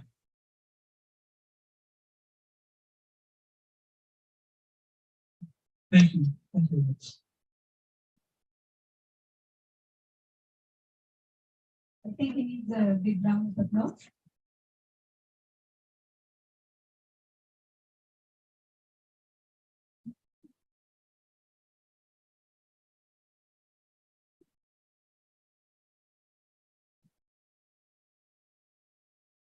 One more presentation under Indian languages. It's Jayashree Narayan कर मुहावरों को समझना और उनका प्रयोग डॉक्टर शाह करना भी है.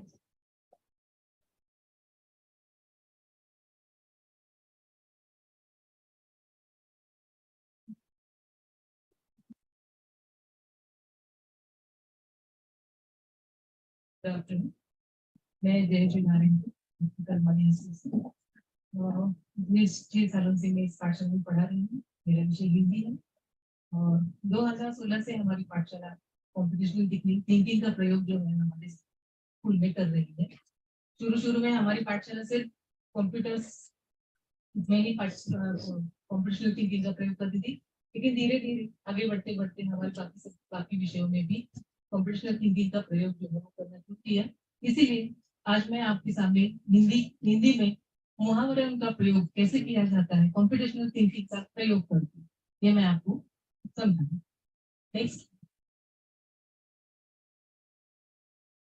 Next one. तो पहले मुहावरे क्या है. मुहावरे एक ऐसा वाक्यांश होता है जो अपने साधारण अर्थ को छोड़कर किसी विशेष अर्थ को प्रकट करता है. जैसे उदाहरण के लिए देखिए, कान पर जू रहना कितना सुनने में अटपटा सा लगता है, लेकिन जो सामान्य अर्थ है वो लिए बिना अगर हम उसका विशेष अर्थ लेंगे तो अनसुना करें. तो इस तरह मुहावरे जो है उसका सामान्य अर्थ प्रकट न करके कुछ विशेष अर्थ प्रकट करने के लिए होता है. मुहावरों का उपयोग मुहावरे पूर्ण रूप से स्वतंत्र नहीं होते. वे वाक्य का सौंदर्य बढ़ाने के लिए उनका प्रयोग किया जाता है. भाषा को आकर्षक, प्रभावपूर्ण तथा रोचक बनाने के लिए मुहावरे इस्तेमाल करते हैं. कम शब्दों में बहुत कुछ कहने के लिए मुहावरे और अपने मन के भावों को या विचारों को प्रकट करने के लिए मुहावरे इस्तेमाल किए. Next one. तो इसके लिए मैंने कक्षा 7वीं का चयन किया. कक्षा में 43 बच्चे थे और मैंने 4 गुटों में बच्चों को अलग किया क्योंकि मुझे 4 गुटों को अलग अलग तरीके से पढ़ाना था. उनको आवश्यक सूचनाएं दी और छात्रों को कृति समझाई. मैंने अलग अलग जगहों पर बिठा. Next ma'am. अब इसमें मैंने अलग अलग गुटों में विभाजित किया था. इसलिए पहले गुट को मैंने सामान्य तौर पर जैसे हम हमेशा पढ़ाते हैं पारंपरिक हमारी पद्धति जो है उससे पढ़ाते हैं. मुहावरे क्या है, समझाना, वाक्य में प्रयोग करवाना, इतना ही. लेकिन इसीलिए मुहावरे जो है वो समझते हैं लेकिन उसका प्रयोग कहाँ करना, कैसे करना, ये समझ नहीं. तो इसीलिए मैं दूसरे गुट को मुहावरों की कविता बनाई. यहाँ मेरे पैटर्न रिकग्निशन इन पोएट्री जो है वो मैंने यहाँ इस्तेमाल किया ताकि लयात्मकता आए और बच्चों को वो कविता से आसानी से याद रहे और मुहावरे क्या है, कैसे प्रयोग किया जाता है वो समझ में. इसलिए तीसरे गुट को मैंने मुहावरे की कहानी बनाई. यहाँ मेरे पैटर्न रिकग्निशन स्टोरी ये मैंने यहाँ पर इस्तेमाल किया और कहानी के जरिए मैंने मुहावरे उनको याद कराने की कोशिश. लेकिन यहाँ दोनों गुट को समझ में आ गए, लेकिन मेरा उद्देश्य ये था कि समझ के इसका प्रयोग अच्छी तरह से हो जाए. इसीलिए मैंने चौथे गुट को डिकम्पोजिशन की तरह से मैंने उनको अपने शरीर के अंग जो है उनके अलग अलग हमारे अंग जो है उसकी सूची बनाने के लिए था और फिर उसके आधारित जो मुहावरे हैं वो मैंने उनको समझा. तो जैसे हमारे सिर से पांव तक हमारे जो अवयव है, नेक्स्ट मैम. तो हमारे अलग अलग अवयव जो है उसके ऊपर आधारित बहुत सारे मुहावरे हमारे पास. हम आमतौर पर हमारी हिंदी भाषा बोलते हैं तो बहुत सारे मुहावरों का प्रयोग हर वक्त करते हैं. तो ये करते वक्त मुझे चुनौतियां बहुत सारी आई. जैसे व्याकरण अगर पढ़ाना है कक्षा में तो अलग अलग तरीके अपनाने पड़ते हैं क्योंकि वही पद्धति जो है वो उसका प्रयोग नहीं करती जा सकता. इसीलिए और छात्रों को गद्य और पद्य इसमें ज्यादा इंटरेस्ट होता है. तो व्याकरण पढ़ना बिल्कुल अच्छा नहीं लगता. जिस तरह गणित उनको ऐसे विषय जो है वैसे व्याकरण लगता है. इसीलिए थोड़ा सा इंटरेस्ट उनको व्याकरण पढ़ने में कम होता है. और कक्षा में 43 बच्चे हैं, इतनी सारी कक्षा के सामने एक संकल्पना समझाना थोड़ा सा कठिन हो जाता है. छात्रों का लक्ष्य केंद्रित करना मुश्किल हो जाता है क्योंकि एक जगह पर लक्ष्य केंद्रित करके उन्हें समझाना मुश्किल होता है। पर्याप्त समय का अभाव, जो अभी भी मैं कर रही हूँ, अब समय का अभाव जो है वो कक्षा में हमें बहुत होता है, इसीलिए कोई भी संकल्पना ये करने के लिए बार बार रिपीटेशन करना पड़ता है, समय काफी देना पड़ता है। पूर्व ज्ञान का अभाव, यानी यहाँ पूर्व ज्ञान का अभाव इसलिए है कि छात्र अंग्रेजी माध्यम में जो पढ़ते हैं उनको उनके पास हिंदी शब्दों की बहुत कमतरता होती है, बहुत शब्द उनको नहीं मालूम। और ये कक्षा 7वीं है, बहुत सारे स्कूलों में 5वीं से हिंदी लिया जाता है, और कुछ सालों में पहली कक्षा से है तो वो ज्यादा जानते हैं, लेकिन जो नहीं जानते उनके पास शब्द भंडार भी नहीं होता है, बहुत सीमित शब्द भंडार होता है, और पूर्व ज्ञान का अभाव भी होता है, इसीलिए मुहावरे जो उन्हें समझाना थोड़ा मुश्किल होता है। निरीक्षण, अभी मैंने ये जो कॉम्पिटिशनल थिंकिंग का यहाँ प्रयोग किया तो मुझे ये समझ में आ गया कि छात्र जो मुहावरे हैं वो आसानी से समझ पाए, क्योंकि मैंने विभिन्न अंगों का प्रयोग करके वो उसकी सूची बना के मैंने किया। इसीलिए यहाँ पैटर्न रिकग्निशन और डिकम्पोजिशन की पद्धति से छात्रों को मुहावरे जो है काफी अच्छे से समझ पाए, कैसे याद रखना है ये भी वो समझ पाए। और आधारित मुहावरों का प्रयोग छात्र बहुत ही आसानी से, यानी वो भाषा जैसे कुछ बोलने लगेंगे तो वो तुरंत एक एक मुहावरे जो है वो, जैसे नाक भौसी तोड़ना या आंखों का तारा होना, ऐसे मुहावरे जो है वो आसानी से प्रयोग करने लगे, क्योंकि शरीर के अंग तो हर एक की जो है तुरंत उनको दिमाग में आने लगे और उन्होंने उसका प्रयोग करना शुरू। नेक्स्ट, उपक्रम का प्रभाव ये रहा कि मुहावरों की परिभाषा बच्चों को समझ में आई। जो जो भाषा विशेष सामान्य अर्थ जो है प्रकट नहीं करते, बल्कि विशेष अर्थ प्रकट करते हैं। बच्चों द्वारा तैयार की गई परिभाषा काफी हद तक मिलती जुलती थी। बच्चों की प्रयोगशीलता यहाँ पर नजर आई, यानी मुहावरे कहाँ प्रयोग करना है ये उन्हें समझ में आ गया। बच्चों को कुछ अलग सोचने का अवसर मिला, और 2, 3, 4 से जो कॉम्पिटिशनल थिंकिंग का प्रयोग मैंने यहाँ किया था वो उससे मुहावरे बच्चों को ज्यादा अच्छी समझ। बाकी कक्षाओं में भी इस उपक्रम को लिया, 8वीं कक्षा में जैसे 7वीं कक्षा में लिया वैसे 8वीं कक्षा में भी मैंने लिया, और इस प्रकार का उपक्रम व्याकरण की समास में और कारक ऐसे इसमें भी हम प्रयोग कर सकते हैं, यह पारंपरिक शिक्षा पद्धति से हटकर अलग। Thank you. धन्यवाद। हिंदी की अभी एक कहानी है, जैसे हमने अभी Any questions?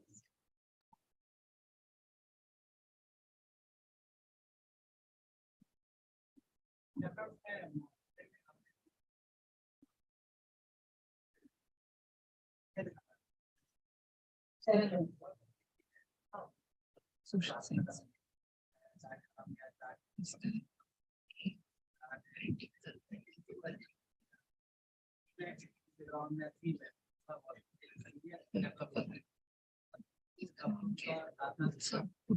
छात्रों को भी मौका मिलता है मुहावरे सीखने। कक्षा 7 में जाहिर बात इंग्लिश मीडियम की बच्ची है तो उनके पास हिंदी का अभाव रहेगा, समय का अभाव रहेगा, पर हम एज ए टीचर्स ये चीज शो करेंगे तो अभी तो कुछ नहीं हमारे अधिकारी लोग होते ना वो उसको एक्सक्यूज नहीं देते कि भाई आप समय समय का कोई वो नहीं बनता, ये तो लर्निंग प्रोसेस है, और बड़ी क्लास में जाएंगे तो। हाँ, लेकिन वही है कि अंगों, अगर शरीर के अंगों से हमने करवाई, या जैसे मैं और भी कहूंगी कि संख्या जो है हमारी गिनती 1, 2, 3, 4 इसमें बहुत सारे मुहावरे, तो ऐसे अलग अलग प्रयोग हम करेंगे तो क्लास में पूरा मुहावरे तो सिखाएंगे, वही इसीलिए तो अलग प्रयोग से लेवल है उनका उतना ही समझा।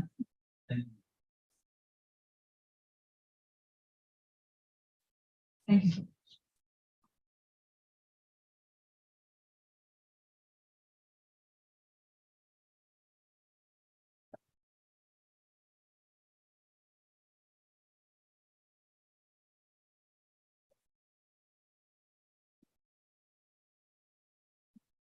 With this, we come to the end of this presentation, CT and languages. Now I hand over to Deepak.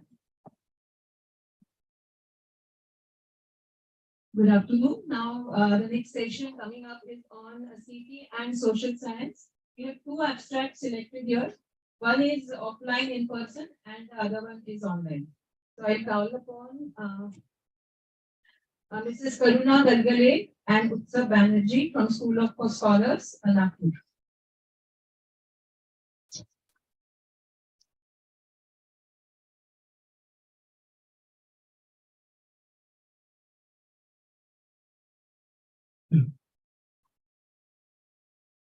Good afternoon, respected dignitaries and my dear colleagues. My name is Utsav Banerjee. I, Karuna Galgale, from School of Scholars Pathology, gladly presents the topic on political regimes around the world. this was our subject enrichment activity, which was performed by standard 10 students. Here, 120 students were involved in this activity. The main objective of this activity was to identify types of government and forms of government. In this activity, students simplify this activity through city skills such as decomposition, abstraction, pattern recognition through analyzing data mapping. Next. To implement this activity, the students first was divided into groups. Each group of students were given sheets, and through those sheets there were the countries that were mentioned. Then they collected data from about those particular countries, like their political systems, their power sharing structure, the conduction of elections. So their structures have been elected. Then, as you can see, they presented those information in PPT presentation. So in that way, they started to do decomposition about the nature of politics that were practiced in those respective countries, like in France, Britain, USA, China, and India. And after implementing this, they found out what are the types and various forms of government. Next slide. So there were few challenges which they faced, and in that one of the challenges that there were variation of data. Students performed the collected data, and even they presented this data in front of all the students. So now they have all the 5 countries' data. The problem was that they were unable to organize that data, and then through that organization they can do the analyzation. So that is why we require to give them such a set of questions which help them to abstract the data. So we use next slide please. So we use abstraction through the questionnaire. So this is our questionnaire. In that we set drafted questions. On that basis, students use attribute matrix. Madam, next slide. Students use attribute matrix and they fill this tabular form, and with this tabular form, then they analyze the data. As you can see, in France, there were 2 heads of government. That is why it's a semi-presidential government, as both president and prime minister is the head of government in France. Whereas in Britain, as you can see, monarchy is appointing the prime minister, but monarchy is a nominal head, whereas prime minister is the real executive head of this country. So that is why it is a constitutional monarchy, is a form of government. Then in China, the president have all the powers concentrated in their hands. So, and the president is also not being elected by the people, that is why it is a form of dictatorship. In USA, the president is directly elected by the people. That is why it is a presidential government. Whereas in India, the members of parliament are elected by the people, and no law can be passed without the approval of the majority of members from the parliament. That is why it is a parliamentary form of government that is being practiced in India. Students also found out types of government through this abstract. In all 4 countries, we can see that power exercised by National Assembly or the representative of the people. Whereas the next column shows that all the 4 countries, their equality before law. Whereas in China, Communist Party is above the law. So these 2 points help them to came on the conclusion that China is the undemocratic country, whereas all the 4 countries are democratic. So in this way. So next slide. So in this way, as you can see, all the various forms of inclusion that they have done with various forms of government about the particular forms that they have been practiced. Next slide. So as we can see that political science is a very difficult subject that students find it very difficult in the subject matter. since it is always in a constant state of flux. So it is always changing. So today what we see is the democratic country, maybe in a future it can become a dictatorship kind of a country. What is the dictatorship kind of a country may become democratic kind of country. So it's always changing as well. And as you know, majority of the students don't watch news most of the time, that they will prefer movies or the kind of thing. So that is why it is very essential for them to, in order to make them understand what type of government that they follow. Since because of these problems, that is why we see that the students were started to do peer presentation, as we have seen in this case as well. Because of this peer presentation, they were able to solve all those problems that they were facing, especially with the subject matter of political science.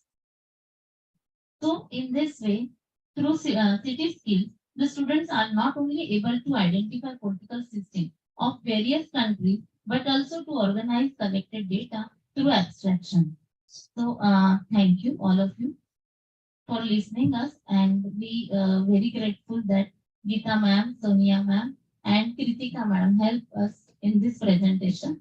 Thank you very much. Any questions?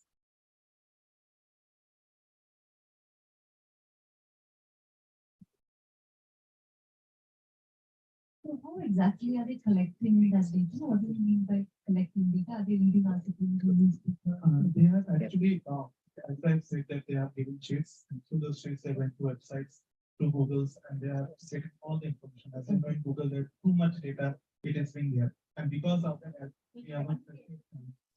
as we have faced challenges in that so much data, so how to make them in a proper direction. So that is why that questionnaire, so that they get in a proper direction. Because there's too much data to Google, and from Google they have presented the pieces.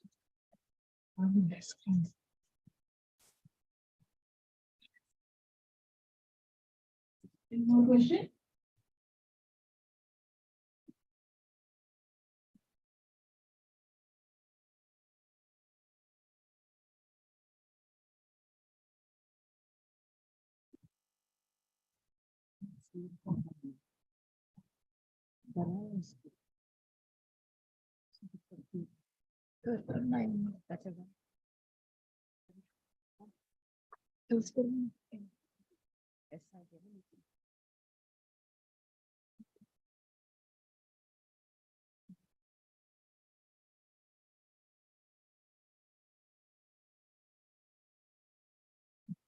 Next we have the speech video. It's a single video. Yeah. So single video Nirja from Dr. B.R. Ambedkar Gurukulam, Kathetham.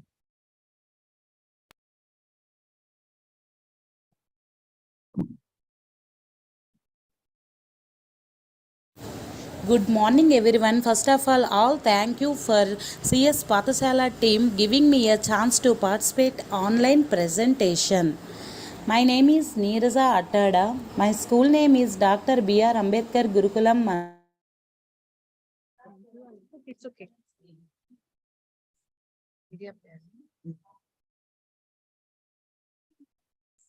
My topic name is Great Depression. The Great Depression was the worst economic crisis in modern history.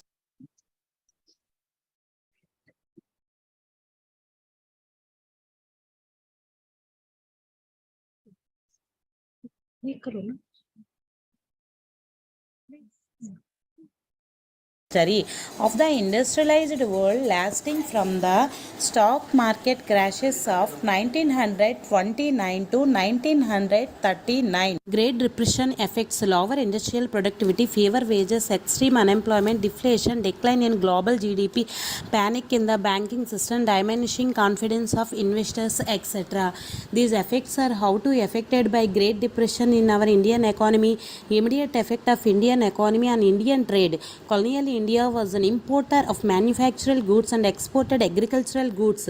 Prices in India also crashed. Effects of Great Depression on peasants across in India. Peasants' indebtedness increased across in India, etc.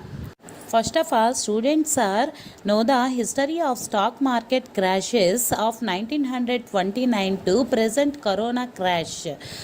A stock market collapse typically occurs when the economy is overheated, inflation is rising, market speculation is rampant, and there is significant uncertainty about the path of economy. Students are understood the concept of Great Depression and also think and explore the concept whenever this type of situations how to face in future. After activity implemented by students are able to educational goals that aim to support students full development and well-being in holistic and sustainable perspective. Sustainable development goals introduced in United Nations in 2015.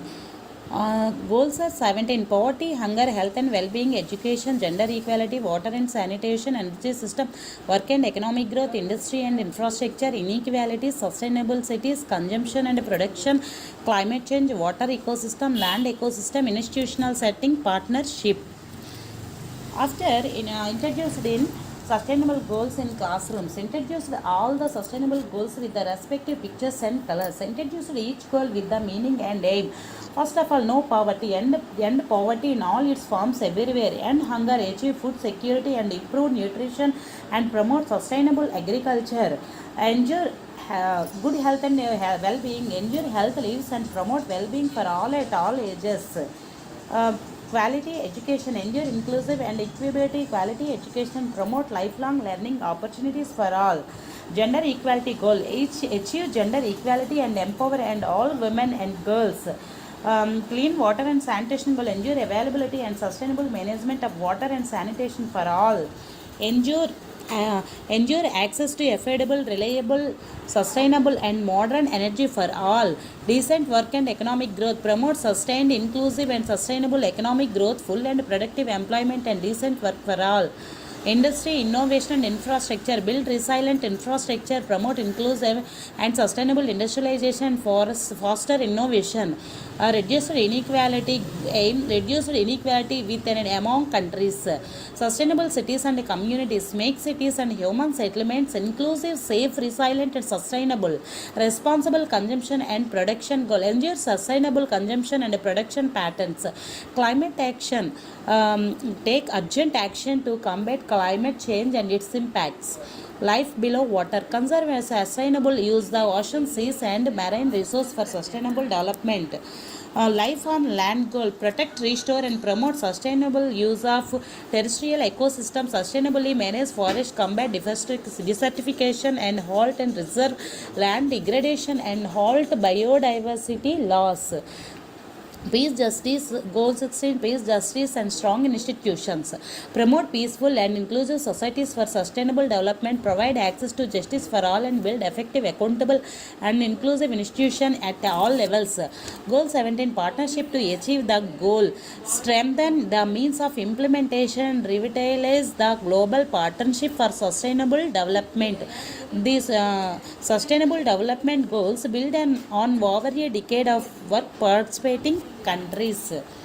After show the videos over the topic classroom discussion being an example of sustainable act to encourage the students and parents participation for community and family bonding activities, community our outreach programs, encourage students to create awareness posters, help students to write blogs and articles for public and social media awareness. Children main activity implemented are CT skills used in sustainable development goals. Computational thinking forms links between computing and the real world, including a set of problem solving process that builds on the power and limits of computing. The focus is on thinking skills or process, and the four most commonly cited of computational thinking are decomposition, pattern recognition, abstraction and algorithmic thinking.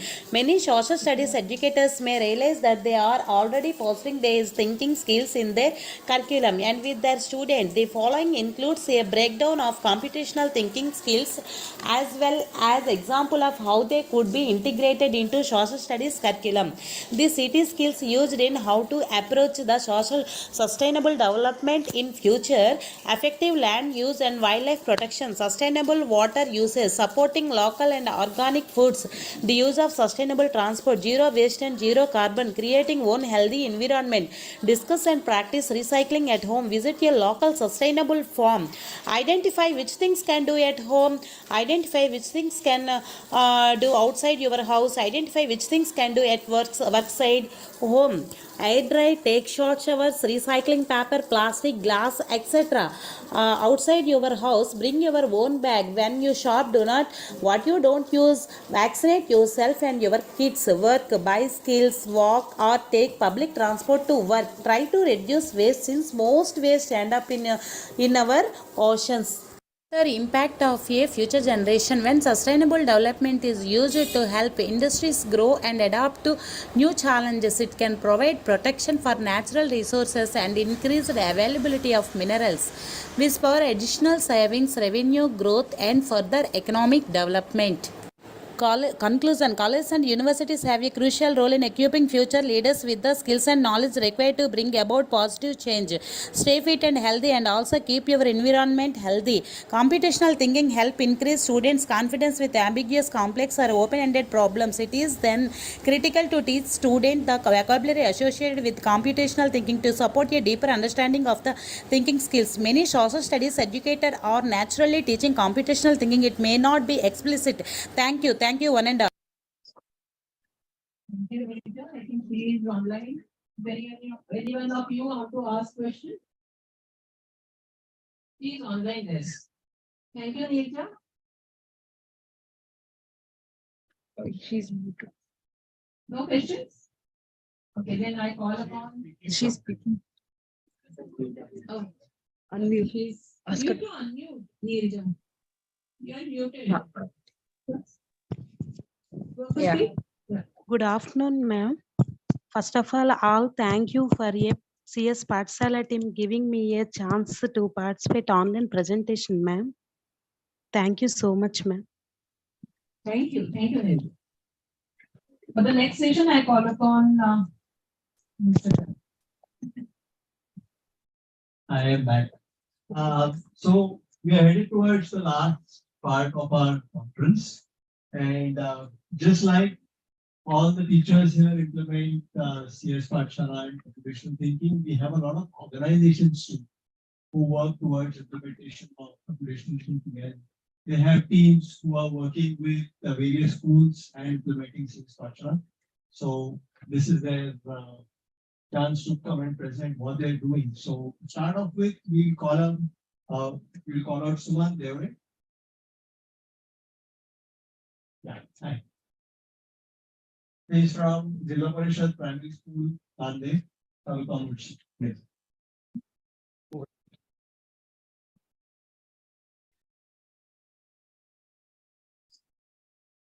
Hello everyone, good afternoon. So my name is Suman Devre. I work for Python Foundation and I teach computer science in ZP schools. So my subject, as you can read, complex computational concepts into enjoyable learning experience with the help of music. Basically, CT with music. Okay, so we all like to listen to the songs, right? We all listen. And this session will be a little interactive, okay? So please cooperate with me. So let's listen to one song first, and then I'll ask you some questions over it.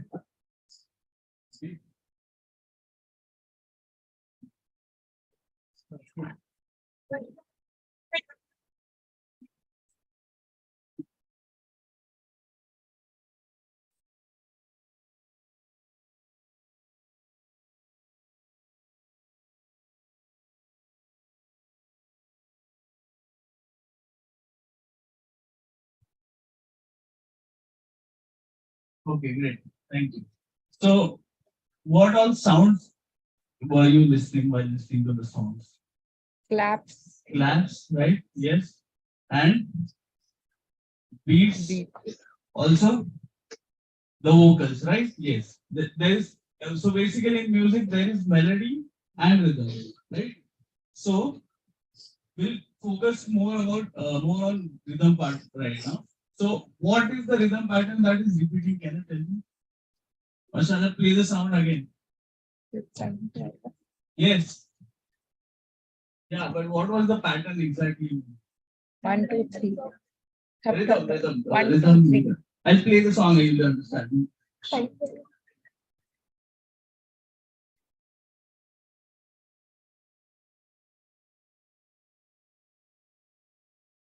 One, two, three. Yeah. Yeah. So what is the rhythm going on? 1, 2, 3, that's it. Okay, please. Okay. Now next slide. So I would say you were saying there were 3 counts, right? But I'll say there were 4 counts. How? I'll just play for you. See, that's the sound one, right? So the sound, and this is the pattern repeating. But there were 4 counts, I would say, and the 4th count was the delay. It was the rest. Okay. So 1, 3, 4. 1, 2, 4. 1, 2, 3, 4. Right? So there is we can prove the importance of sequencing here. The rest count is also delay, right? So basically, we are trying to correlate music and CT together. All right. Now I want to do one activity with you. So we'll make 4 groups. 1, 2, 3, and can you see the green, sir? So, sir, yeah. So that whole 3 rows, all those rows will be the fourth group. Okay. So this is the first, second, third, and fourth. So we'll try to make a pattern of milking. Okay. So on the count 1, can you all play the chest thumb? Can you do that? Whenever I say 1, you play chest thumb. Okay. 2, you do the snaps. Oh yeah. 3, you'll clap. All 3. 4, the whole group again snap. Okay. So 1, 2. Whenever I'll give count, take pause for one cycle, and then we'll play on the next one. Okay. So 1, 2, 3, 4. 1, 2, 3, 4. 1, 2, 3, 4. 1, 2, 3, 4. Okay, very good, super. So like this, we can give this task to the students in group of 4 or 5. Ask them to choose any number, between 1 and 8, and ask them to play any sound on each count, basically. And that's how they can form different patterns on them. We'll try one more pattern again. Please play the thumb little louder. I know the count is little low. Thumb. Again, same thing we'll do. Okay. 1, 2, 3, 4. 1, 2, 3, 4. 1, 2, 3, 4. 1, 2, 3, 4. All right. Thank you so much.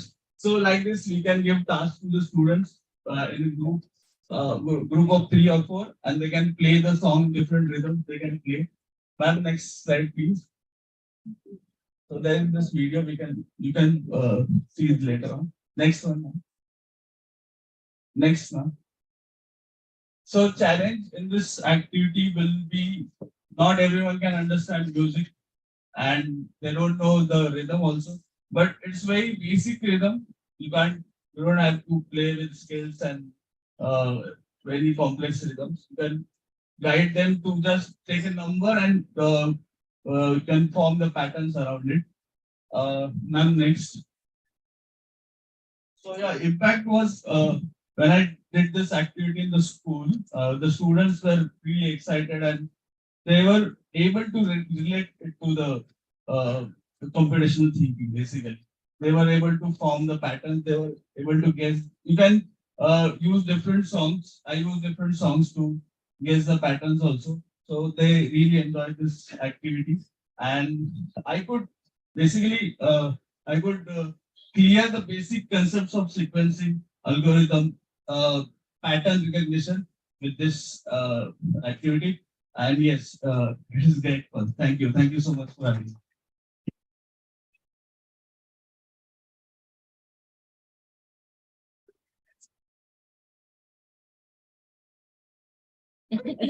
Just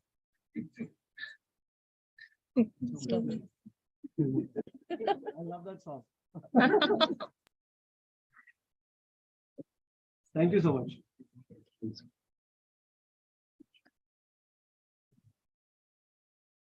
It is this the hybrid. Hybrid. One is to share that is to get a combination. Okay. No, it's a hybrid. The one is here and one is on. No, the parts one is here and one joining. we have Devendra. Devendra is there, right? PDF. It's a PDF, right?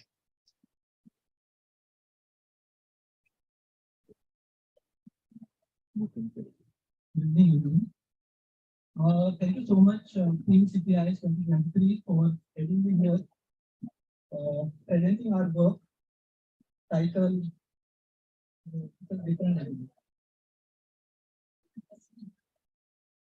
It's hanging. 1 second. Just loading. You can start this. Stop. Mouse. It's just a minute. It's the laptop is good. Close.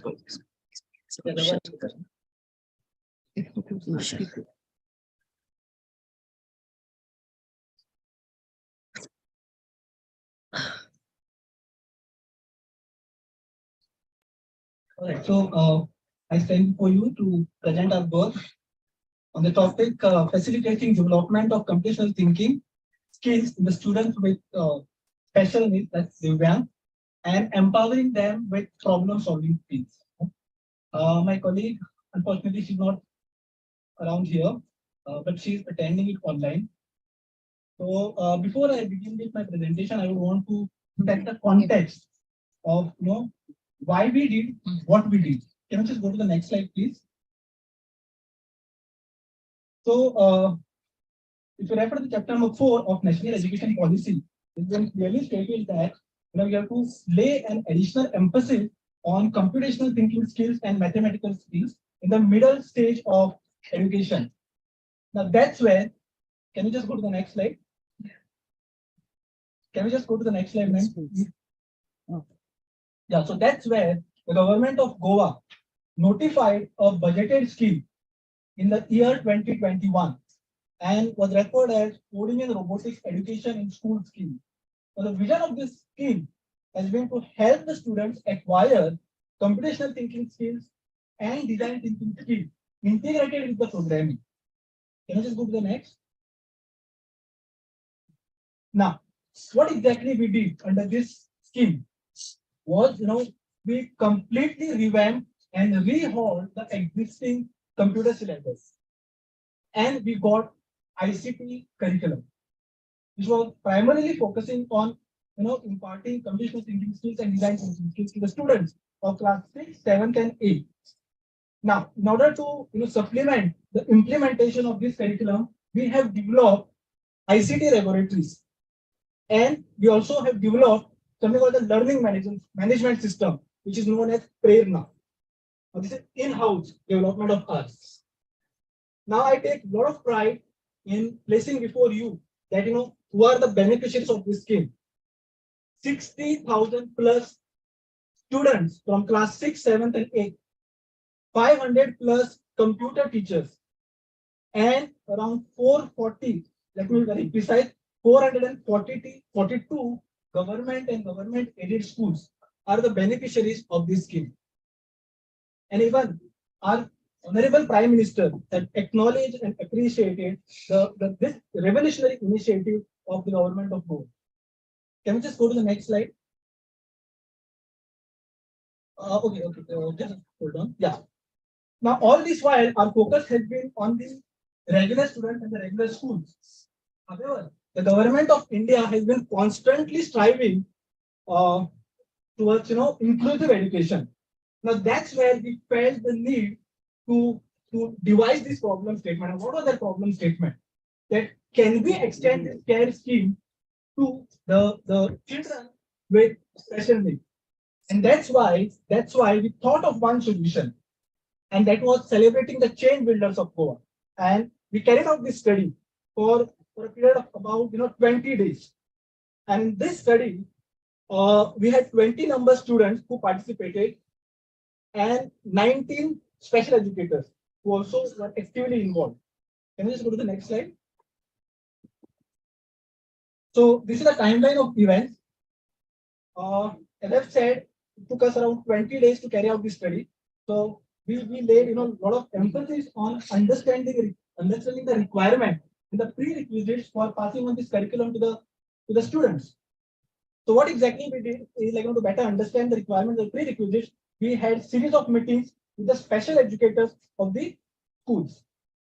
After that, we drafted a curriculum, a specific curriculum, which was then passed on to the special educators towards their capacity building. Then the special educators went to their respective school.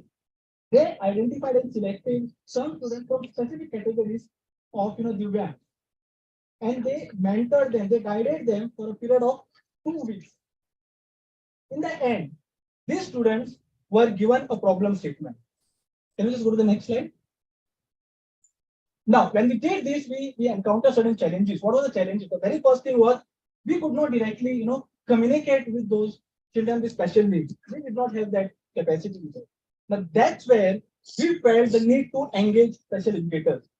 Now, again, the challenge was special educators had to be trained on technological as well as pedagogical aspects. This was very, very important for us to do. Then we also encountered this kind of a mental block in the minds of those special educators. They were like, can they receive it? Okay, we proposed a solution to that as well. Can we just go to the next slide? So basically, during that 2-day capacity building program, what we did was we introduced to the special educators what are the computational thinking keys, what are the pillars of computational thinking keys, because it was very new to them. We also introduced block-based programming using Scratch and Cryptoblock. We use storytelling and then drawing shape. On day 2, it was more on hands-on experience for those special educators. So we use robotic kits. Can we just go to the next slide? So these were some of the tasks which were given to the students. The tasks were very simple, creating some shapes like rectangle, shapes like square, because it involved a lot of mathematics over there. Drawing a line, there is the pattern, angles, and so on and so forth. Next slide, please. So this was the spread of disabilities that were under consideration. Okay, they are just pictures, just a glimpse of it. Yeah, just move on. Yeah, please move on. Yeah, move on. Very briefly, I will talk about this. So, one of the conclusions of our study was that there was a special category of students with hearing impairment, who showed more inclination towards solving problems and making attempts to solve that problem. Then we realized the gaps that do exist between the expectation and what is the reality when you talk about inclusive education. And very important, is that in the state of Goa, this has paved the way to many of the students to get motivated and inspired. And there is a reason. Can you just go to the last slide, please? Last.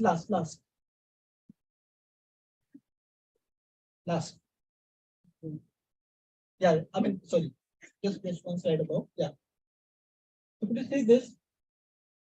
Now those children were felicitated at the hands of our Honorable CM for that once commendable step towards acquiring this computational thinking skill. Thank you so much.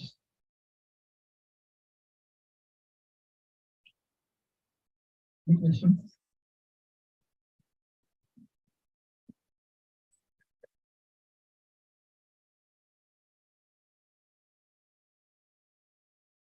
Thank you. That was truly inspiring. Let's have another round of applause.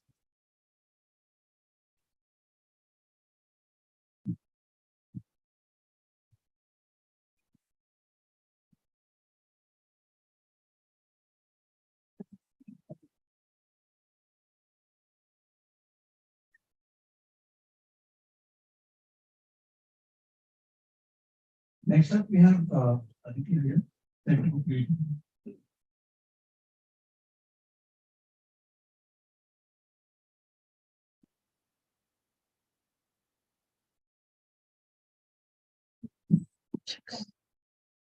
Hello everyone. It was so nice to see all the presentations. It was very motivating.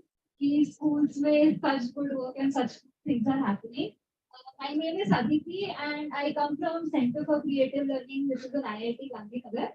So we are a small organization which try to uh, make something which involves hands-on learning. So we say ki through doing something, if you try to teach or if you try to do anything, the ability to understand things are more.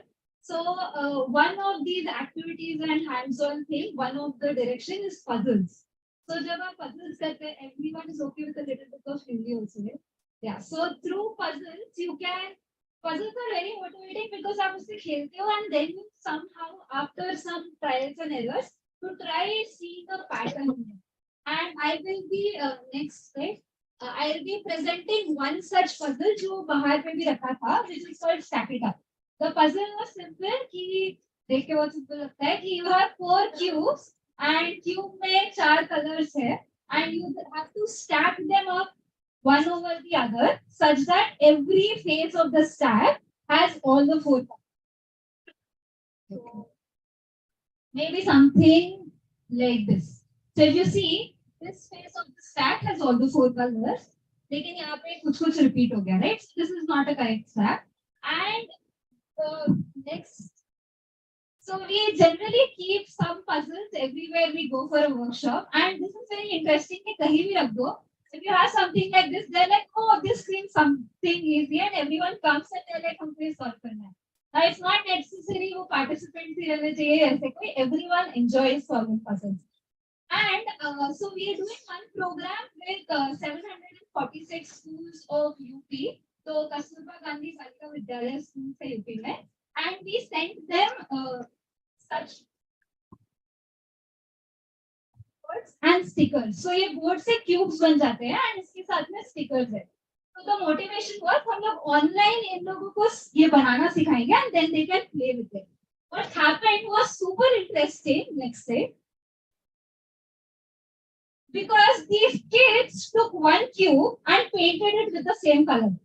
But now the puzzle is like कैसे भी correct, right? So this was quite interesting because तब तक at least I never thought of this puzzle as something which needs some thinking even at the making stage. So then I went into कि अच्छा what is the logic behind it? Like many of you even asked कि ठीक है हम लोग trial and error से तो कर रहे हैं, but what is the exact logic? So maybe we can try by understanding what this cube means.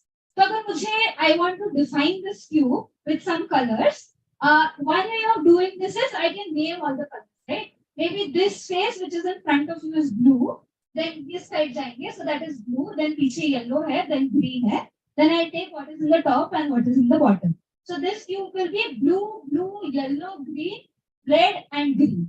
Okay. Now, as soon as I give this one rotation, इसका नाम change हो गया. और as soon as I give it ऊपर से कुछ rotation, इसका नाम change हो गया. So I need something जो rotation से ज़्यादा इसका फर्क नहीं पड़ेगा. एक cube में there are some 24 rotations. So every 24 rotation से नाम change होगा तो problem हो जाएगा. मैं इसको कैसे solve कर पाऊंगी? So next slide. So what we do is cube में there is one thing which does not change. Can someone guess क्या होगा? Time कम है लेकिन can someone actually guess क्या हो सकता है that thing? हाँ?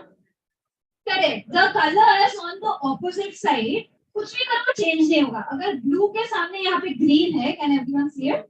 तो कुछ भी rotation करो blue के opposite green ही रहेगा. So defining this cube for our particular problem by this set of opposite colors as per said is very useful. Now the question is कि cube में मुझे 4 colors देने हैं तो कितने opposite color के pairs हो सकते हैं ये थोड़ा combination use किया है लेकिन I think सुबह किसी ने listing down combination उससे भी किया था. So you can have various ways to find out in how many ways can you color the cube. Now the second question is, there are 240 ways of coloring this cube using the 4 colors. There could be repetition, there could be no repetition. Now, अगर मैंने 240 में से 4 cubes निकाले, ठीक है, तो मेरा एक puzzle हो जाएगा. लेकिन ये puzzle solvable है या नहीं, that is important, right? So I need to find something to prove that this is solvable कि नहीं solvable. So for that, what I do is, next slide, I'm chalk. Next, yeah. So next slide after this. So what I do is I represent these colors, the opposite sides, in terms of a diagram. So यहाँ पे if you see there is yellow के front में blue, right? So I connect yellow and blue. Then I see red है, red के opposite में red है, so I give a loop there, red के opposite में red. Then यहाँ पे ऊपर red है, नीचे green है, so red and green का connect. ऐसे ही चारों cubes को I can connect using different lines. So first cube का line is straight, second cube का line is this dotted one, third is का zigzag and fourth is का loopy thing, right? Now next one. Now what I can do is I can combine all this information together, so I can concisely see कि मेरा जो puzzle है वो क्या है, ठीक है? अब now the question is I will complete it. Sorry. Now the question is, what does it mean to solve it? This is what now this is what the whole puzzle is, right? Now what does it mean to solve it? It means next one. It means कि diagram को 2 diagram में break करना है. 2 क्यों? क्योंकि मुझे ऊपर और नीचे क्या है उससे तो फर्क पड़ता नहीं है. I just care about stack में left में क्या है, right में क्या है, front में क्या है, back में क्या है. And front back साथ में आएगा, color सर्कल वाला constant है, and left right साथ में आएगा, that is also constant. Now, so for solutions comes down to you want to break it into 2 diagrams such that each diagram has all the 4 lines, meaning all the 4 cubes should be involved in your whole stacking thing, and every color से 2 ही निकलने चाहिए. क्योंकि इसका मतलब ये है या तो लेफ्ट में एक क्यूब पे रहेगा या तो राइट में रहेगा और तीसरे पे रह नहीं सकता. So this is what it means. Now you decompose this and you can arrange this cube according to this diagram and you will get the solution. Interesting thing was ये हम लोग अभी जो केजीसी के साथ हम लोग का नहीं हुआ, but we are going to try this again, and we tried before coming here with a bunch of students who come to our lab, and so all the puzzles which you see here, they have learned how to decompose. They started एक second एक पीछे जाएंगे और पीछे सामने, yeah. So they made these graphs, they made random graphs which were the solutions. Then they did the whole reverse process and made the puzzles which you were able to solve. Some of it was easy because she gave a simple graph to solve it, and some of it was very difficult because she was like, "Abhi thoda karne do." Yeah, so I think it's a very engaging puzzle last phase. Yeah, so many of you are analyzing your data, representing it, breaking it. What does it mean in terms of graph? What does it mean in terms of your stacking? Is some connections which you can build here and way over time. Thank you.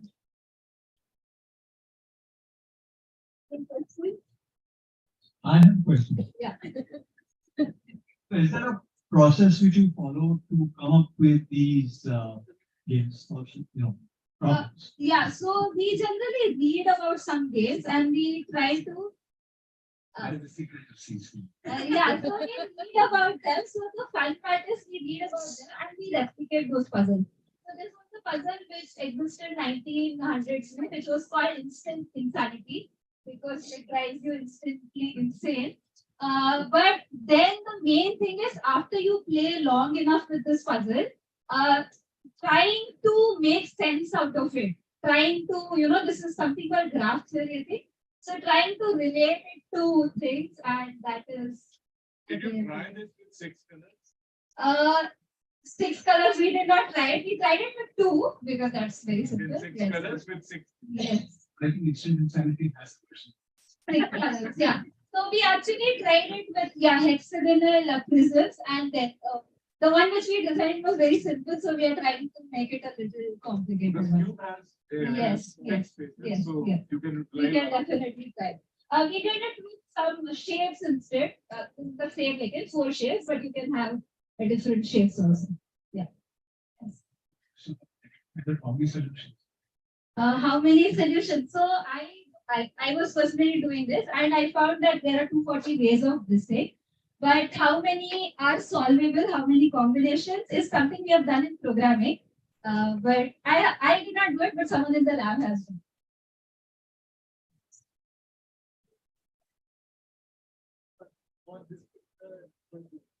We found, so when you break the graph, those 2 graphs which you saw, so there are generally 3 kinds of graphs which you see. One is that full connected wala which you see. One you see is क्योंकि 2 आने चाहिए अभी से, एक triangle and a loop, and one is this thing and the cross thing. So using them we can design. So that is what the girls and everyone did. They knew कि यही 4 possible है, and then they combined it in different ways to make the room.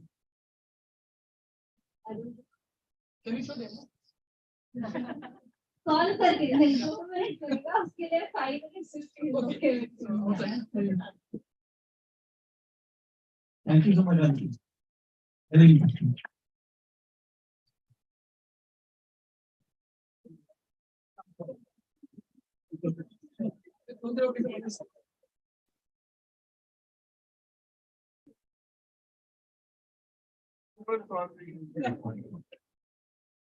So next up we have Abhijit, Amarkar, and Meena.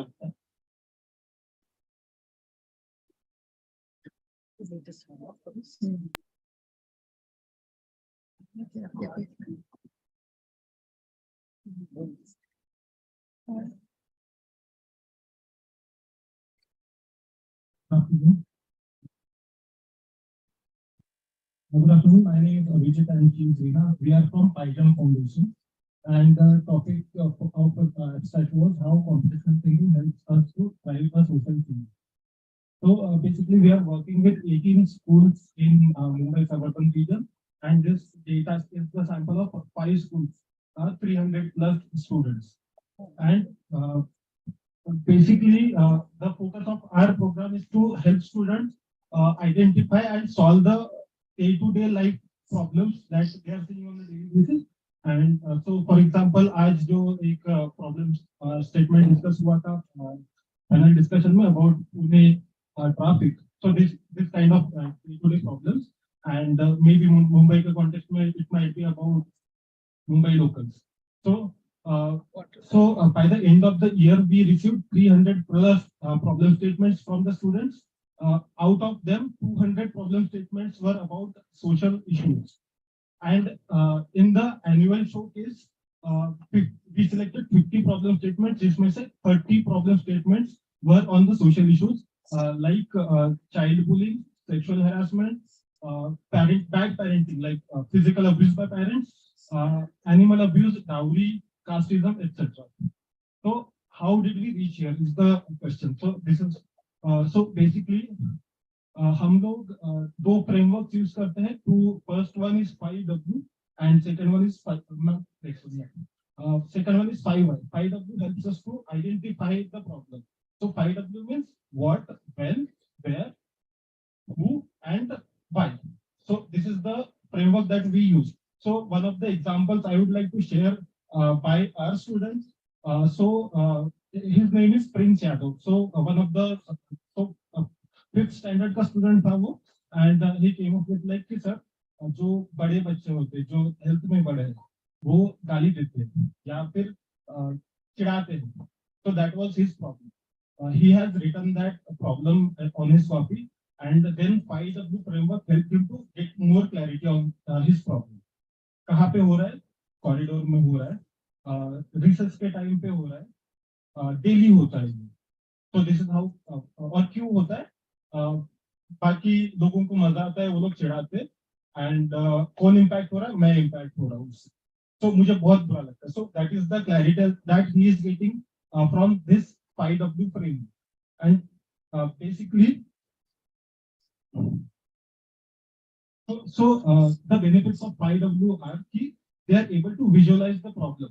They get more clarity. They are able to connect with the problem, and so that they are able to take the ownership of their own problem. कि हाँ, this is the problem and we need to solve this. So यहाँ पे हमारा abstraction use हुआ है because they are able to see one by one W at one time and focus on that. And after that, he is creating a problem statement. So broken down pieces में he is collecting all the W's and creating a problem statement.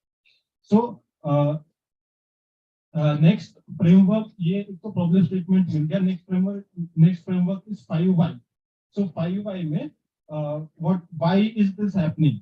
बाकी लोगों को मजा आ रहा है. So we ask why 5 times so that the student can get into the depth of his problem. So idea behind the objective of 5W is not कि हमको solution चाहिए.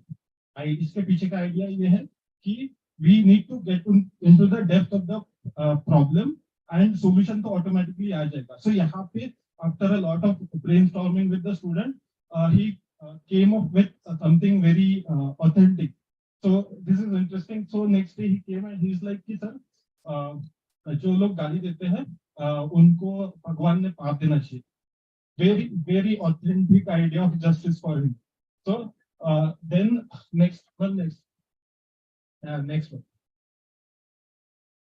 Okay, again next one. Okay, next. Yeah. So यहाँ पे we have created something. So गाली नाम का एक हमने variable वहाँ पे create किया हुआ है और वहाँ पे we have added strings like idiot, stupid, इस तरीके के words. And यहाँ पे what should I say? If यहाँ पे type होता है stupid, so भगवान उसको पाप दे रहा है और उसका नाक बढ़ा दे रहा है. Next one. So here you can see we can type something and we can see his nose. We can see other keyword nonsense and we can see look at his nose. So that was a very creative expression that the student had, and we tried to capture this through this solution. Yeah. Next one will be by next slide. इसमें हमारे दूसरे example है good touch and bad touch. इसके पीछे की story बहुत unique है जो मैंने चैट में केस हिस्ट्री में डाला यहाँ पे टाइम में एक्सप्लेन करने का. एंड अब इसमें जो हैंड है वो हैंड रिकॉग्नाइज कर रहा है कलर, और उसके बाद हम लोगों ने जो कोडिंग में पैटर्न रिकॉग्नाइज हो रहा है एंड हैंड अब उसको हैंड यहाँ पे टच करता है then it save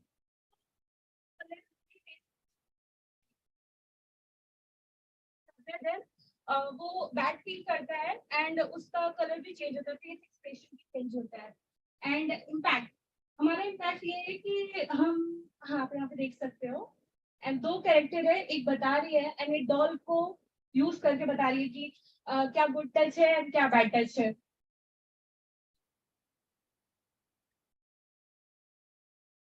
okay, next हमारा इम्पैक्ट है हम शोकेस करते हैं ईयरली मेकर्स फैक्ट्री. तो वहाँ पे बच्चे अपने प्रोजेक्ट जो अभी तक उन्होंने बनाए हैं वो खुद प्रेजेंट करते हैं, तो उनमें बहुत ज्यादा कॉन्फिडेंट आता है ऑडियंस को फेस करने का. लाइक 6 to 8 स्टैंडर्ड के बच्चे वहाँ पे प्रेजेंट करते हैं. एंड सेकंड जो ऑडियंस है उनके पेरेंट्स, HM और उनके प्रिंसिपल वो भी वहाँ पे होते हैं एंड गवर्नमेंट ऑफिसर भी आते हैं. तो वो कहीं ना कहीं ये जो छोटी प्रॉब्लम है, जो छोटी इनको लाइक वो आइडेंटिफाई करते हैं कि हाँ ये भी प्रॉब्लम है. जब बच्चे इसे देख रहे हैं तो इसको लाइक लाइटली नहीं लेना चाहिए. एंड सेकंड सोशल इशू पहले से है, आज भी है, बट जब 5W फ्रेमवर्क हमने बच्चों के साथ यूज किया देन उसके बाद से उनके कॉग्निटिव प्रोसेस एंड उनके परसेप्शन में जो चेंज आया है कि वो अपने खुद के सराउंडिंग प्रॉब्लम एंड अपने खुद के प्रॉब्लम को आइडेंटिफाई कर रहे हैं. आई नो कि वो प्रॉब्लम सॉल्व नहीं हो रहा है बट वो उसको देख रहे हैं और प्रेजेंट कर रहे हैं, तो ये हमारे लिए बहुत पॉजिटिव इम्पैक्ट रहा है. एंड चैलेंज क्रिएट करते हैं कि जब क्लास में कैसा इन्वायरमेंट क्रिएट करना जहाँ पे बच्चे अपनी प्रॉब्लम्स को जो वो घर पे अपने पेरेंट्स या अपने भाई बहन के साथ भी शेयर नहीं कर पाते, वो शेयर करना हमारे साथ बहुत बड़ी चीज होती है।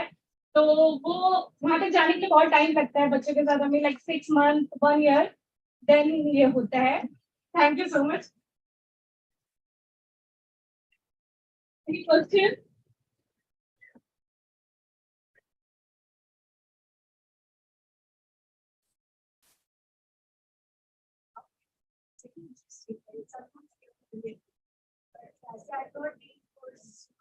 Yeah, I think also same thing. That was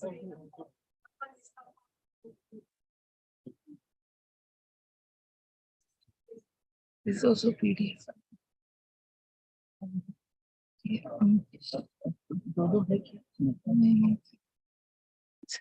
काम करो। यहाँ पे लाइक जो प्रॉब्लम सोल्यूशन होता है वो बच्चों का खुद का होता है, लाइक वो खुद की इमेजिनेशन उनकी होती है, उसको प्रमोट नहीं कर रहे हैं। बट बच्चे हमारे पास आया तो यही सजेशन देगा कि पाप कर देगा, इवन वो तो इतना ज्यादा वायलेंस था कि खत्म कर देना चाहिए। तो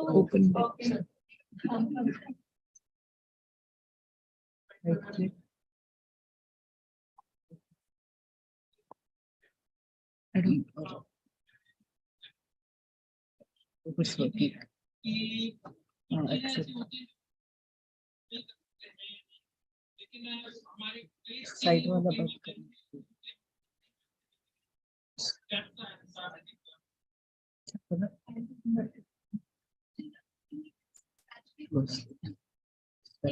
पूरा ये प्लान लाइक हमारा लेसन प्लान होता है प्रॉपर, जहाँ पे बच्चों को पहले हम बेसिक कोडिंग और पाइथन वगैरह सिखाते हैं, देन हम प्रॉब्लम स्टेटमेंट पे जाते हैं, और फिर उसके बाद पूरा एल्गोरिथम एक पूरा प्लान प्रॉपर हम उसे नोटबुक में लिखवाते हैं, फिर हम उनको गाइड करते हैं कि हाँ ये ब्लॉक्स है।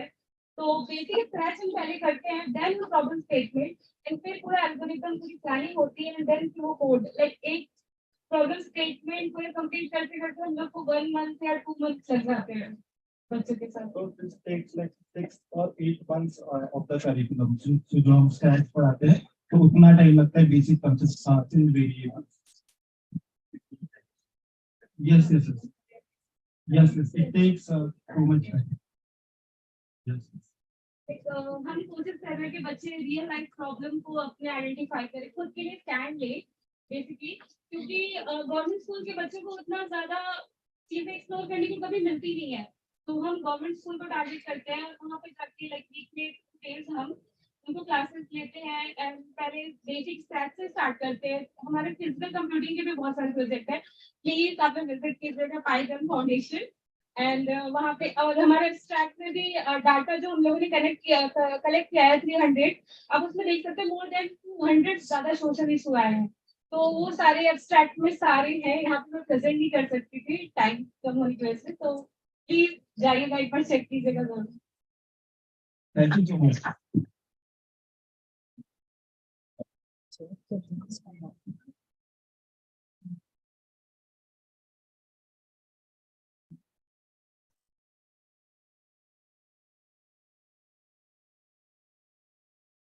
Thank you so much. Next up, we have somebody whom we briefly met yesterday, Ankish.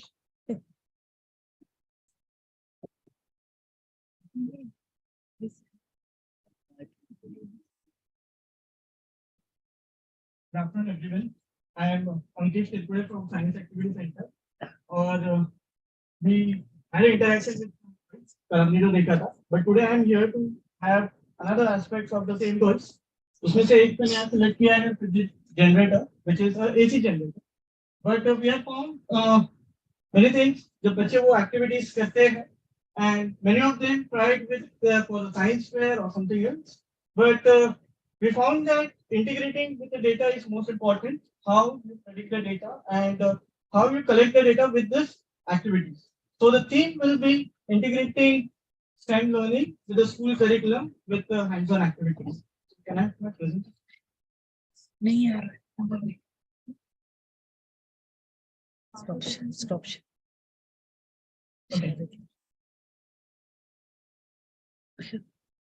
Okay, nevertheless. So प्रिया ने देखा था कल, सभी को बहुत अच्छा लगा था, And again, I'll just repeat this like this. Now, the challenge is when we ask the students what are the dependent and independent variables, coming direct to the point. So they are very confused. Of course, they want to plot the graphs, okay, starting from the sixth standard. But अगर independent or dependent variables ही नहीं समझेंगे, so it's very difficult. I'm a PhD physics. मैं था PhD physics ज्ञान नवोदय विद्यालय. मैंने जो challenge face किया था कि मेरे फिजिक्स में क्लास में ऐसे बच्चे बैठे हैं जिनका मैथ्स बैकग्राउंड ही नहीं. So how do we deal with when the student drop out with maths and but they are still studying physics? So this is a very main challenge that I face. To solve this challenge, I feel that give me equations. I will just present. Just for visible करना चाहिए. When you say a sine function or when you say that there is a rotation, how do you define the rotation? How does the student calculate the rotation? Now coming to the NEP, there is a STEM word buzzing. Science, technology, engineering, mathematics. Very difficult to get engineering and technology into the classroom. How you convince a sixth standard child that with the engineering or technology, and very important how you define the science and technology to the student. Our attempt at the science activity center that we have started to start connecting the STEM activities with this and extract the data. The data is very important because it means the concepts of very right data will lead to the good concepts. The main challenge was to connect the students to the real-time data, how they connect this activity collecting the real-time data. So we found this very interesting gadget. This is our own Indian-made gadget. बहुत बार जो tinkering lab रहती है वो Arduino पता रहता है, but Arduino का problem ये है कि आपको उसको कोडिंग करना पड़ेगा. This is an Indian product. जैसे आयु का पुणे में है, वैसे इंटर एक्सेलरेटर सेंटर दिल्ली में है. वहाँ के दो एक्सपेरिमेंटल फिजिसिस्ट थे. फिजिक्स आउटरीच के लिए उन्हें कुछ करना था, तो they come with this gadget. It's stall पे हमने लगाया है. If you are interested please to visit the stall. And इसी एक्टिविटी को हमने इस तरीके एक्टिविटी में मॉडिफाई किया जहां पे बल्ब नहीं लगा है. There are two open terminals और ये डेटा लॉगर को कनेक्ट होता है and then you get a very beautiful graph. I can just show. We're able to see Zoom में दिख रहा है. Go to the next page. It's on the Zoom, but it's not coming in this.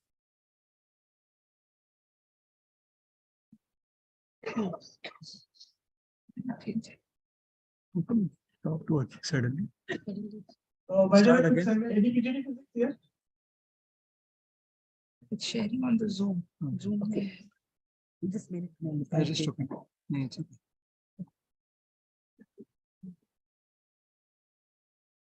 Okay, thank you. So, the topic itself says integrating computational thinking in the school curriculum via STEM education. Can go to the slide.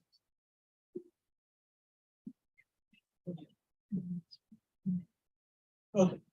So you can see here, this is a data logger, same activity, and with the help of a computer, जो oscilloscope होता है, oscilloscope का cost 1.5 lakh रुपए तक के आता है for a 4-channel oscilloscope. And oscilloscope usually lab के लिए भी बहुत डिफिकल्ट होता है. Schools तो बहुत दूर हो गए. But think that you can take those oscilloscopes into the classroom, not for the megahertz, but at least for the kilohertz. And what miracle you can do with this? So we can connect all these science activities into this activity and can have real-time data with that. Can go to the third slide. Thank you. So these are the peaks that I was managed to get in front of the students, not at the back end. So we asked them to rotate this device and at the same time, morning, I think that there was a discussion that we should have some devices, for example, free-fall motion scale, you can collect the real-time data. So this is a proof that we can really collect the data. And with respect to the rotation, you can see that there are the degrees in the peaks. I was able to convince students that generator heavy क्यों होते हैं. Mobile phones, very small phone, we are going towards the nanotechnologies, but still generators तो भारी होते हैं. Why? Two important things: magnets and coils.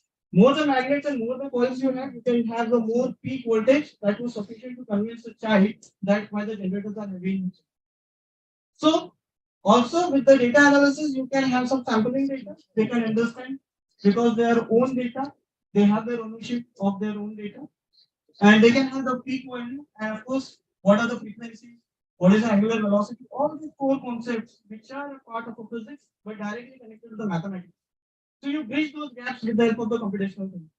So I found a very good opportunity to discuss all this with the teachers as well as to the students. 50 teachers के साथ ये workshop किया है, 40 10th standard students के साथ ये हमने as a pilot project किया है, and the results were very fascinating. More going to ahead, what we can do? These are some equations taken exactly from the NCERT CBSE 11th and 12th standard students. And these are the equations which are not very concrete, but with the help of a graph, you can make it concrete. You can help them understand the variables. Number of turns, what is the magnetic field, what is the area of cross section, what is the angular velocity. Okay. Is it a vector or scalar? So all these physics teachers use in their regular life and math teachers help them. But if there is no mathematical background, you can't come to the core concepts, and then it is a dropout. That's it. 11th standard के बाद वो छोड़ देगा maths. So again, going further, this is a scientific derivation. Being a PGD physics, I solved this, but now I can present this in form of data. So ये real-time data collect किया है. If you are interested, you can just visit to our stall, and we can show you how we can generate this data. For the ATL teachers, they are always asking how we can come to the alternate coding. But forget about the coding, you can just plug and play and you can generate your own data set. So of course, there are two sample data, and we define that the equation was sinusoidal in nature, and of course the graphs are also sinusoidal in nature. Believe me, to have this graph, you need nearly 500 values. Within a classroom, it's very difficult, but to get a smooth curve, the data logger will help you to have all these values and map with the school textbooks. So now we are actually doing a step. We connected science, we connected engineering, technology, and as well as the mathematics. And the computer and the computer thinking plays a very important role to present this data. And this being a concrete for all the other exams that going further. For example, motion along a straight line or a graph of plot for a constant motion. They have never seen that. They haven't plotted. So how they will take for the MCQ questions? So it's a product of science, not a process of science. So I think this model will help the students and of course the teachers to go beyond for the not only for the physics, for any subject. Physics, chemistry, mathematics. For chemistry, we did a very good exercise. दूध से दही बनाया है और ये journey 3 घंटे की होती है. During that we counted real time pH and ये बताया कि pH फॉल कैसे होता है. और all this was done with this data logger. So it's very interesting device. Please explore it. And this was the last curve that we were able to get. जैसे जैसे rotation कम हो रहा था, voltage भी कम हो रहा था, and these are our own data. ये कहीं पे से इंटरनेट से नहीं लिया है. Okay, so ये सब कुछ possible था with the help of the data logger. And the main objective was to collect the real-time data and of course to develop some scientific low-cost models that were able to define some scientific equations which are there in the textbooks, and of course valuable pedagogical exercise towards the school curriculum with the help of the standard. So thank you very much. And if you have any questions,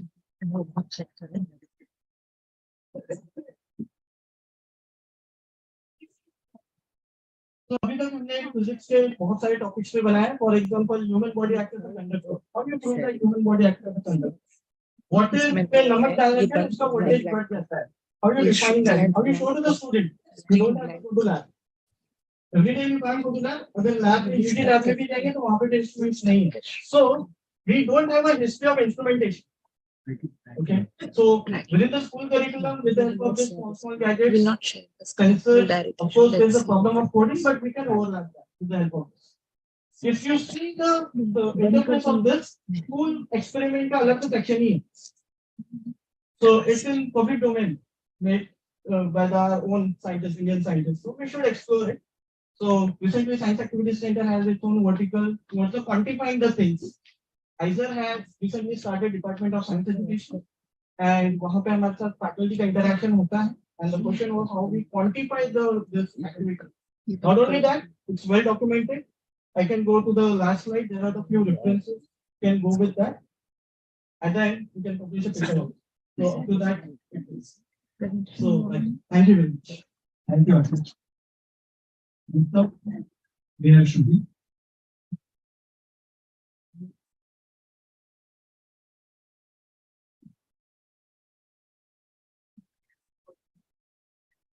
Here we go.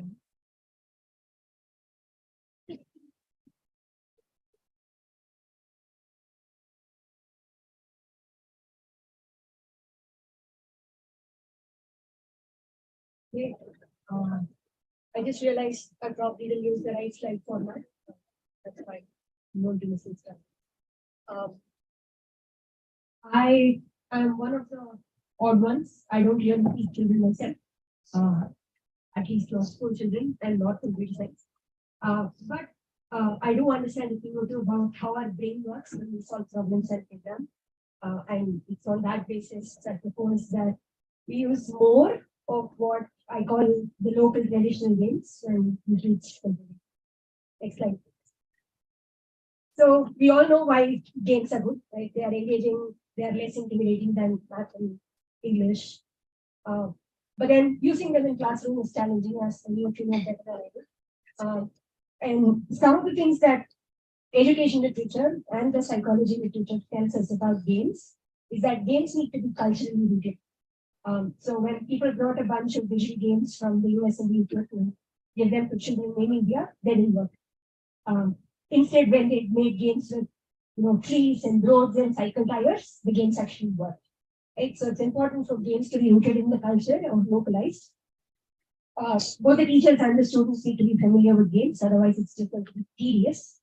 The students need to be familiar with games to actually build on games to teach other things.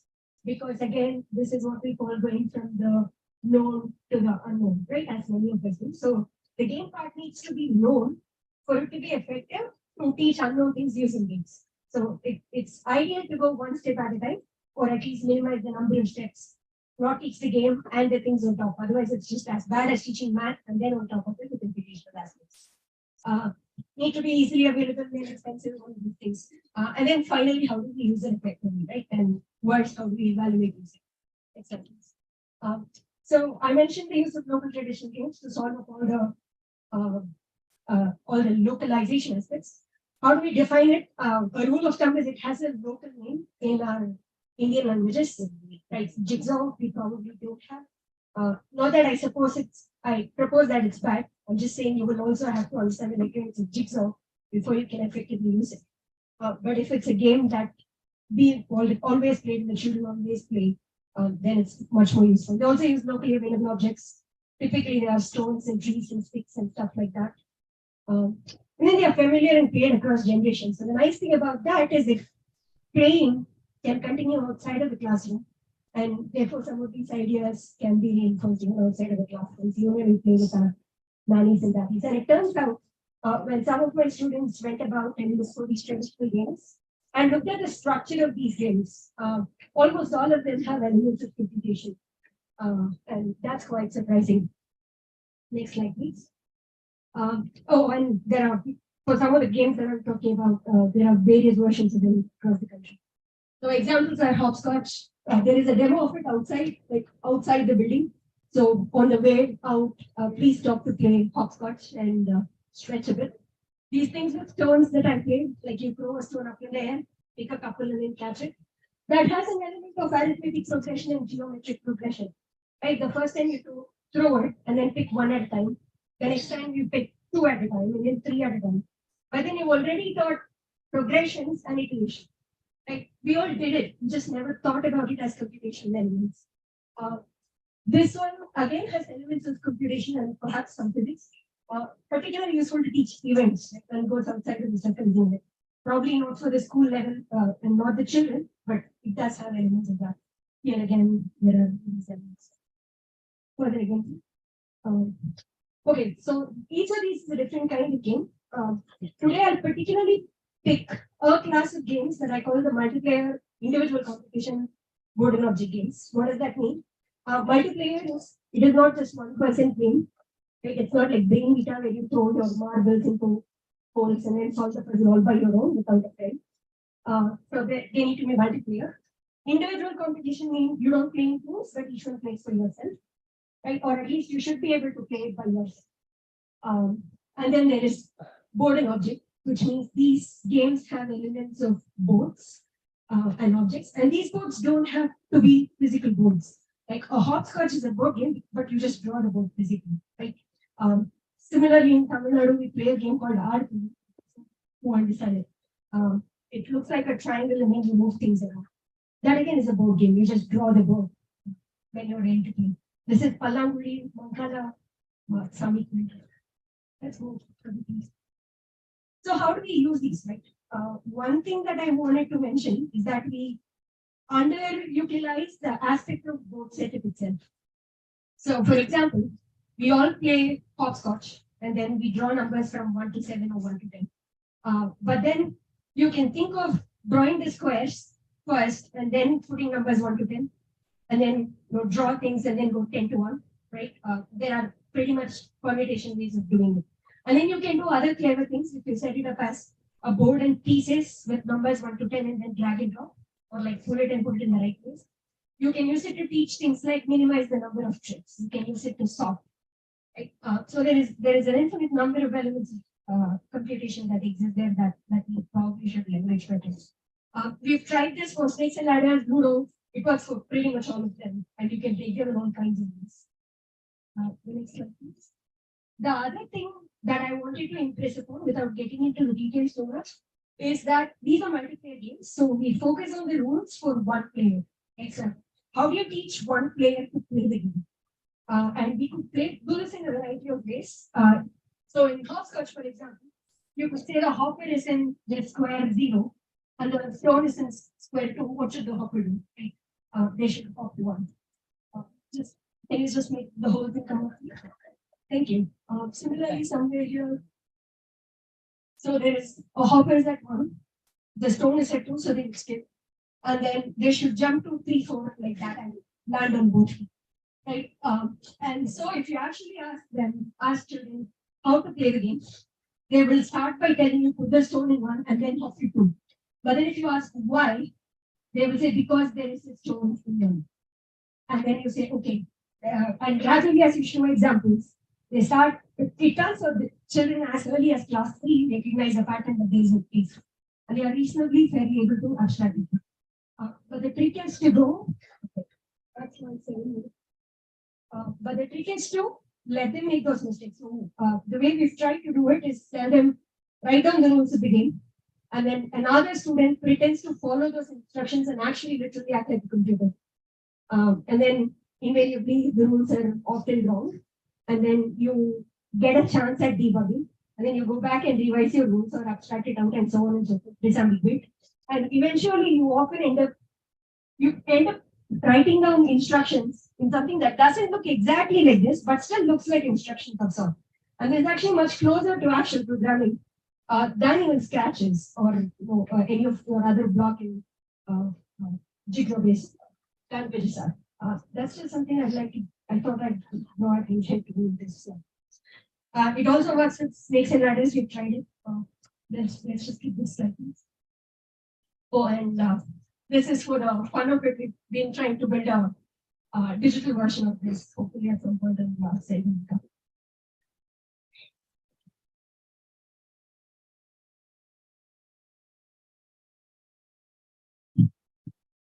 Any questions? Yeah. There was very less time, but what is it that you're asking them to do after they play the game? They're supposed to come up with the rules, is it? So they already play the games. Right. What you do is you start by telling them, how do you write down?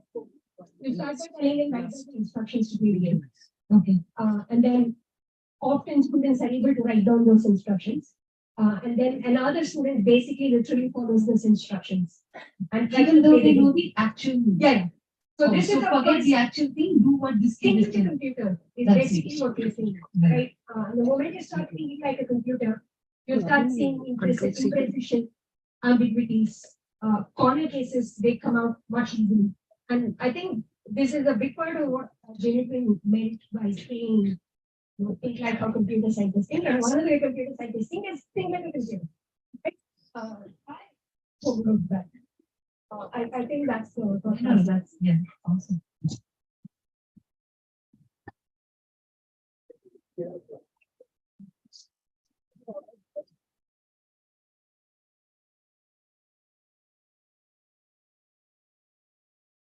We're coming towards the end. We have one last presentation, which is going to be online with the video from Singapore.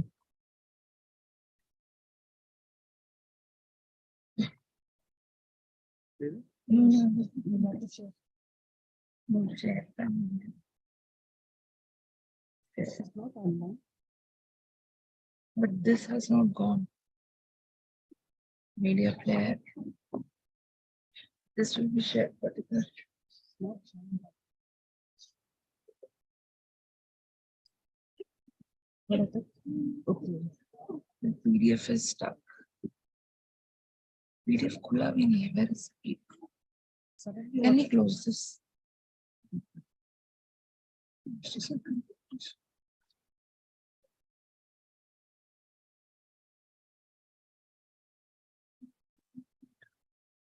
You can present it. Share. Share, right? Share screen. Oh. Oh.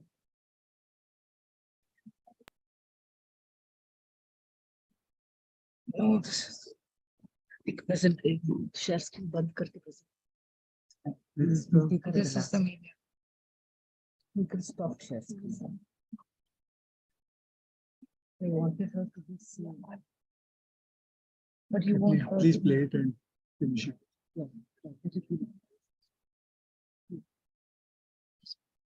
Hi everyone, my name is Vidhi and today I will be talking to you about teaching computational thinking through children's storybooks. A little introduction about myself. I am the author of the book series called Pre-Coding for Kids. I'm based in Singapore and a couple of years ago I started Kindercoder to teach kids computational thinking through games and activities without increasing their screen time. And prior to that, I worked in the corporate world for over 10 years. So today I'll be sharing about a project that I've been doing with the National Library Board of Singapore. So what I've done there is I have mapped, created a database of over 100 books and categorized them by various CT concepts, that these books are great for teaching patterns, these books are great for teaching algorithms, so on and so forth. Then I've created supporting activities, which children can solve, they can do themselves to reinforce the concept. And this really helps introduce the computational thinking concept in a fun and creative way, without scaring the children. So I forgot to mention, I typically work with children in the age group of 4 to 7 years. So kindergarten, lower primary, and this is a great way to start some of these concepts with them. Now, I also believe that computational thinking need not be taught as a separate subject. It can be introduced while teaching English or maths or science, even art and craft. And these are just some examples of how within the various subject area, some of the concepts can be introduced, also supported by various storybooks. I'll take you through the details of a couple of them. Now, for example, the concept of sequencing and algorithms. Now, you might argue that sequencing is something that can be taught through any storybook. Like sequencing is putting things in order. So asking a child what happened first, what happened second, what happened last is also a way of teaching sequencing. But there are certain storybooks where sequencing is a very distinct part of the story itself. For example, the Three Little Pigs, Goldilocks and the Three Bears. And these are some great ways to introduce sequencing, because the child is also able to easily answer, easily understand the fact that we are teaching one after the other. Now, taking the example of the Little Red Riding Hood. So how I would typically introduce this in a session is I would start out with the reading of the book. So I would read aloud the storybook of the Red Riding Hood. Then after that, I will give children, an activity. So this is an activity sheet that I've created where they have to help Red Riding Hood reach Grandma's house by avoiding the wolves. Now, there are so many different concepts that they learn while doing this activity without even realizing. So they learn directions, they are doing unplugged coding. There are also multiple ways of reaching. So, they are doing solution evaluation. And all this while they are enjoying themselves, they are feeling very empowered that they are helping Red Riding Hood reach Grandma's house. So it's also a lot of fun for the kids. And then at this point in time, I also introduced the concept of an algorithm, that what they are doing is nothing but step-by-step instructions to do a task. and they are creating nothing but an algorithm. So usually I also try and do a physical enactment of these activities if the space permits. And so in the first example, again, I have created this activity on floor where there are different wolves. The Red Riding Hood has to reach grandma's house, and the child there has been given arrows. He's putting the arrows to show the right path to reach grandma's house. In the second example, slightly modified, instead of giving arrows, it's more of like a teamwork and collaboration where one child is acting like Red Riding Hood. She's blindfolded, and the others are giving her directions. Go one step forward, two steps left, so on and so forth. So this is also a lot of fun, and also, makes them do some sort of teamwork. Moving on to patterns very quickly. There are lots and lots of great books to introduce patterns. Something which also works very well with kindergarten students is nursery rhymes. There are not lots and lots of nursery rhymes which have repeated patterns in them. I'll show you an extension activity for patterns, which I usually do for older kids. So I would give them a nursery rhyme and ask them to identify the pattern. Then I will talk about how if this message was to be sent on a network on the internet, it would have 81 characters. But if we can recognize the pattern, if we know that, oh, this part is getting repeated, then we can actually squeeze it into much smaller. We can just replace pitter patter by a star, and we can tell the computer it will come twice, and this goes down to 35 characters. So this also teaches them about data compression and how patterns are used in real world.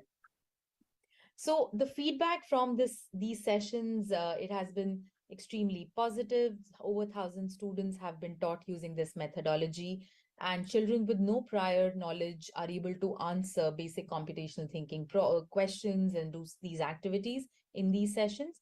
And the parents have found these sessions to be useful. Children have found these activities to be fun and engaging, and have also learned in the process. So in conclusion, I definitely believe computational thinking is a key 21st century skill. It should be taught even to preschoolers, and using engaging activities and stories is a great way to start. Feel free to reach out to me if you want to know more about the books I use, or you would want to contribute, share some of your learnings. I would be very, very happy to have a conversation. Thank you so much. These are my contact details. In case anyone wants to reach out, feel free to do so. Thank you. Thank you. I think we'll take questions later. Yeah, we can send a message. I think we have reached the end of the conference. I hope it was a good experience for you all. And I request Sonia and Jan to please come up on stage and do the closing remarks. Thank you.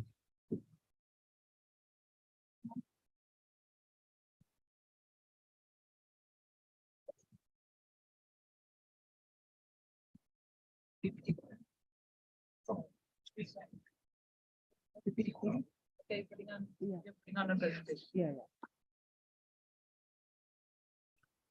a very good evening to all.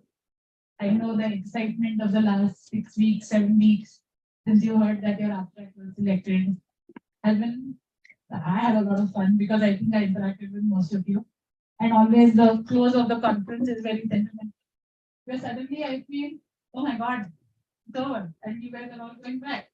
But one of the most important things is that we all met, we learned together, and I know you will carry this message of CSPathshala back to your schools. And believe me, the day I joined CSPathshala, it was July 2016, we have seen the family grow, and I'm so glad that you have become part of it. So just a brief presentation. 2019 image and our image yesterday, right? We couldn't get all of you in the same photograph, right?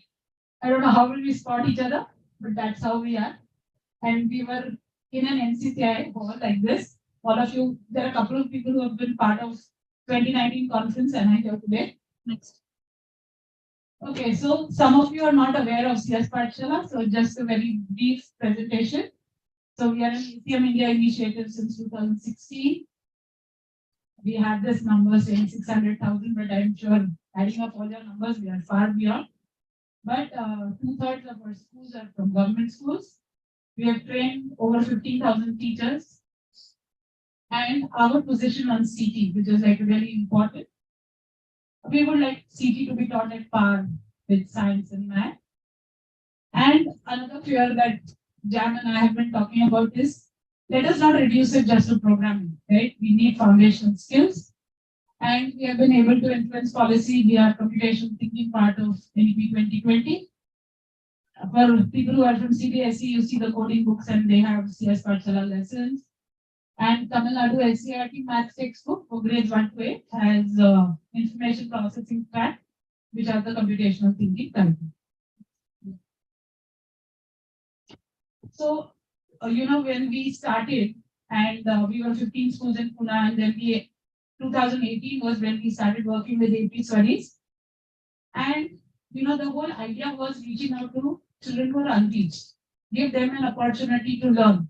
So our ethos was, even though the schools don't have resources, we can teach computing without the use of computers. I have listed the government schools that we are working with, and obviously there are many, many more who have joined us. And we also have maybe a group of schools who were the pioneers in Maharashtra who integrated maths with CT. Next. Okay, this is the journey. Right? This is just what I wanted to touch on. So why did we start CTiS? Right? It was a concept. 2019 we discussed, and you will not believe it. Jam was the first advocate. I never met him, and I'm going to take just 30 seconds. And I was as busy as I was today. Okay? And suddenly Jam starts his keynote, and today he reminded me of the puzzle that he took. And I'm sitting there, and he says, "Hey, Sonia will solve it." And I was like, "How does he know who's Sonia?" Right? So that's how it started. And of course, Jam has been a very dear mentor to me, and we've done this journey together. So these are submissions. You see how we've grown, accepted, abstracts have gone to 44. I know it's a very, very packed schedule we had. And Neil Dhara was standing up to do the maths for us. You can see the number of states we've grown to.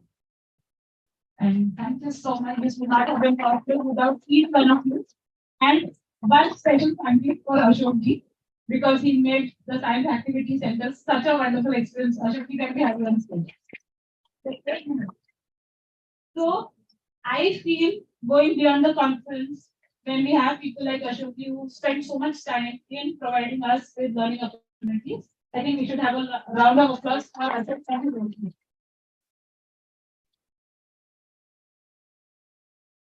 I just want to add one word.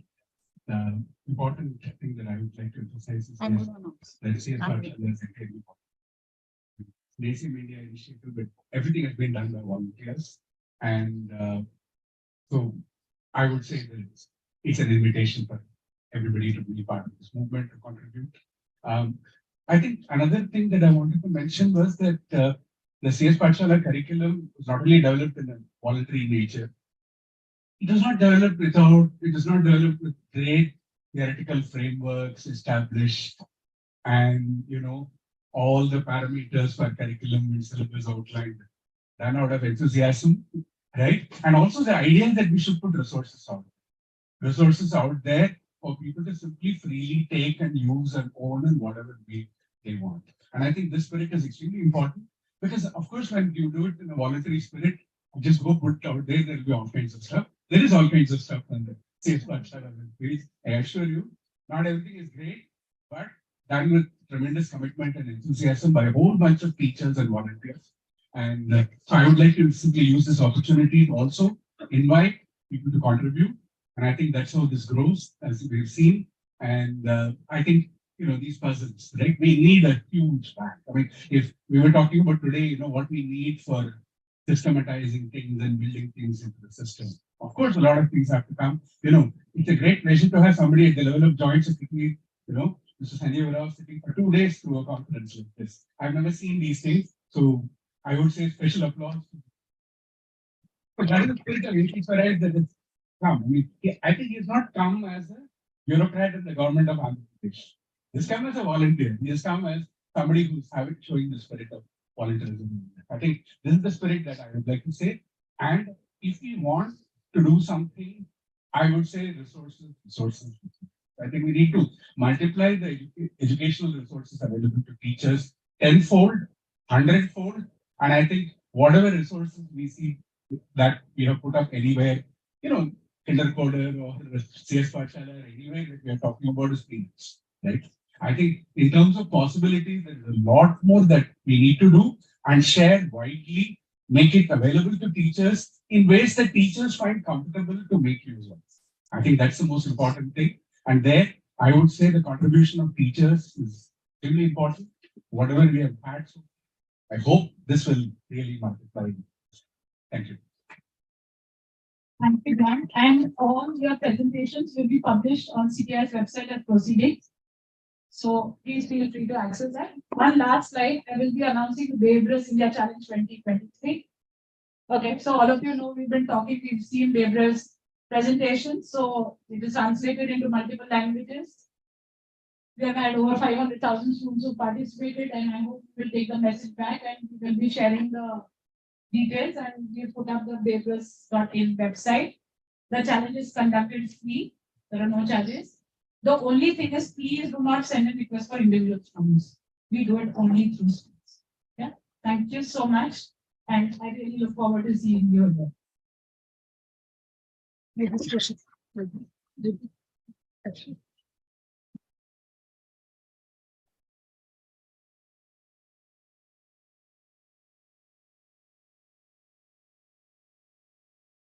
Hello. I'm not going to take your much time. So proceeding for the vote of thanks. Good afternoon all. Thank you is such a prayer that cannot be seen or touched. I must be felt by the heart. I feel honored and privileged to get the opportunity to propose a vote of thanks on this auspicious occasion. I, Dr. Prajakta Khatkar from PRCT ACM Student Chapter, would like to thank all honorable dignitaries who bless us with their presence. We are grateful to have invited speakers for our event, Professor Timbe from Computational Science, University of Canterbury, New Zealand, Professor Regila, Professor Juras, Professor Juras from CTiS Zurich. Furthermore, I'm thankful for the Professor Banerjee from ISER for his valuable guidance. My sincere thanks to our panelists, Vishnu Agnihotri, Mukesh Kumar, Bharat Khan, and Rita Pansi. We got broadcast idea of the city for K to 12 students or the K to 12 education, you can say. I'm very much thankful to all the program committee members of CSPathshala and ACM India whose seed embedded in enhancing the teacher preparation for integrating computational thinking. Professor Ramanujan, Shekhar Sahasrabudhe, Dipal Shah, Jonki Ghosh, Nikhil Karkare, Sabita Vinod, Geeta Gurmade, R. Venkatesh, Kritika, Neelmara, Madhavan, Pratiksha, Lakshmi, and Dipali. Words are not enough to thank their constant guidance and support to shape the conference. My special thanks to Sonia Garcha for her continuous support and help at the various stages. I, Dr. Prajakta, and on behalf of organizing committee, convey my deep regards and heartily thanks to our honorable ISER authorities too.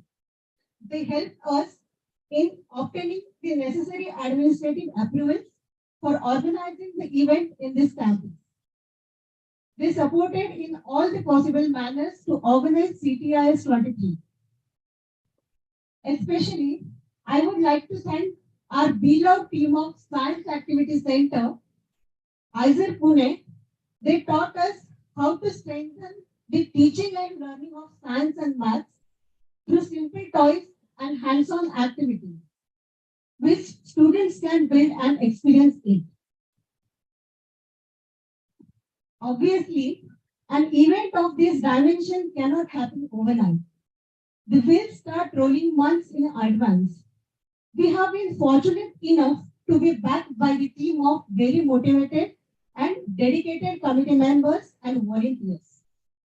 I'm also thankful to our sponsor, Google, ICTiS, Persistence, Legito, and Cisco. It would have been impossible to organize it with their support. Furthermore, I would like to appreciate the efforts taken by the Mockpit for video and live streaming of the event. Thank you, Sachin Bhute sir, for capturing the moments of event in camera for us. I would also like to thank you, the team of transportation, accommodation, and catering. Without you guys, the event would have not been possible for us. Thank you very much again. Last but not the least, I would like to take this opportunity to thank the team of City Pride School and PRCT ACM student chapter who joined their hands to organize this dream conference. If time is money, guys, then today you have spent some millions for us.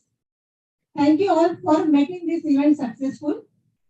Now, it's time to pack a wonderful computational thinking and fantastic memories with you.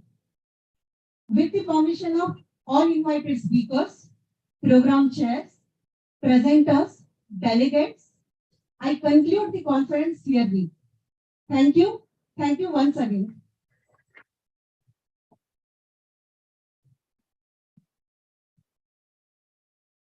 You can collect your count. Thank you.